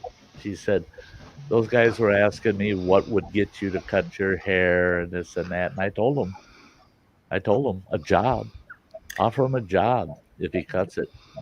He'll do it. He'll cut the job. He'll cut his hair because he's got this thing about supporting the family. He won't let the kids go hungry because of hair. So tell him he's going to have this sweet job and he'll cut it. And when I found out she was in on it, oh yeah. Oh man. Not good. Yeah. Oops, she fell off the mountain. I don't know how that happened. But that's the way I am. I forgive. I don't forget, but I forgive. So I forgave them all. Did get even with a few of them. Kind of slyly, sly Sty fashion. Yeah. Where they're hurt, they couldn't tell came from me. But was it your turn to try and be a lapdog now? Oh, come here, you! You're too big for this. Well, that didn't work, did it? Was that fleas? Yeah, what are you doing?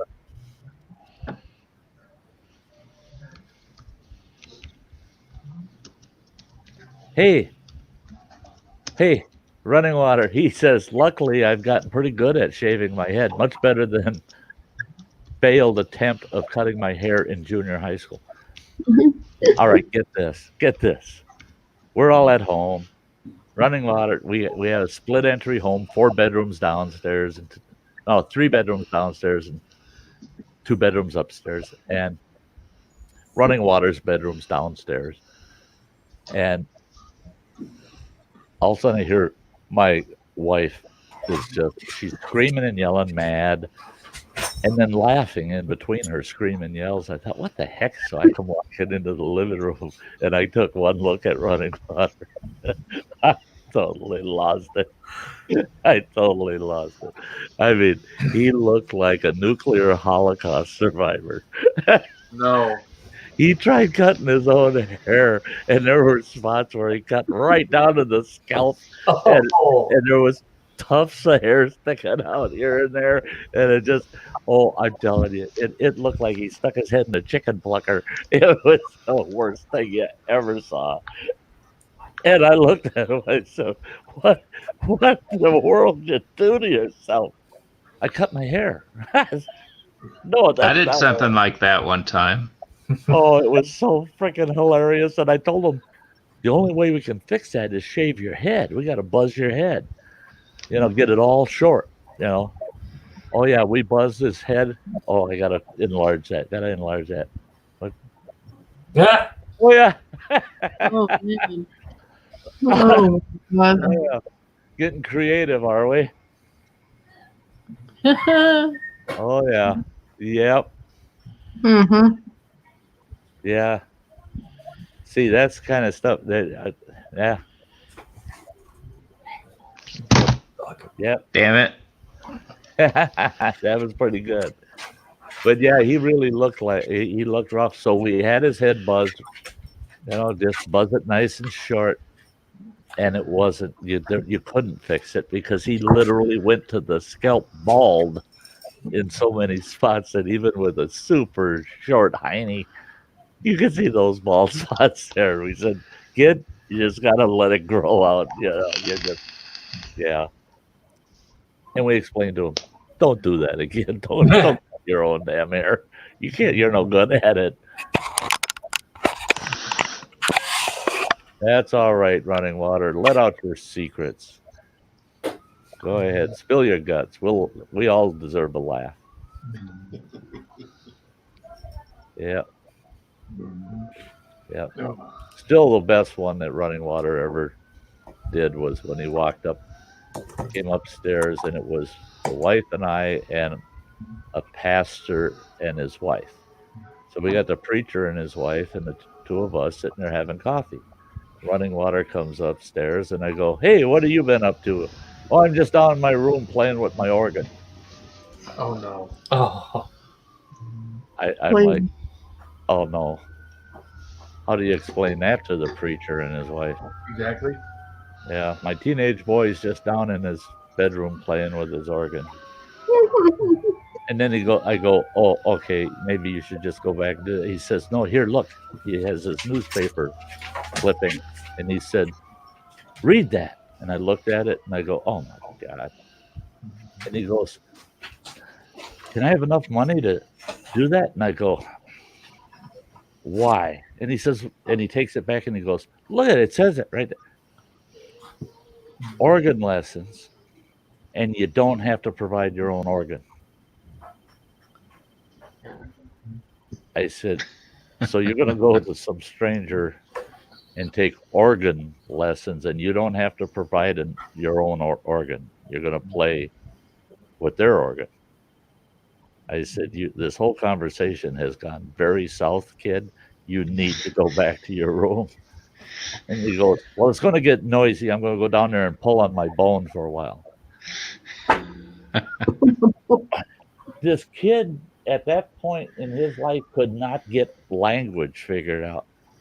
He played the trombone. So he's going to go down, pull his bone for a while because I don't want him playing with his organ. But it's going to get loud. Yeah, the preacher and his wife, after running water left the room, had a very serious look on their face. And then finally they burst out laughing, and I felt a little more comfortable. I would imagine.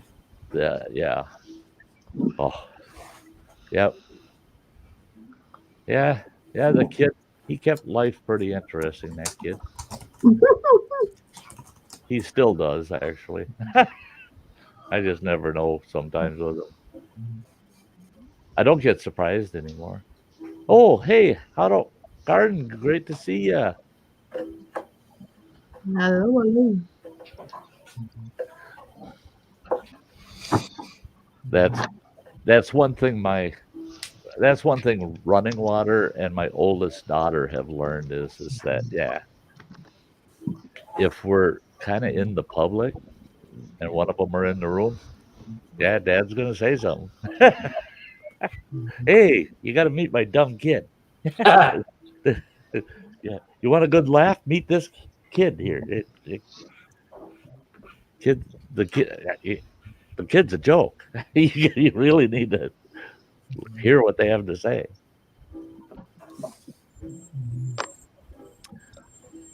Oh well.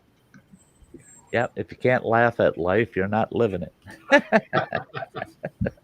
True.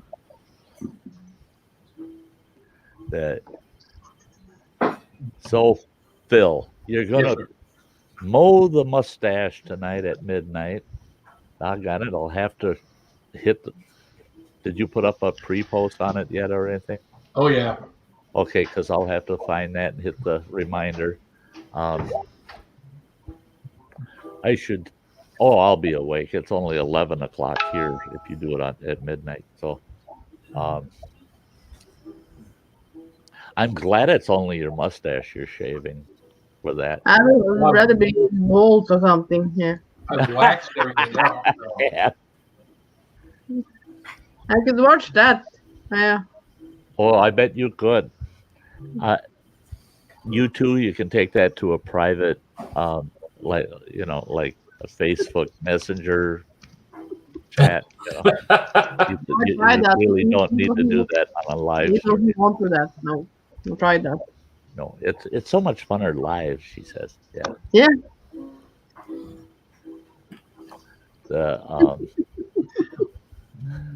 You got any challenges coming up, Phil?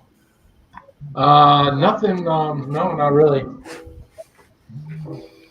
Not really. I mean, I'm gonna do these the bites here. Oh, but it's not gonna be this weekend. So. Okay. I don't know what I'm gonna do. I get all those reapers and whatnot, and now it's just kind of like I'm in a lull right now. I'm in a reaper hangover.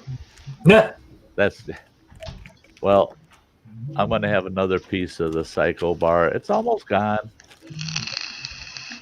That's my second piece this stream, so I actually like it. It's a good hot snack. I like it hot. I like it hot. Yeah, I was craving oranges, so when I went to Walmart yesterday, I thought, get a small bag of oranges. They didn't have any small bags of normal navel type oranges. Not a single small regular size orange. All you had were the clementines, a little clementine. I didn't want that. I wanted a serious orange. The only bagged oranges they had were these huge navel oranges, 8-pound bag. Oh, but they were only $6 for an 8-pound bag. So Sty's got an 8-pound bag of these monsters. Holy mackerel! You gonna eat it all? You gotta avoid scurvy in the winter, you know. Right. So gotta have your vitamin C. Are you gonna eat it, peel it all? No. No.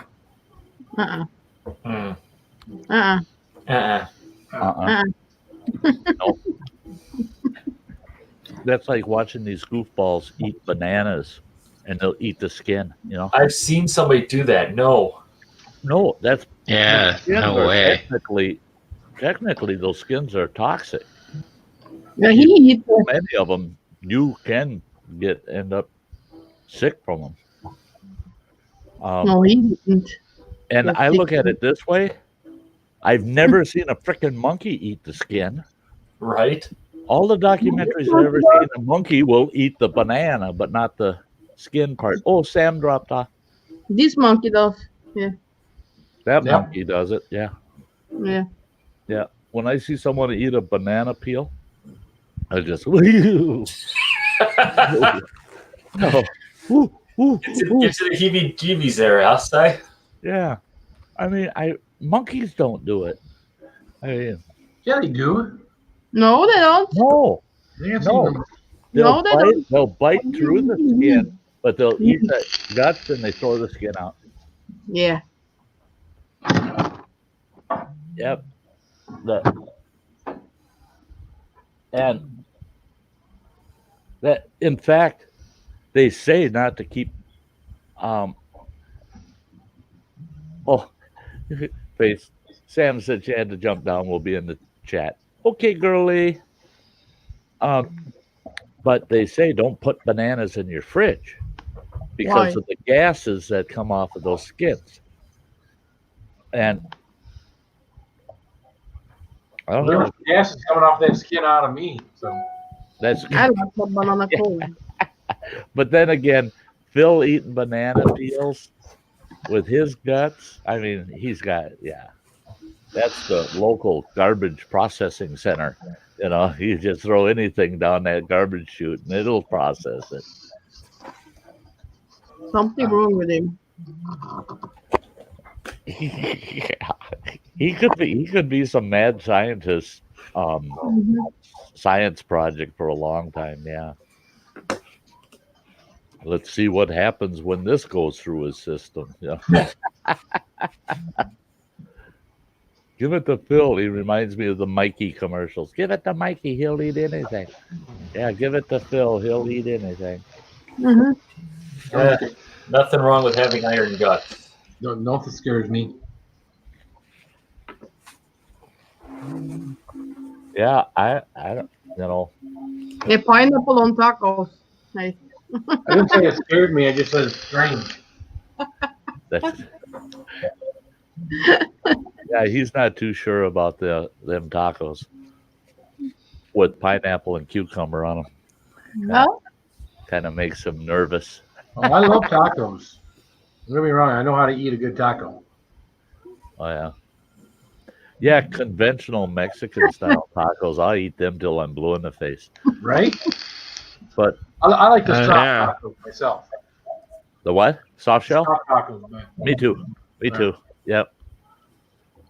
Yep.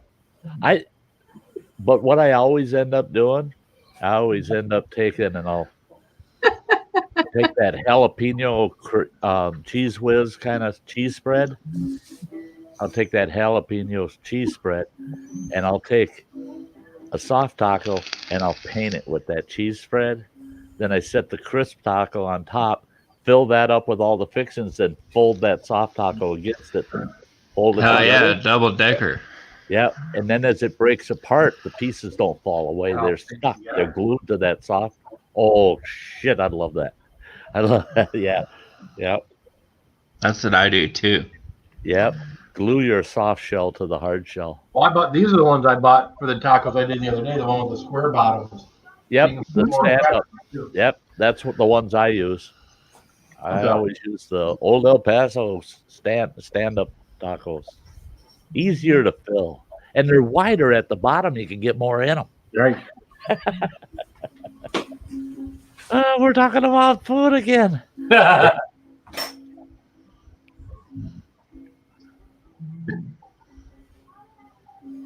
I wouldn't mind trying a taco like Ann makes.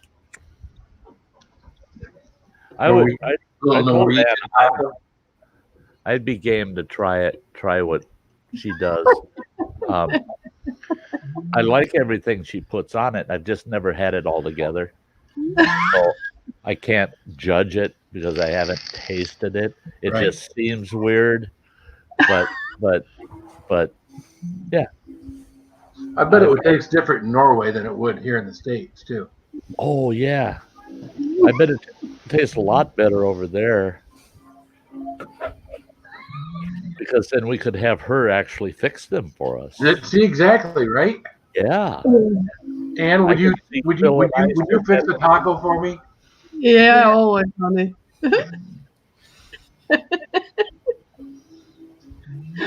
Of course.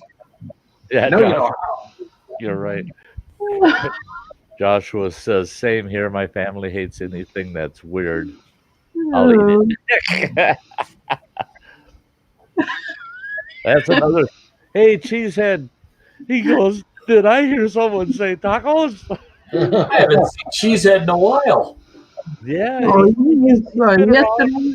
He's been around in my last couple of streams. He's coming back around. Hey, Cheese, you available to come up on the panel and chat with us? Just let me know if you are. Otherwise, I'll throw the link. If you are, I'll throw the link up for you. But yeah, Cheese said he won't turn down a good taco. Or not tonight. Okay, okay, buddy. That's all right. That's all right. I understand. And the taco presents itself. It's got to be eaten. Okay, Bryce.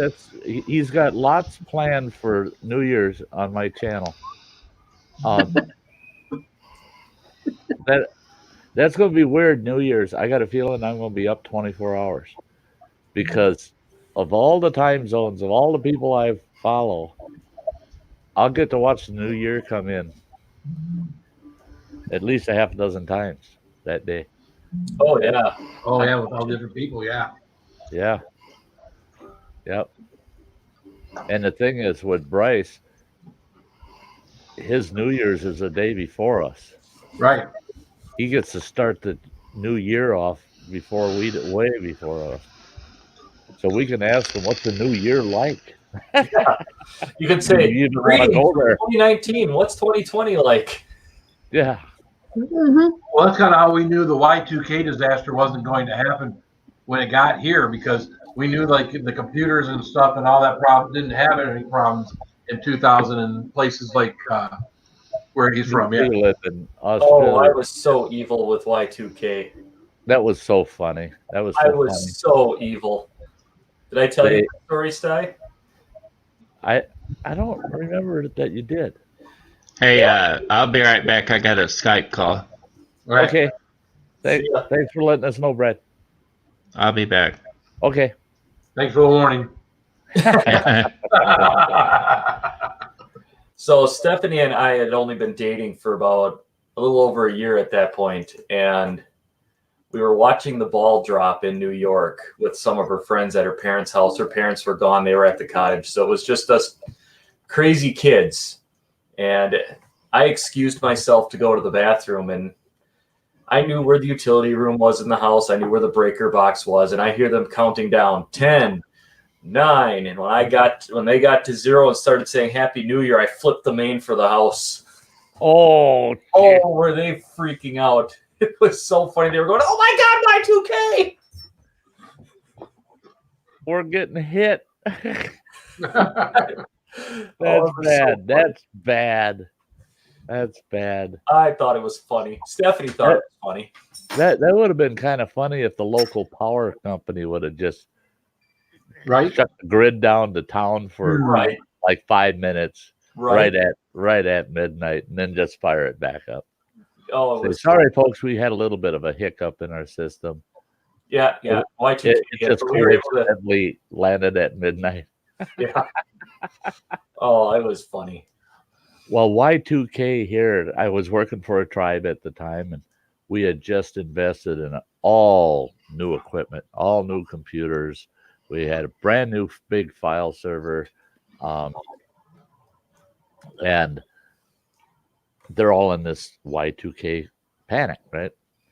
And so I got tribal council telling me, now, do you have, a game plan set up? You're going to shut all the systems down, this and that, and you're going to test a couple of the smaller systems, make sure that they don't go dead on us, on arrival come the next morning and on and on. And I said, yeah, I got it all covered. Don't worry about it. It's all covered. Don't worry about it. And I did basically the same thing. I came in about 2 hours early the next morning, fired up a couple of workstations, looked at nothing's going. Yeah, it's all fine. Every phone system's good. Security systems, everything's good. It's just like nothing happened. It's just a new year. And I thought, no, do I really want to fire up the file server? Because it's in my office. I got an executive office that's 75 feet away from my division where all my employees work.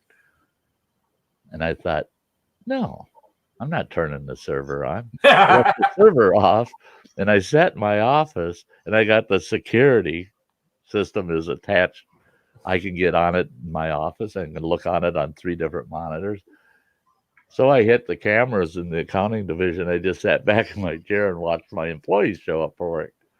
They're all firing up their workstations, and you can tell they're all, hey, mine's working. They're all just like, yeah. And after they all calm down after about 15 minutes, now they're going to go to work, and they have to access the server to do it. All of a sudden it's, hey, look at this ain't working. They're in a panic, and they're in total panic. So I walk in there and I go, well, Y2K doesn't seem to have hit us. And they're all quiet, just dead quiet. None of them had the guts to tell me we can't get on the server. The server's down. And they're going, yeah, that's cool. And I walked back out and I went in my office, turned the server on, and watched them again for 2 hours. People playing solitaire and dinking around, reading books. None of them working because they still assume they can't get on the server. None of them kept trying. They just immediately gave up and we're going to screw off the rest of the day. Then I got on the PA system. I said, would everybody in the accounting division please log on the server and get to work? And they're all just looking at the ceiling like, oh, shit, that's right. He can watch us. So they're all trying it, and they're going, yeah, we're on. By the way, they're all thinking they're going to have it easy.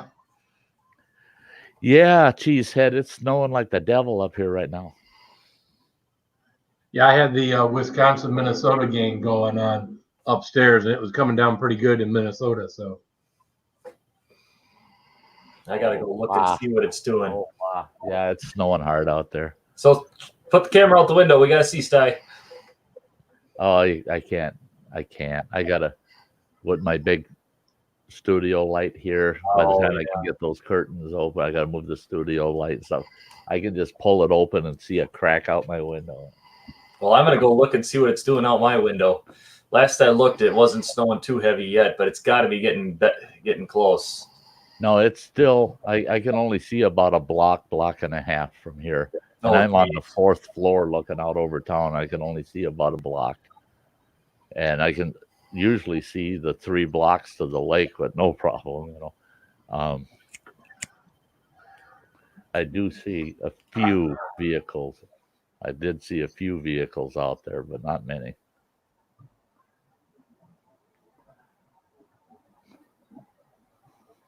Anne. What? What? Something wrong? No, you're just being Anne. Yeah, right. Right. And that's what we like to see. Our Anne. Yeah. Oh, yeah. Yep. We like seeing our crazy Anne. No. You do? What the heck? I gotta kind of look at what's been going on around me. Yeah.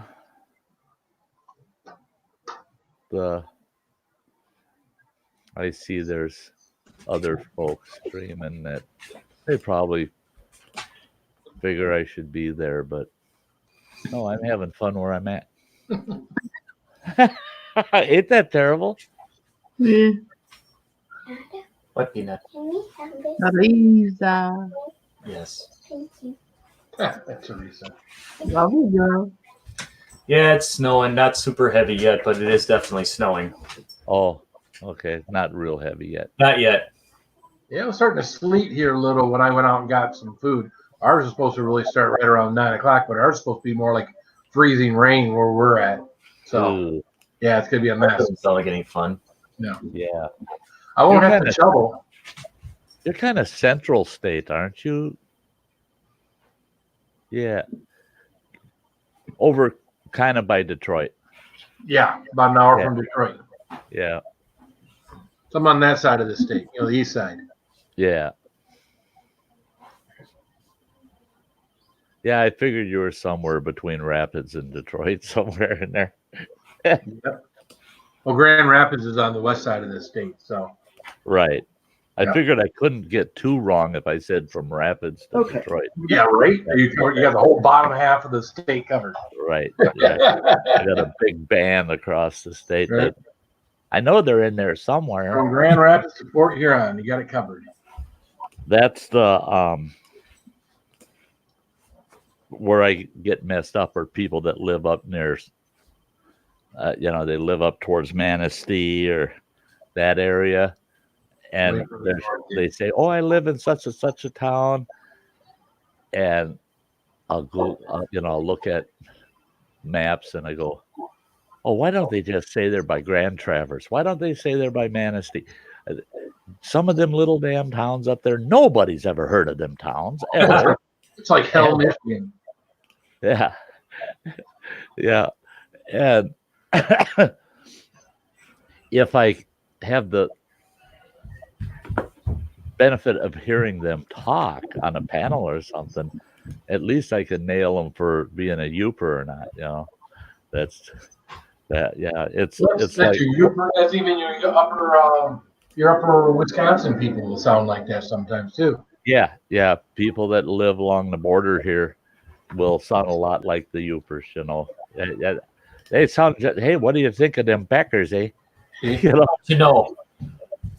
And that's the thing is them Youpers, boy, the rest of the state of Michigan, them Youpers kiss our ass because almost all of them are Packer fans. I mean, Yeah, they're not Lions fans. They aren't Lion fans. It's like the bridge. You can't be a Lion fan unless you're south of that bridge. Trust me, there's plenty of us that are south of the bridge that don't want to be Lions fans either. But yeah, well, you know, yeah. I'm sure we'll watch another debacle tomorrow. Yeah, we watched Michigan get their asses handed to them today to Ohio State. So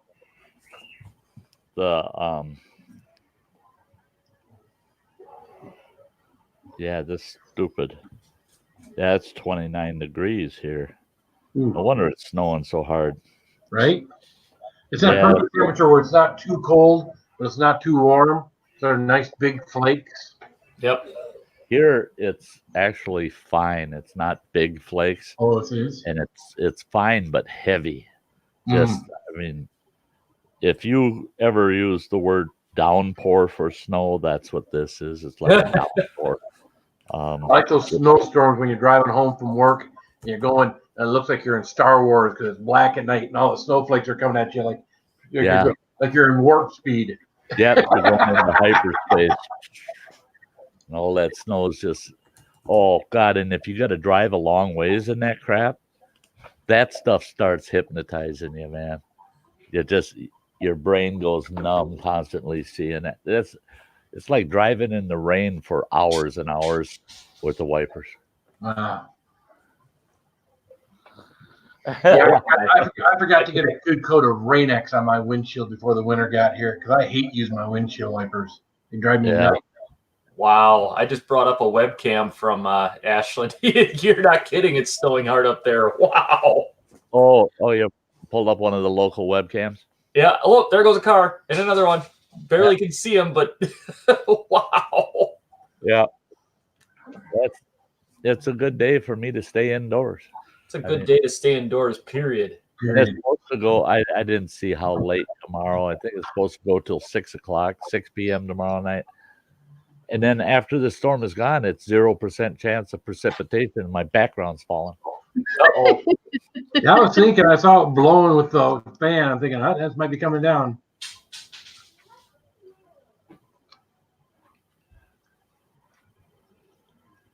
Calm yourself, Ann. What? Staring at Sty's ass. We can see you. Calm yourself. Take a couple deep breaths. Oh. Well, I like a good ass. What can I say? I have your ass over all the screen sometimes, though, yeah? I thought you said you like a good ass. Hey, it's a nice ass.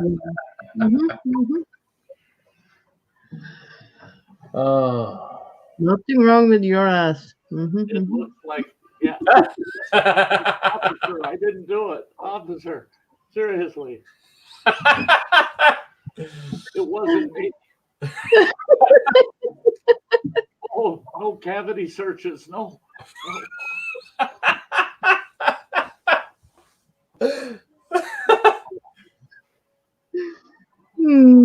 Yeah, they know you enjoy the cavity search when you thrust your hips back into them, Sty. Yeah.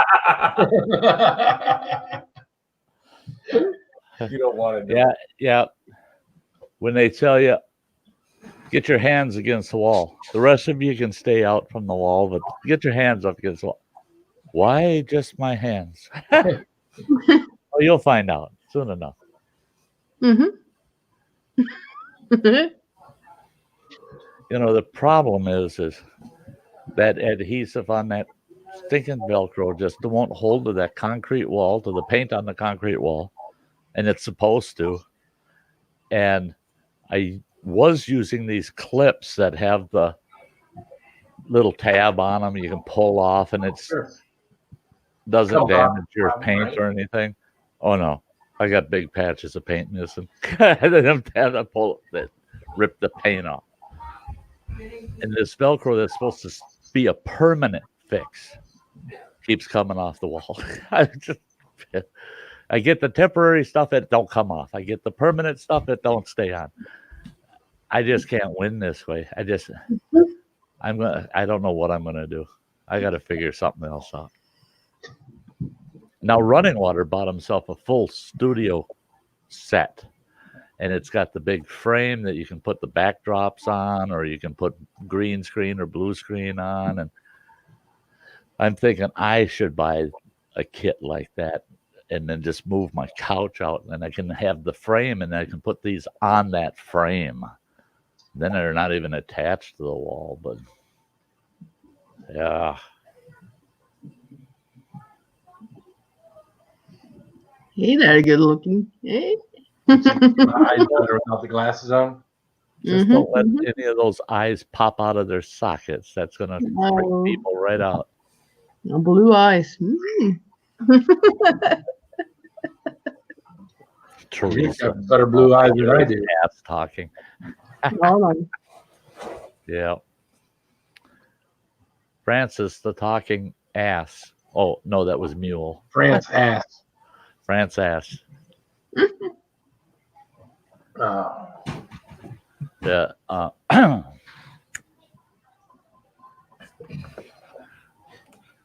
This is absolutely insane. You know, it's going on 6:30 here, 7:30 where Phil's at. I've been streaming for 5 hours. Yeah. How the hell did that happen? I was just going to have a cup of coffee. I think we're on what, the third or fourth pot now? Yeah. I've gone through a lot of coffee. When I took that pee break, I really needed it because I hadn't gone since this morning. And I drank a couple of cups before I started this stream. Then I drank 2 big cups during the stream. Yeah, I needed a new stream really bad. He had a whole different kind of stream going when he left the stream. Yeah. Let's see who's in this stream. At least you hadn't had anything spicy, so your stream didn't burn.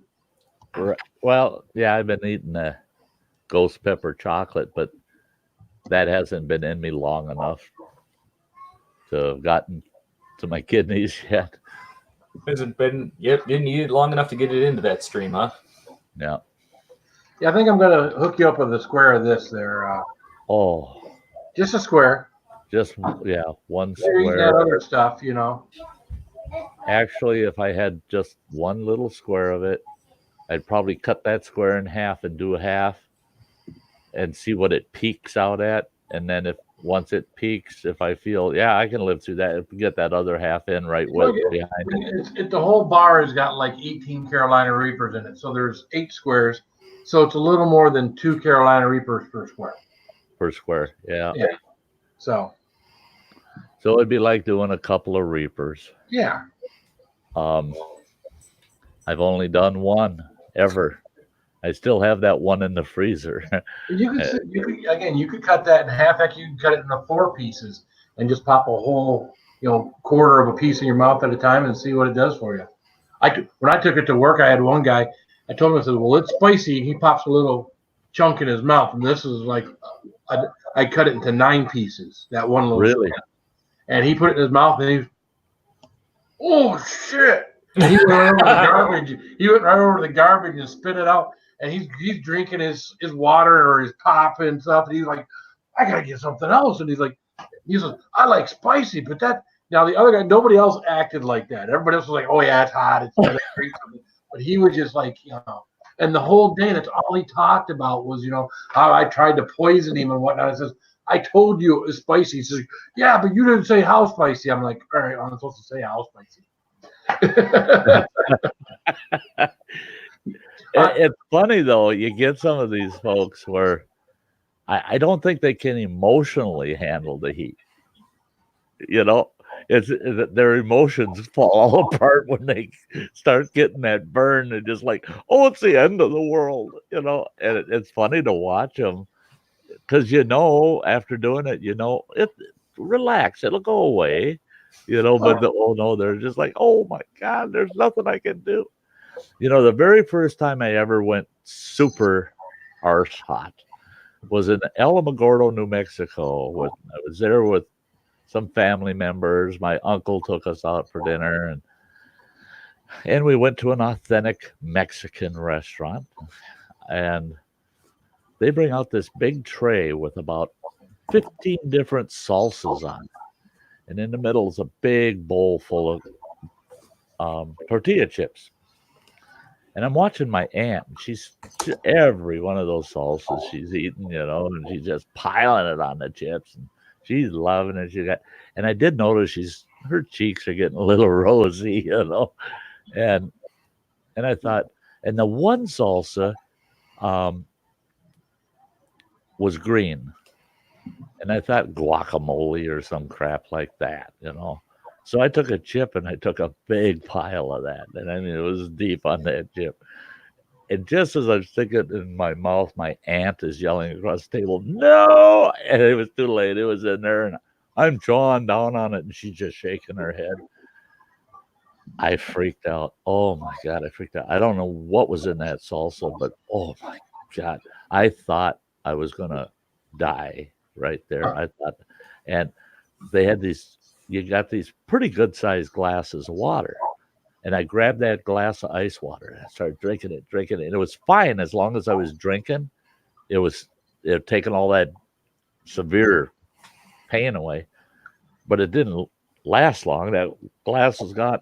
And I'm yelling at the waitress, water, I need more water. And she comes over and she goes, just one glass. And I go, bring a pitcher of water. And she goes, right away. And she runs off. And my uncle goes, my ass, you're paying for the water. I go, what do you mean paying for the water? I need water. And I'm eating the last of the ice. And he goes, you know how hard it is to get water here in Alamogordo? That pitcher of water is going to cost me $5. Oh, wow. They charge you $1 a glass for water. You got one glass free with the meal. Any glass after that, it's $1 a glass, $5 for a pitcher of water.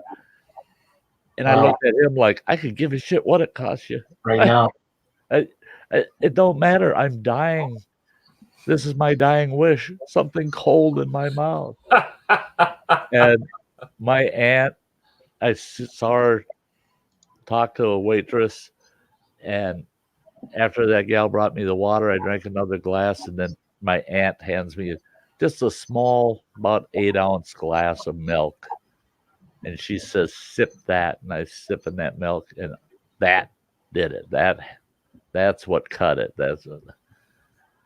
But I don't know. And she's sitting there eating that stuff like there ain't nothing to it, And in fact, another time with them at a different restaurant that was in Texas, down in Austin, outside of Austin, my ex-wife ordered the jalapeno shrimp. Ooh, sounds good. And my aunt said, those are going to be awful spicy. And my aunt said, but they split the shrimp, they make the backs are opened up, and they just put a strip of jalapeno in the shrimp. She says you can take a fork and knock it out of there so you don't have to eat the pepper. My wife thought, yeah, okay. They bring those shrimp to her, and they're big. They're like big prawns. And they got this big, long strip of pepper in them, right? My uncle looks. He leans over to me, and he goes, those aren't jalapenos. I go, what do you mean they're not jalapenos? He goes, those are habaneros. Huh? And I go, well, she better not eat one of them damn peppers. So I told her, you make sure to knock that pepper out of that shrimp before you eat it. Oh, it didn't matter what was left over from that pepper on the shrimp because they cooked the shrimp with that slice of pepper in it. So that stinking shrimp was hot to start with without the pepper. Mm. She took one shrimp, took a bite, lit her up like a Christmas tree. I believe it. And I thought, oh, I got to try it. Maybe she's exaggerating. And it didn't hit me quite as hard as her, but oh, yeah, that was hot. Ooh. All that Sounds good, habanero juice cooked into the shrimp. Still sounds good.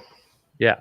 See, there's a good one for you, Phil. Some nice big grilled shrimp with a strip of Reaper. yeah, But Reaper you can't get Reaper this time of year, so or Ghost or anything that you can get. Habanero would be good though. I mean that I just got frozen Reaper. I just chopped those up and put it in the batter and yeah. Yeah, you could do that. To deep fry them instead of grilling them. You put the Reaper in the batter and dip your shrimp. Holy shit. Yeah. That would probably be easier to eat than sloppy chicken wings that are super freaked out, because it won't run all over your mouth or anything. You got to make sure you get it all in your mouth so you don't get it up on your lips. Get that stuff on your lips is what hurts. Yeah.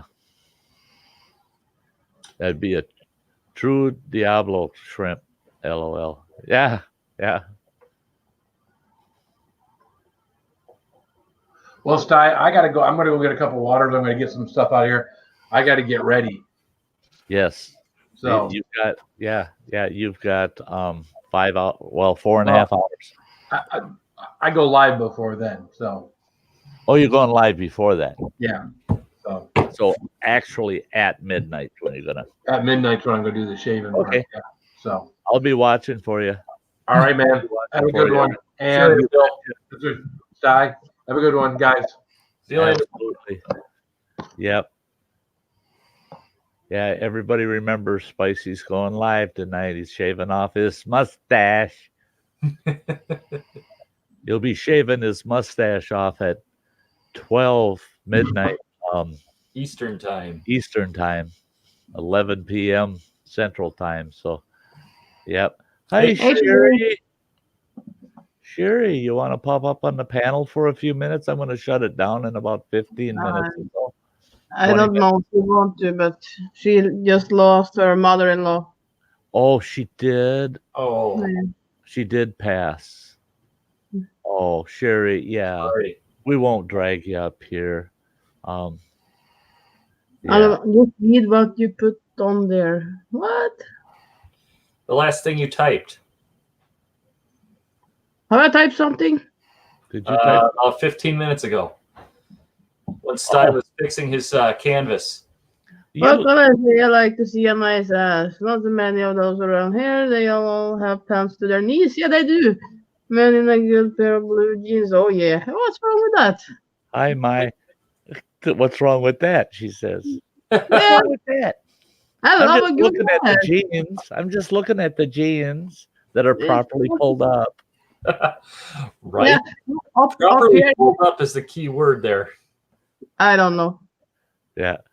I love that. I see these guys I wearing I'm from these, Norway. I give a shit. Yeah.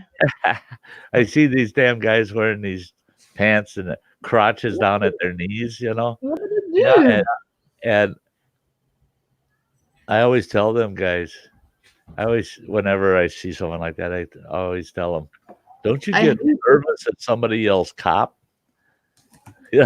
Because how are you going to run? I mean, what do you do? Just stop and put your hands up? Because with them pants that way, you ain't running. You sure as heck ain't jumping over a fence. You see the pants below their ass, and then you see the trousers up. It's not sexy. It's No. ugly. It It's looks ugly. stupid. Yeah, It just looks. It makes them look stupid. Yeah. I never liked that.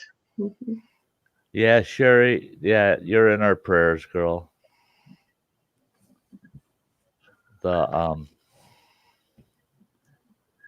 she just got home and her hubby's still there.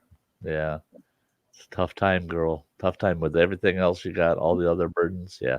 Prayers are out there for you. Is spelled right, Teresa. I just put it out there. Yeah. Just put it out there. Just put it out there. Yeah, it's up to you to figure it out what I mean. Yeah. Yeah.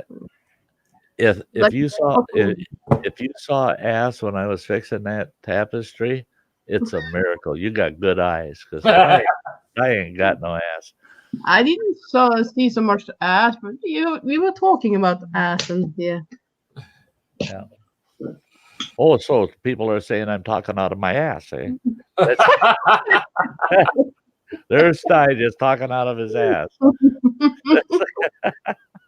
That's what my ex-wife. I took a good slap in the chops one time because, she was rattling on about the dumbest crap that had nothing really to do with us.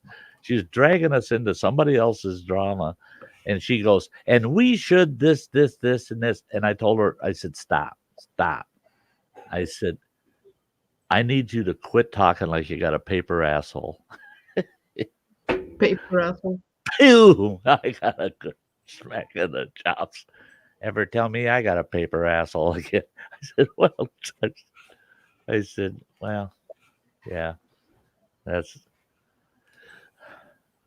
had a friend that he always said that to anybody that was talking really stupid. Oh, yeah, talk like you got a paper asshole.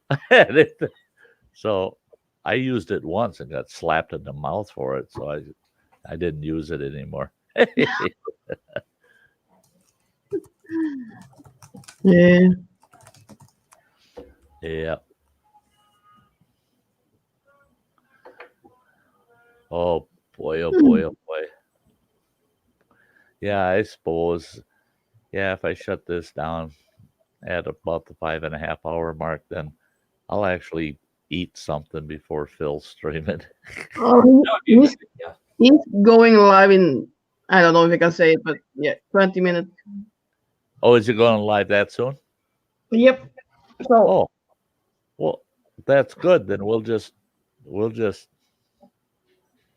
So he'll be there until he shave, and then I will leave. Yeah. Yeah. Yeah, I'm gonna stick around till after he shaves, and then I'm getting out of there tonight. No. I'm a softy for mustache and things like that. You like the mustache? Yeah, I really like it. And I don't know why. Yeah, I don't know why he doesn't just keep it. He can keep it trimmed, and shorter like that. And I don't know. It'd be easy for him to maintain, and he looks good in this mustache. So yeah, he does. Probably doesn't keep it for the same reason I generally don't keep my beard. Stephanie doesn't like my beard usually. Yeah, no, I know somebody don't like it. And somebody in the work gives him a hard time, but fuck, when you look good in it, keep it. Damn shit. Yeah. I like this one for some reason, but normally when I grow a beard, she hates it. So I was lucky there. My ex-wife, it didn't matter to her. She didn't care.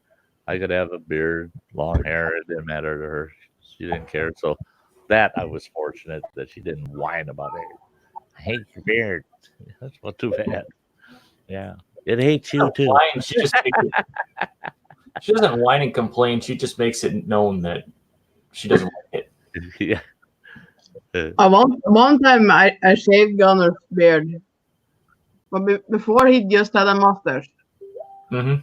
And then he had a beard, yeah, so it's my job to do what I want with it.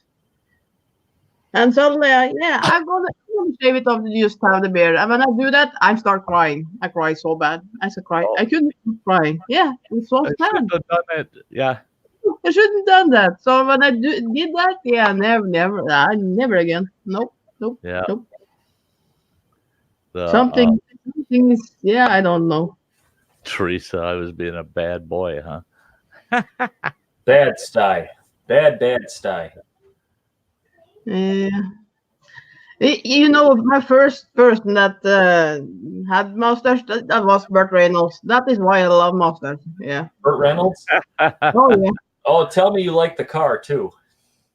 Yeah, I have a Firebird 77 in my... Oh, that's right. I forgot about that. Yeah, But I you're- wish I had a car. Were you on the panel, Ann, when I was when I was in Ohio driving over the road when they You brought were telling it 2 days ago, and I still think about it. How lucky you was to meet him, and then Jerry Reed was singing to you, and yeah, I'm still thinking about. I tell you what though, with Bert, the only thing I really, really regretted from the whole thing is I didn't have the guts to actually walk up to him and say, "Hey, just say something to me." You know, Please, if it's an acknowledge my autograph, something, that'd be existence. cool. But even if you just say something, would you shake my hand? That'd be. Yeah. I didn't I have was, the. I was jump I on didn't have him. the guts. He actually seemed like he was in deep thought and kind of pissed off about something. So I didn't want to approach him if he was in a bad mood.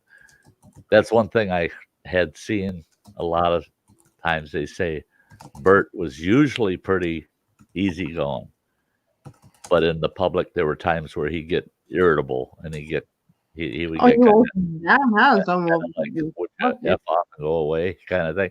Well, and I could understand during that period of time because the movies were hot at the time, and that's why they were doing that nationwide tour with the car, was because his audience wanted to see him. So I'm sure he was pressed every minute, and no wonder he just like, oh, would you keep them away from me? You know, I don't. They can love me from a distance, please. You know his bandit car was sold last year. Yeah. Yeah. Which one? Because I think they used The 4. original one. The original one. Yeah. Yeah, they used 4 in that movie. I think they destroyed 3 of them. No, he destroyed 4, and this was the 5th one. Okay. Yeah. Either way, I want one of those. I want the black Trans Am. Oh yeah, I did want it, but fuck, it was expensive. Oh yeah. I'm sure it was. I wanted one 70s era, and just never got one. I had an 88. It's not the same. And it's it's not the same car. And the thing is 88, they were unibody, they didn't have full frame, and you couldn't have as much fun with it. I busted the unibody on mine. Whoops. Jumping it over a set of railroad tracks. I got the car off the ground, but the body couldn't handle that impact when it came back down. So we had to re-weld the unibody back up, and it was still a fun car. The 88 was still a fun car. But other than that, my favorite car, I had a 69 Camaro.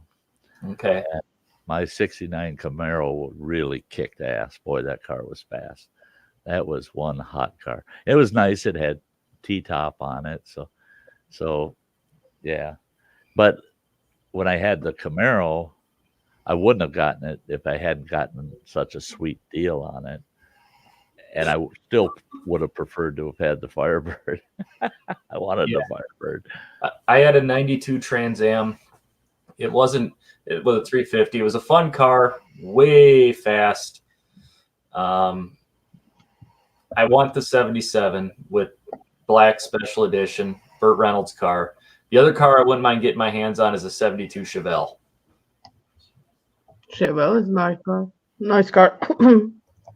Hey, girl, love me. Hey, Joey. Hey, Joe. Yeah, both my 88 Firebird and the 69 Camaro had T-tops. Yeah. Yeah. The T-tops are fun, but they're pain in the arse. It's some trouble with them, especially in Norway, because the rain is coming in and it's get a lot of stuff in it. So yeah. Yeah, they're leaky, and then if you pull them off, you got them in the back seat with you. They won't fit in the hatch. They don't fit in the hatch well. You gotta carry a blanket or a throw or something to put between them because they're banging at each other, and yeah, they're nice but not nice. Yeah. Mine didn't have them. I was just traditional hardtop Yeah. Yeah. The yeah, I'll have to dig them up, and I'll have to put that over in my StreamYard file. I got some pictures of the old 88. It's the only time I feel free and I feel like all problems that's gone away is when I sit in the Firebird and just drive. Yeah. Only time. Just go drive it. Yeah. I used to do that so often. My 63 Thunderbird, I would jump in that thing and fill the tank up with gas, and I'd take off, and I'd drive till I hit half a tank. Then I'd turn around and start heading back home. And just cruising all over. And I lived in my cars. I loved them. My ex-wife hated the fact that after we got married, I still did that. we only lived from where I worked to our house was only about 5 minutes, and sometimes it'd take me an hour and a half to get home because I'm out cruising in the car. Just, I had a 64 Chevy El Camino with a beefed up 389 Pontiac V8 in it, and I loved running around in that El Camino. That was a fast little truck, and I had a hard time going home sometimes. Yeah, that's when I'm on my Harley. When I get cruising, I don't want to come back. It just yeah. I'm kind of glad that I'm out of scooters now. I got no scooters. I had a really nice Sporty. It was chopped and it was a sweet. When I was young, it was a sweet bike. It was a hardtail, so yeah, I couldn't ride that sucker anymore. My back would last about 10 minutes.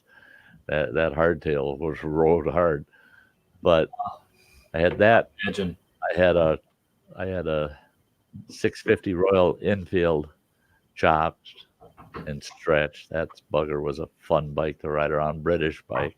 And then I had a Goldwing. I had a bunch of other bikes, but as far as choppers went, road bikes, real true road bikes, the Sporty was the favorite, of course, but the Goldwing was the last one I owned. And I had that problem on that too. I get on it and doggone it. All of a sudden I realized, geez, I do have to miles from home. I do have to go home sooner or later. And then realize, geez, what am I doing? I'm 250 miles from home. Exactly. Yeah. Yeah, I've done that. I've just jumped on the bike and hit the highway and started cruising, and next thing you know, I'm knocking on Illinois going, yeah. Well, that's going to be a long ride home, and I don't plan on spending the night down here. Hey, Granny. God loves me, and get her done, Granny. Hello. Get her done, Granny. Yeah. Get her done. Get her done. Get her done, Granny. Hey. It's thanks to that girl that I ended up eating all them stinky Oreos. Yeah, I just couldn't disappoint her. Yeah, but no, I'm that way with cars and bikes. Any vehicle. My truck now, that King Ranch is so damn comfortable. I get in that thing, I don't want to come home. I just want to go, keep driving, go. Oh yeah, my Trans Am, my bike, my Suburban. It doesn't matter. Yeah. Once I'm on the road, I just want to keep cruising.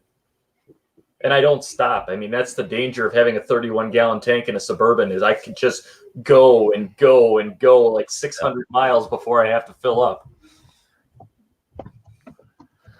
I get about 480 to 500 out of my truck on a full tank. How big is your tank? I don't want to tell you. Probably like 26? 40. Really? You got a 40-gallon tank in that thing? Yeah. Wow. That truck's risky. It costs me about $98 to fill it if it's on true empty. Wow. Yeah. And my truck gets 12 miles a gallon. Ouch. Yeah. Yeah, the Suburban Pure Highway will get about 22. Yeah, yeah. Yeah, there's a lot of trade-offs on that King Ranch. And all the trade-offs go against gas mileage. I don't doubt it. Yeah, so it's, but, you know, I'm single. You got a comfortable truck. I want that ride. I want that interior. There's nothing else out there on the road. Damn it. I wish I had other choices too.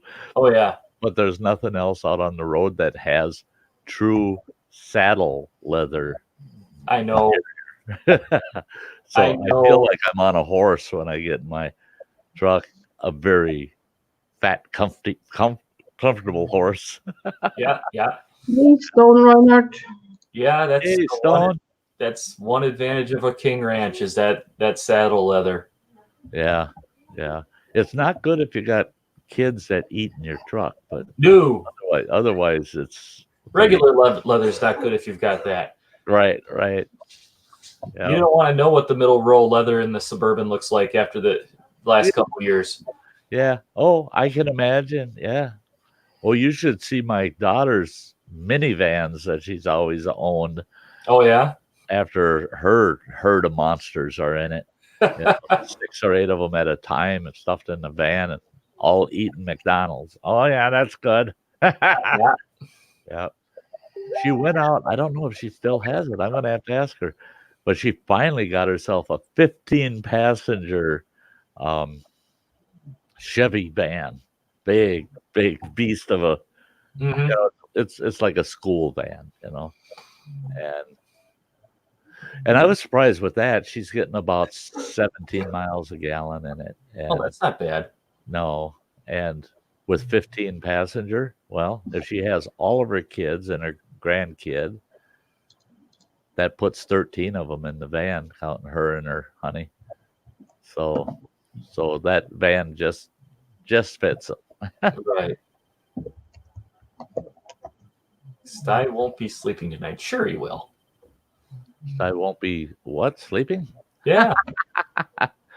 Oh, I will. I'm only going to actually be on here probably till about 1 o'clock in the morning. Well, my time. No, maybe about midnight my time. I'll be shutting down, getting off of YouTube. So I'll get some sleep tonight. Get her done, Granny says, I'd so love to have a 15-passenger van. I was real tempted. A guy had a 2005 Ford 15-passenger that lives in this building. He parks it 4 spots away from where I park my truck, and I kept looking at his van, and I'm going, same year as my truck. Mine's got a little bit of rust going on. His hasn't got any, and it sounds good, seems to run good. He maintains it well. And he's saying, I need to get rid of that. And I was tempted to tell him, you want to do an even up trade? Because I'll take that van and I'll make that into a conversion van. Yep. I'll live in that bugger. I'll go out on That'll be the adventure van. You bet. Tow my trailer behind that van. That'd be like a rolling castle for me. It would be. The only downfall is it doesn't have 4-wheel drive. If it had 4-wheel drive, then I'd really push to try to get a trade with them. It's just that I like to get way off the beaten path. I want to be able to get out of there. Joe says I ate 2 squares of the Moab and my eyes just started watering. And they told me I sounded like I was crying. LOL. Oh, yeah. Good for you.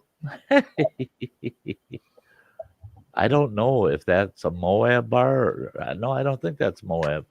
That Phil wants to send me a square of. It's something else. No, it's not a Moab. No. No, it's a different one. Yeah.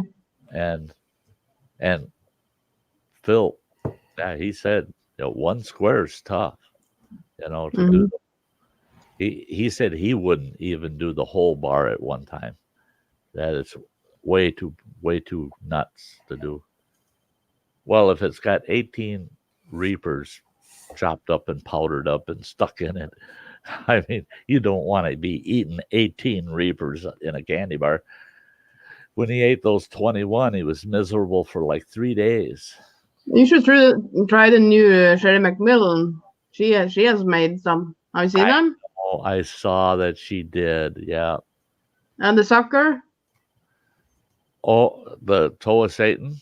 No, she made a sucker. Oh, she made her own. I didn't yeah. see That's hotter than the toe of Satan. Well, I don't want it.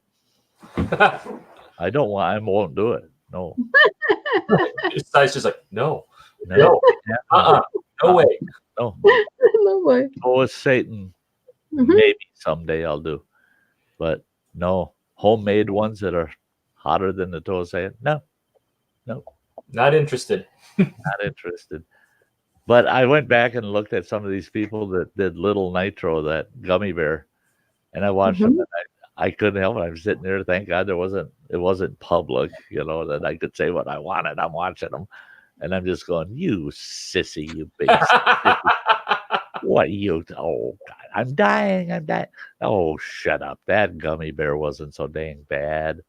It was about the same as the VAT 19 World Hottest Chocolate, but actually it was easier than the World's Hottest Chocolate. You just suck on that bugger and keep swallowing the juice until he gets soft enough, which takes about a half an hour for him to get soft enough. Then you can chew him up. The only thing I didn't like about Little Nitro was he stuck in my teeth, and it kept burning for about 3 hours because there were pieces that just would not come out of my teeth. And you keep rubbing them with your tongue, and it lights you back up. Okay, the bear's back. The bear's back. But I had fun doing Little Nitro, and I had myself so psyched up. I was so scared. And then, like a dummy, just proud of myself and eat that little pepper that Phil gave me. Yeah, guys, we'll do that. And oh, shit. Have you found the video? Yeah, Sty, did you find the video? No, I didn't. I just don't remember. If I could remember actually when, it would be easier to find it. It's either on one of his streams or one of mine. But I remember he was eating something hot, and I said, well, being you're doing that, I'm going to. I asked him, should I eat this little pepper that you sent me? And he said, yeah, go for it. And I was just so proud. Yeah, I'm willing. Shit. That one I should have been a little nervous for because it was hot. Yeah. Oh. No, I'll be jumping down soon. What's that? I'll be jumping down soon, Sty. Yeah. Are you going to come back up, or are you? Oh no, I'll jump on something else. Because I'll tell you what. Why don't we wrap it up, guys? Sounds like a plan to me. Yeah. Hang on, just not yet. Maybe hang on. Are you going to get a link for Phil? Yeah, I'm going to share it. Great. Hey, everybody out there in the chat, we're going to be posting up a link for Everything Spicy. And let's all head over there to Everything Spicy and give them a big shout out. Giving a hard time. Yeah. So is this a Sty raid? Don't shave your mustache, raid. Yeah. Yeah. Don't shave your mustache, right? Yeah. Yes. Yeah, it's just a Sty raid. Just a Sty raid. It's cool. We got 17 in the house, so hopefully we'll get all of you guys over there to support Phil. That's cool. I'm going to pull him up. I'm going to just say hi, and then I'm going to get myself something to eat before I do anything over on his stream. I haven't eaten since I ate last night on your stream. The what last night? Yeah, I ate something on your stream last night. I haven't. Yep. Well, I'm not going to eat on the stream, on the panel. because I'm having what the hell There's is it the called? link. Bitter cheddar bratwurst. I'm having so with all the ketchup, mustard, and relish on them. Yeah, I'm not gonna sit here and try to eat those in front of people. Why not? There it is, folks. Let's head over there. Yeah, Hashtag Sty and love the fact you've all been here. It's been wonderful. This is quite a long cup of coffee. A 5.5 hour cup of coffee. What the heck? So he hasn't started yet, so we can just wait. I don't know. he hasn't gone live yet. No. In fact, what I'm gonna do, there, boom. So I don't have. Yeah, it says waiting for everything spicy. So he should have started minutes ago. It's waiting for him. Oh, it's No, maybe on Spicy. somebody else. We're waiting for you, Spicy. Hurry up. Final self checkup for testicular cancer. Oh, so you're never going to check again, eh, Spicy? I don't believe it. He says it's final. Hey, Chuck, yes, it's been real. See you later, Chuck. Yeah. Take good care, Chuck. Yeah, somebody needs to chew that boy out. We shouldn't have to wait on him, you know. I just sent him a message, but I haven't seen it yet. Bet he's in another stream watching somebody. Yeah, well, you don't get your audience all excited about you streaming and then hang out with somebody else. I know, right? Yeah, I mean that boy. We need to take him out for a grown-up spanking, but then he'd like that, you know. He would. Oh yeah, he like that. He would like that. Spank me, show me you care. Yeah, 15 is waiting. So I don't know what is up to, but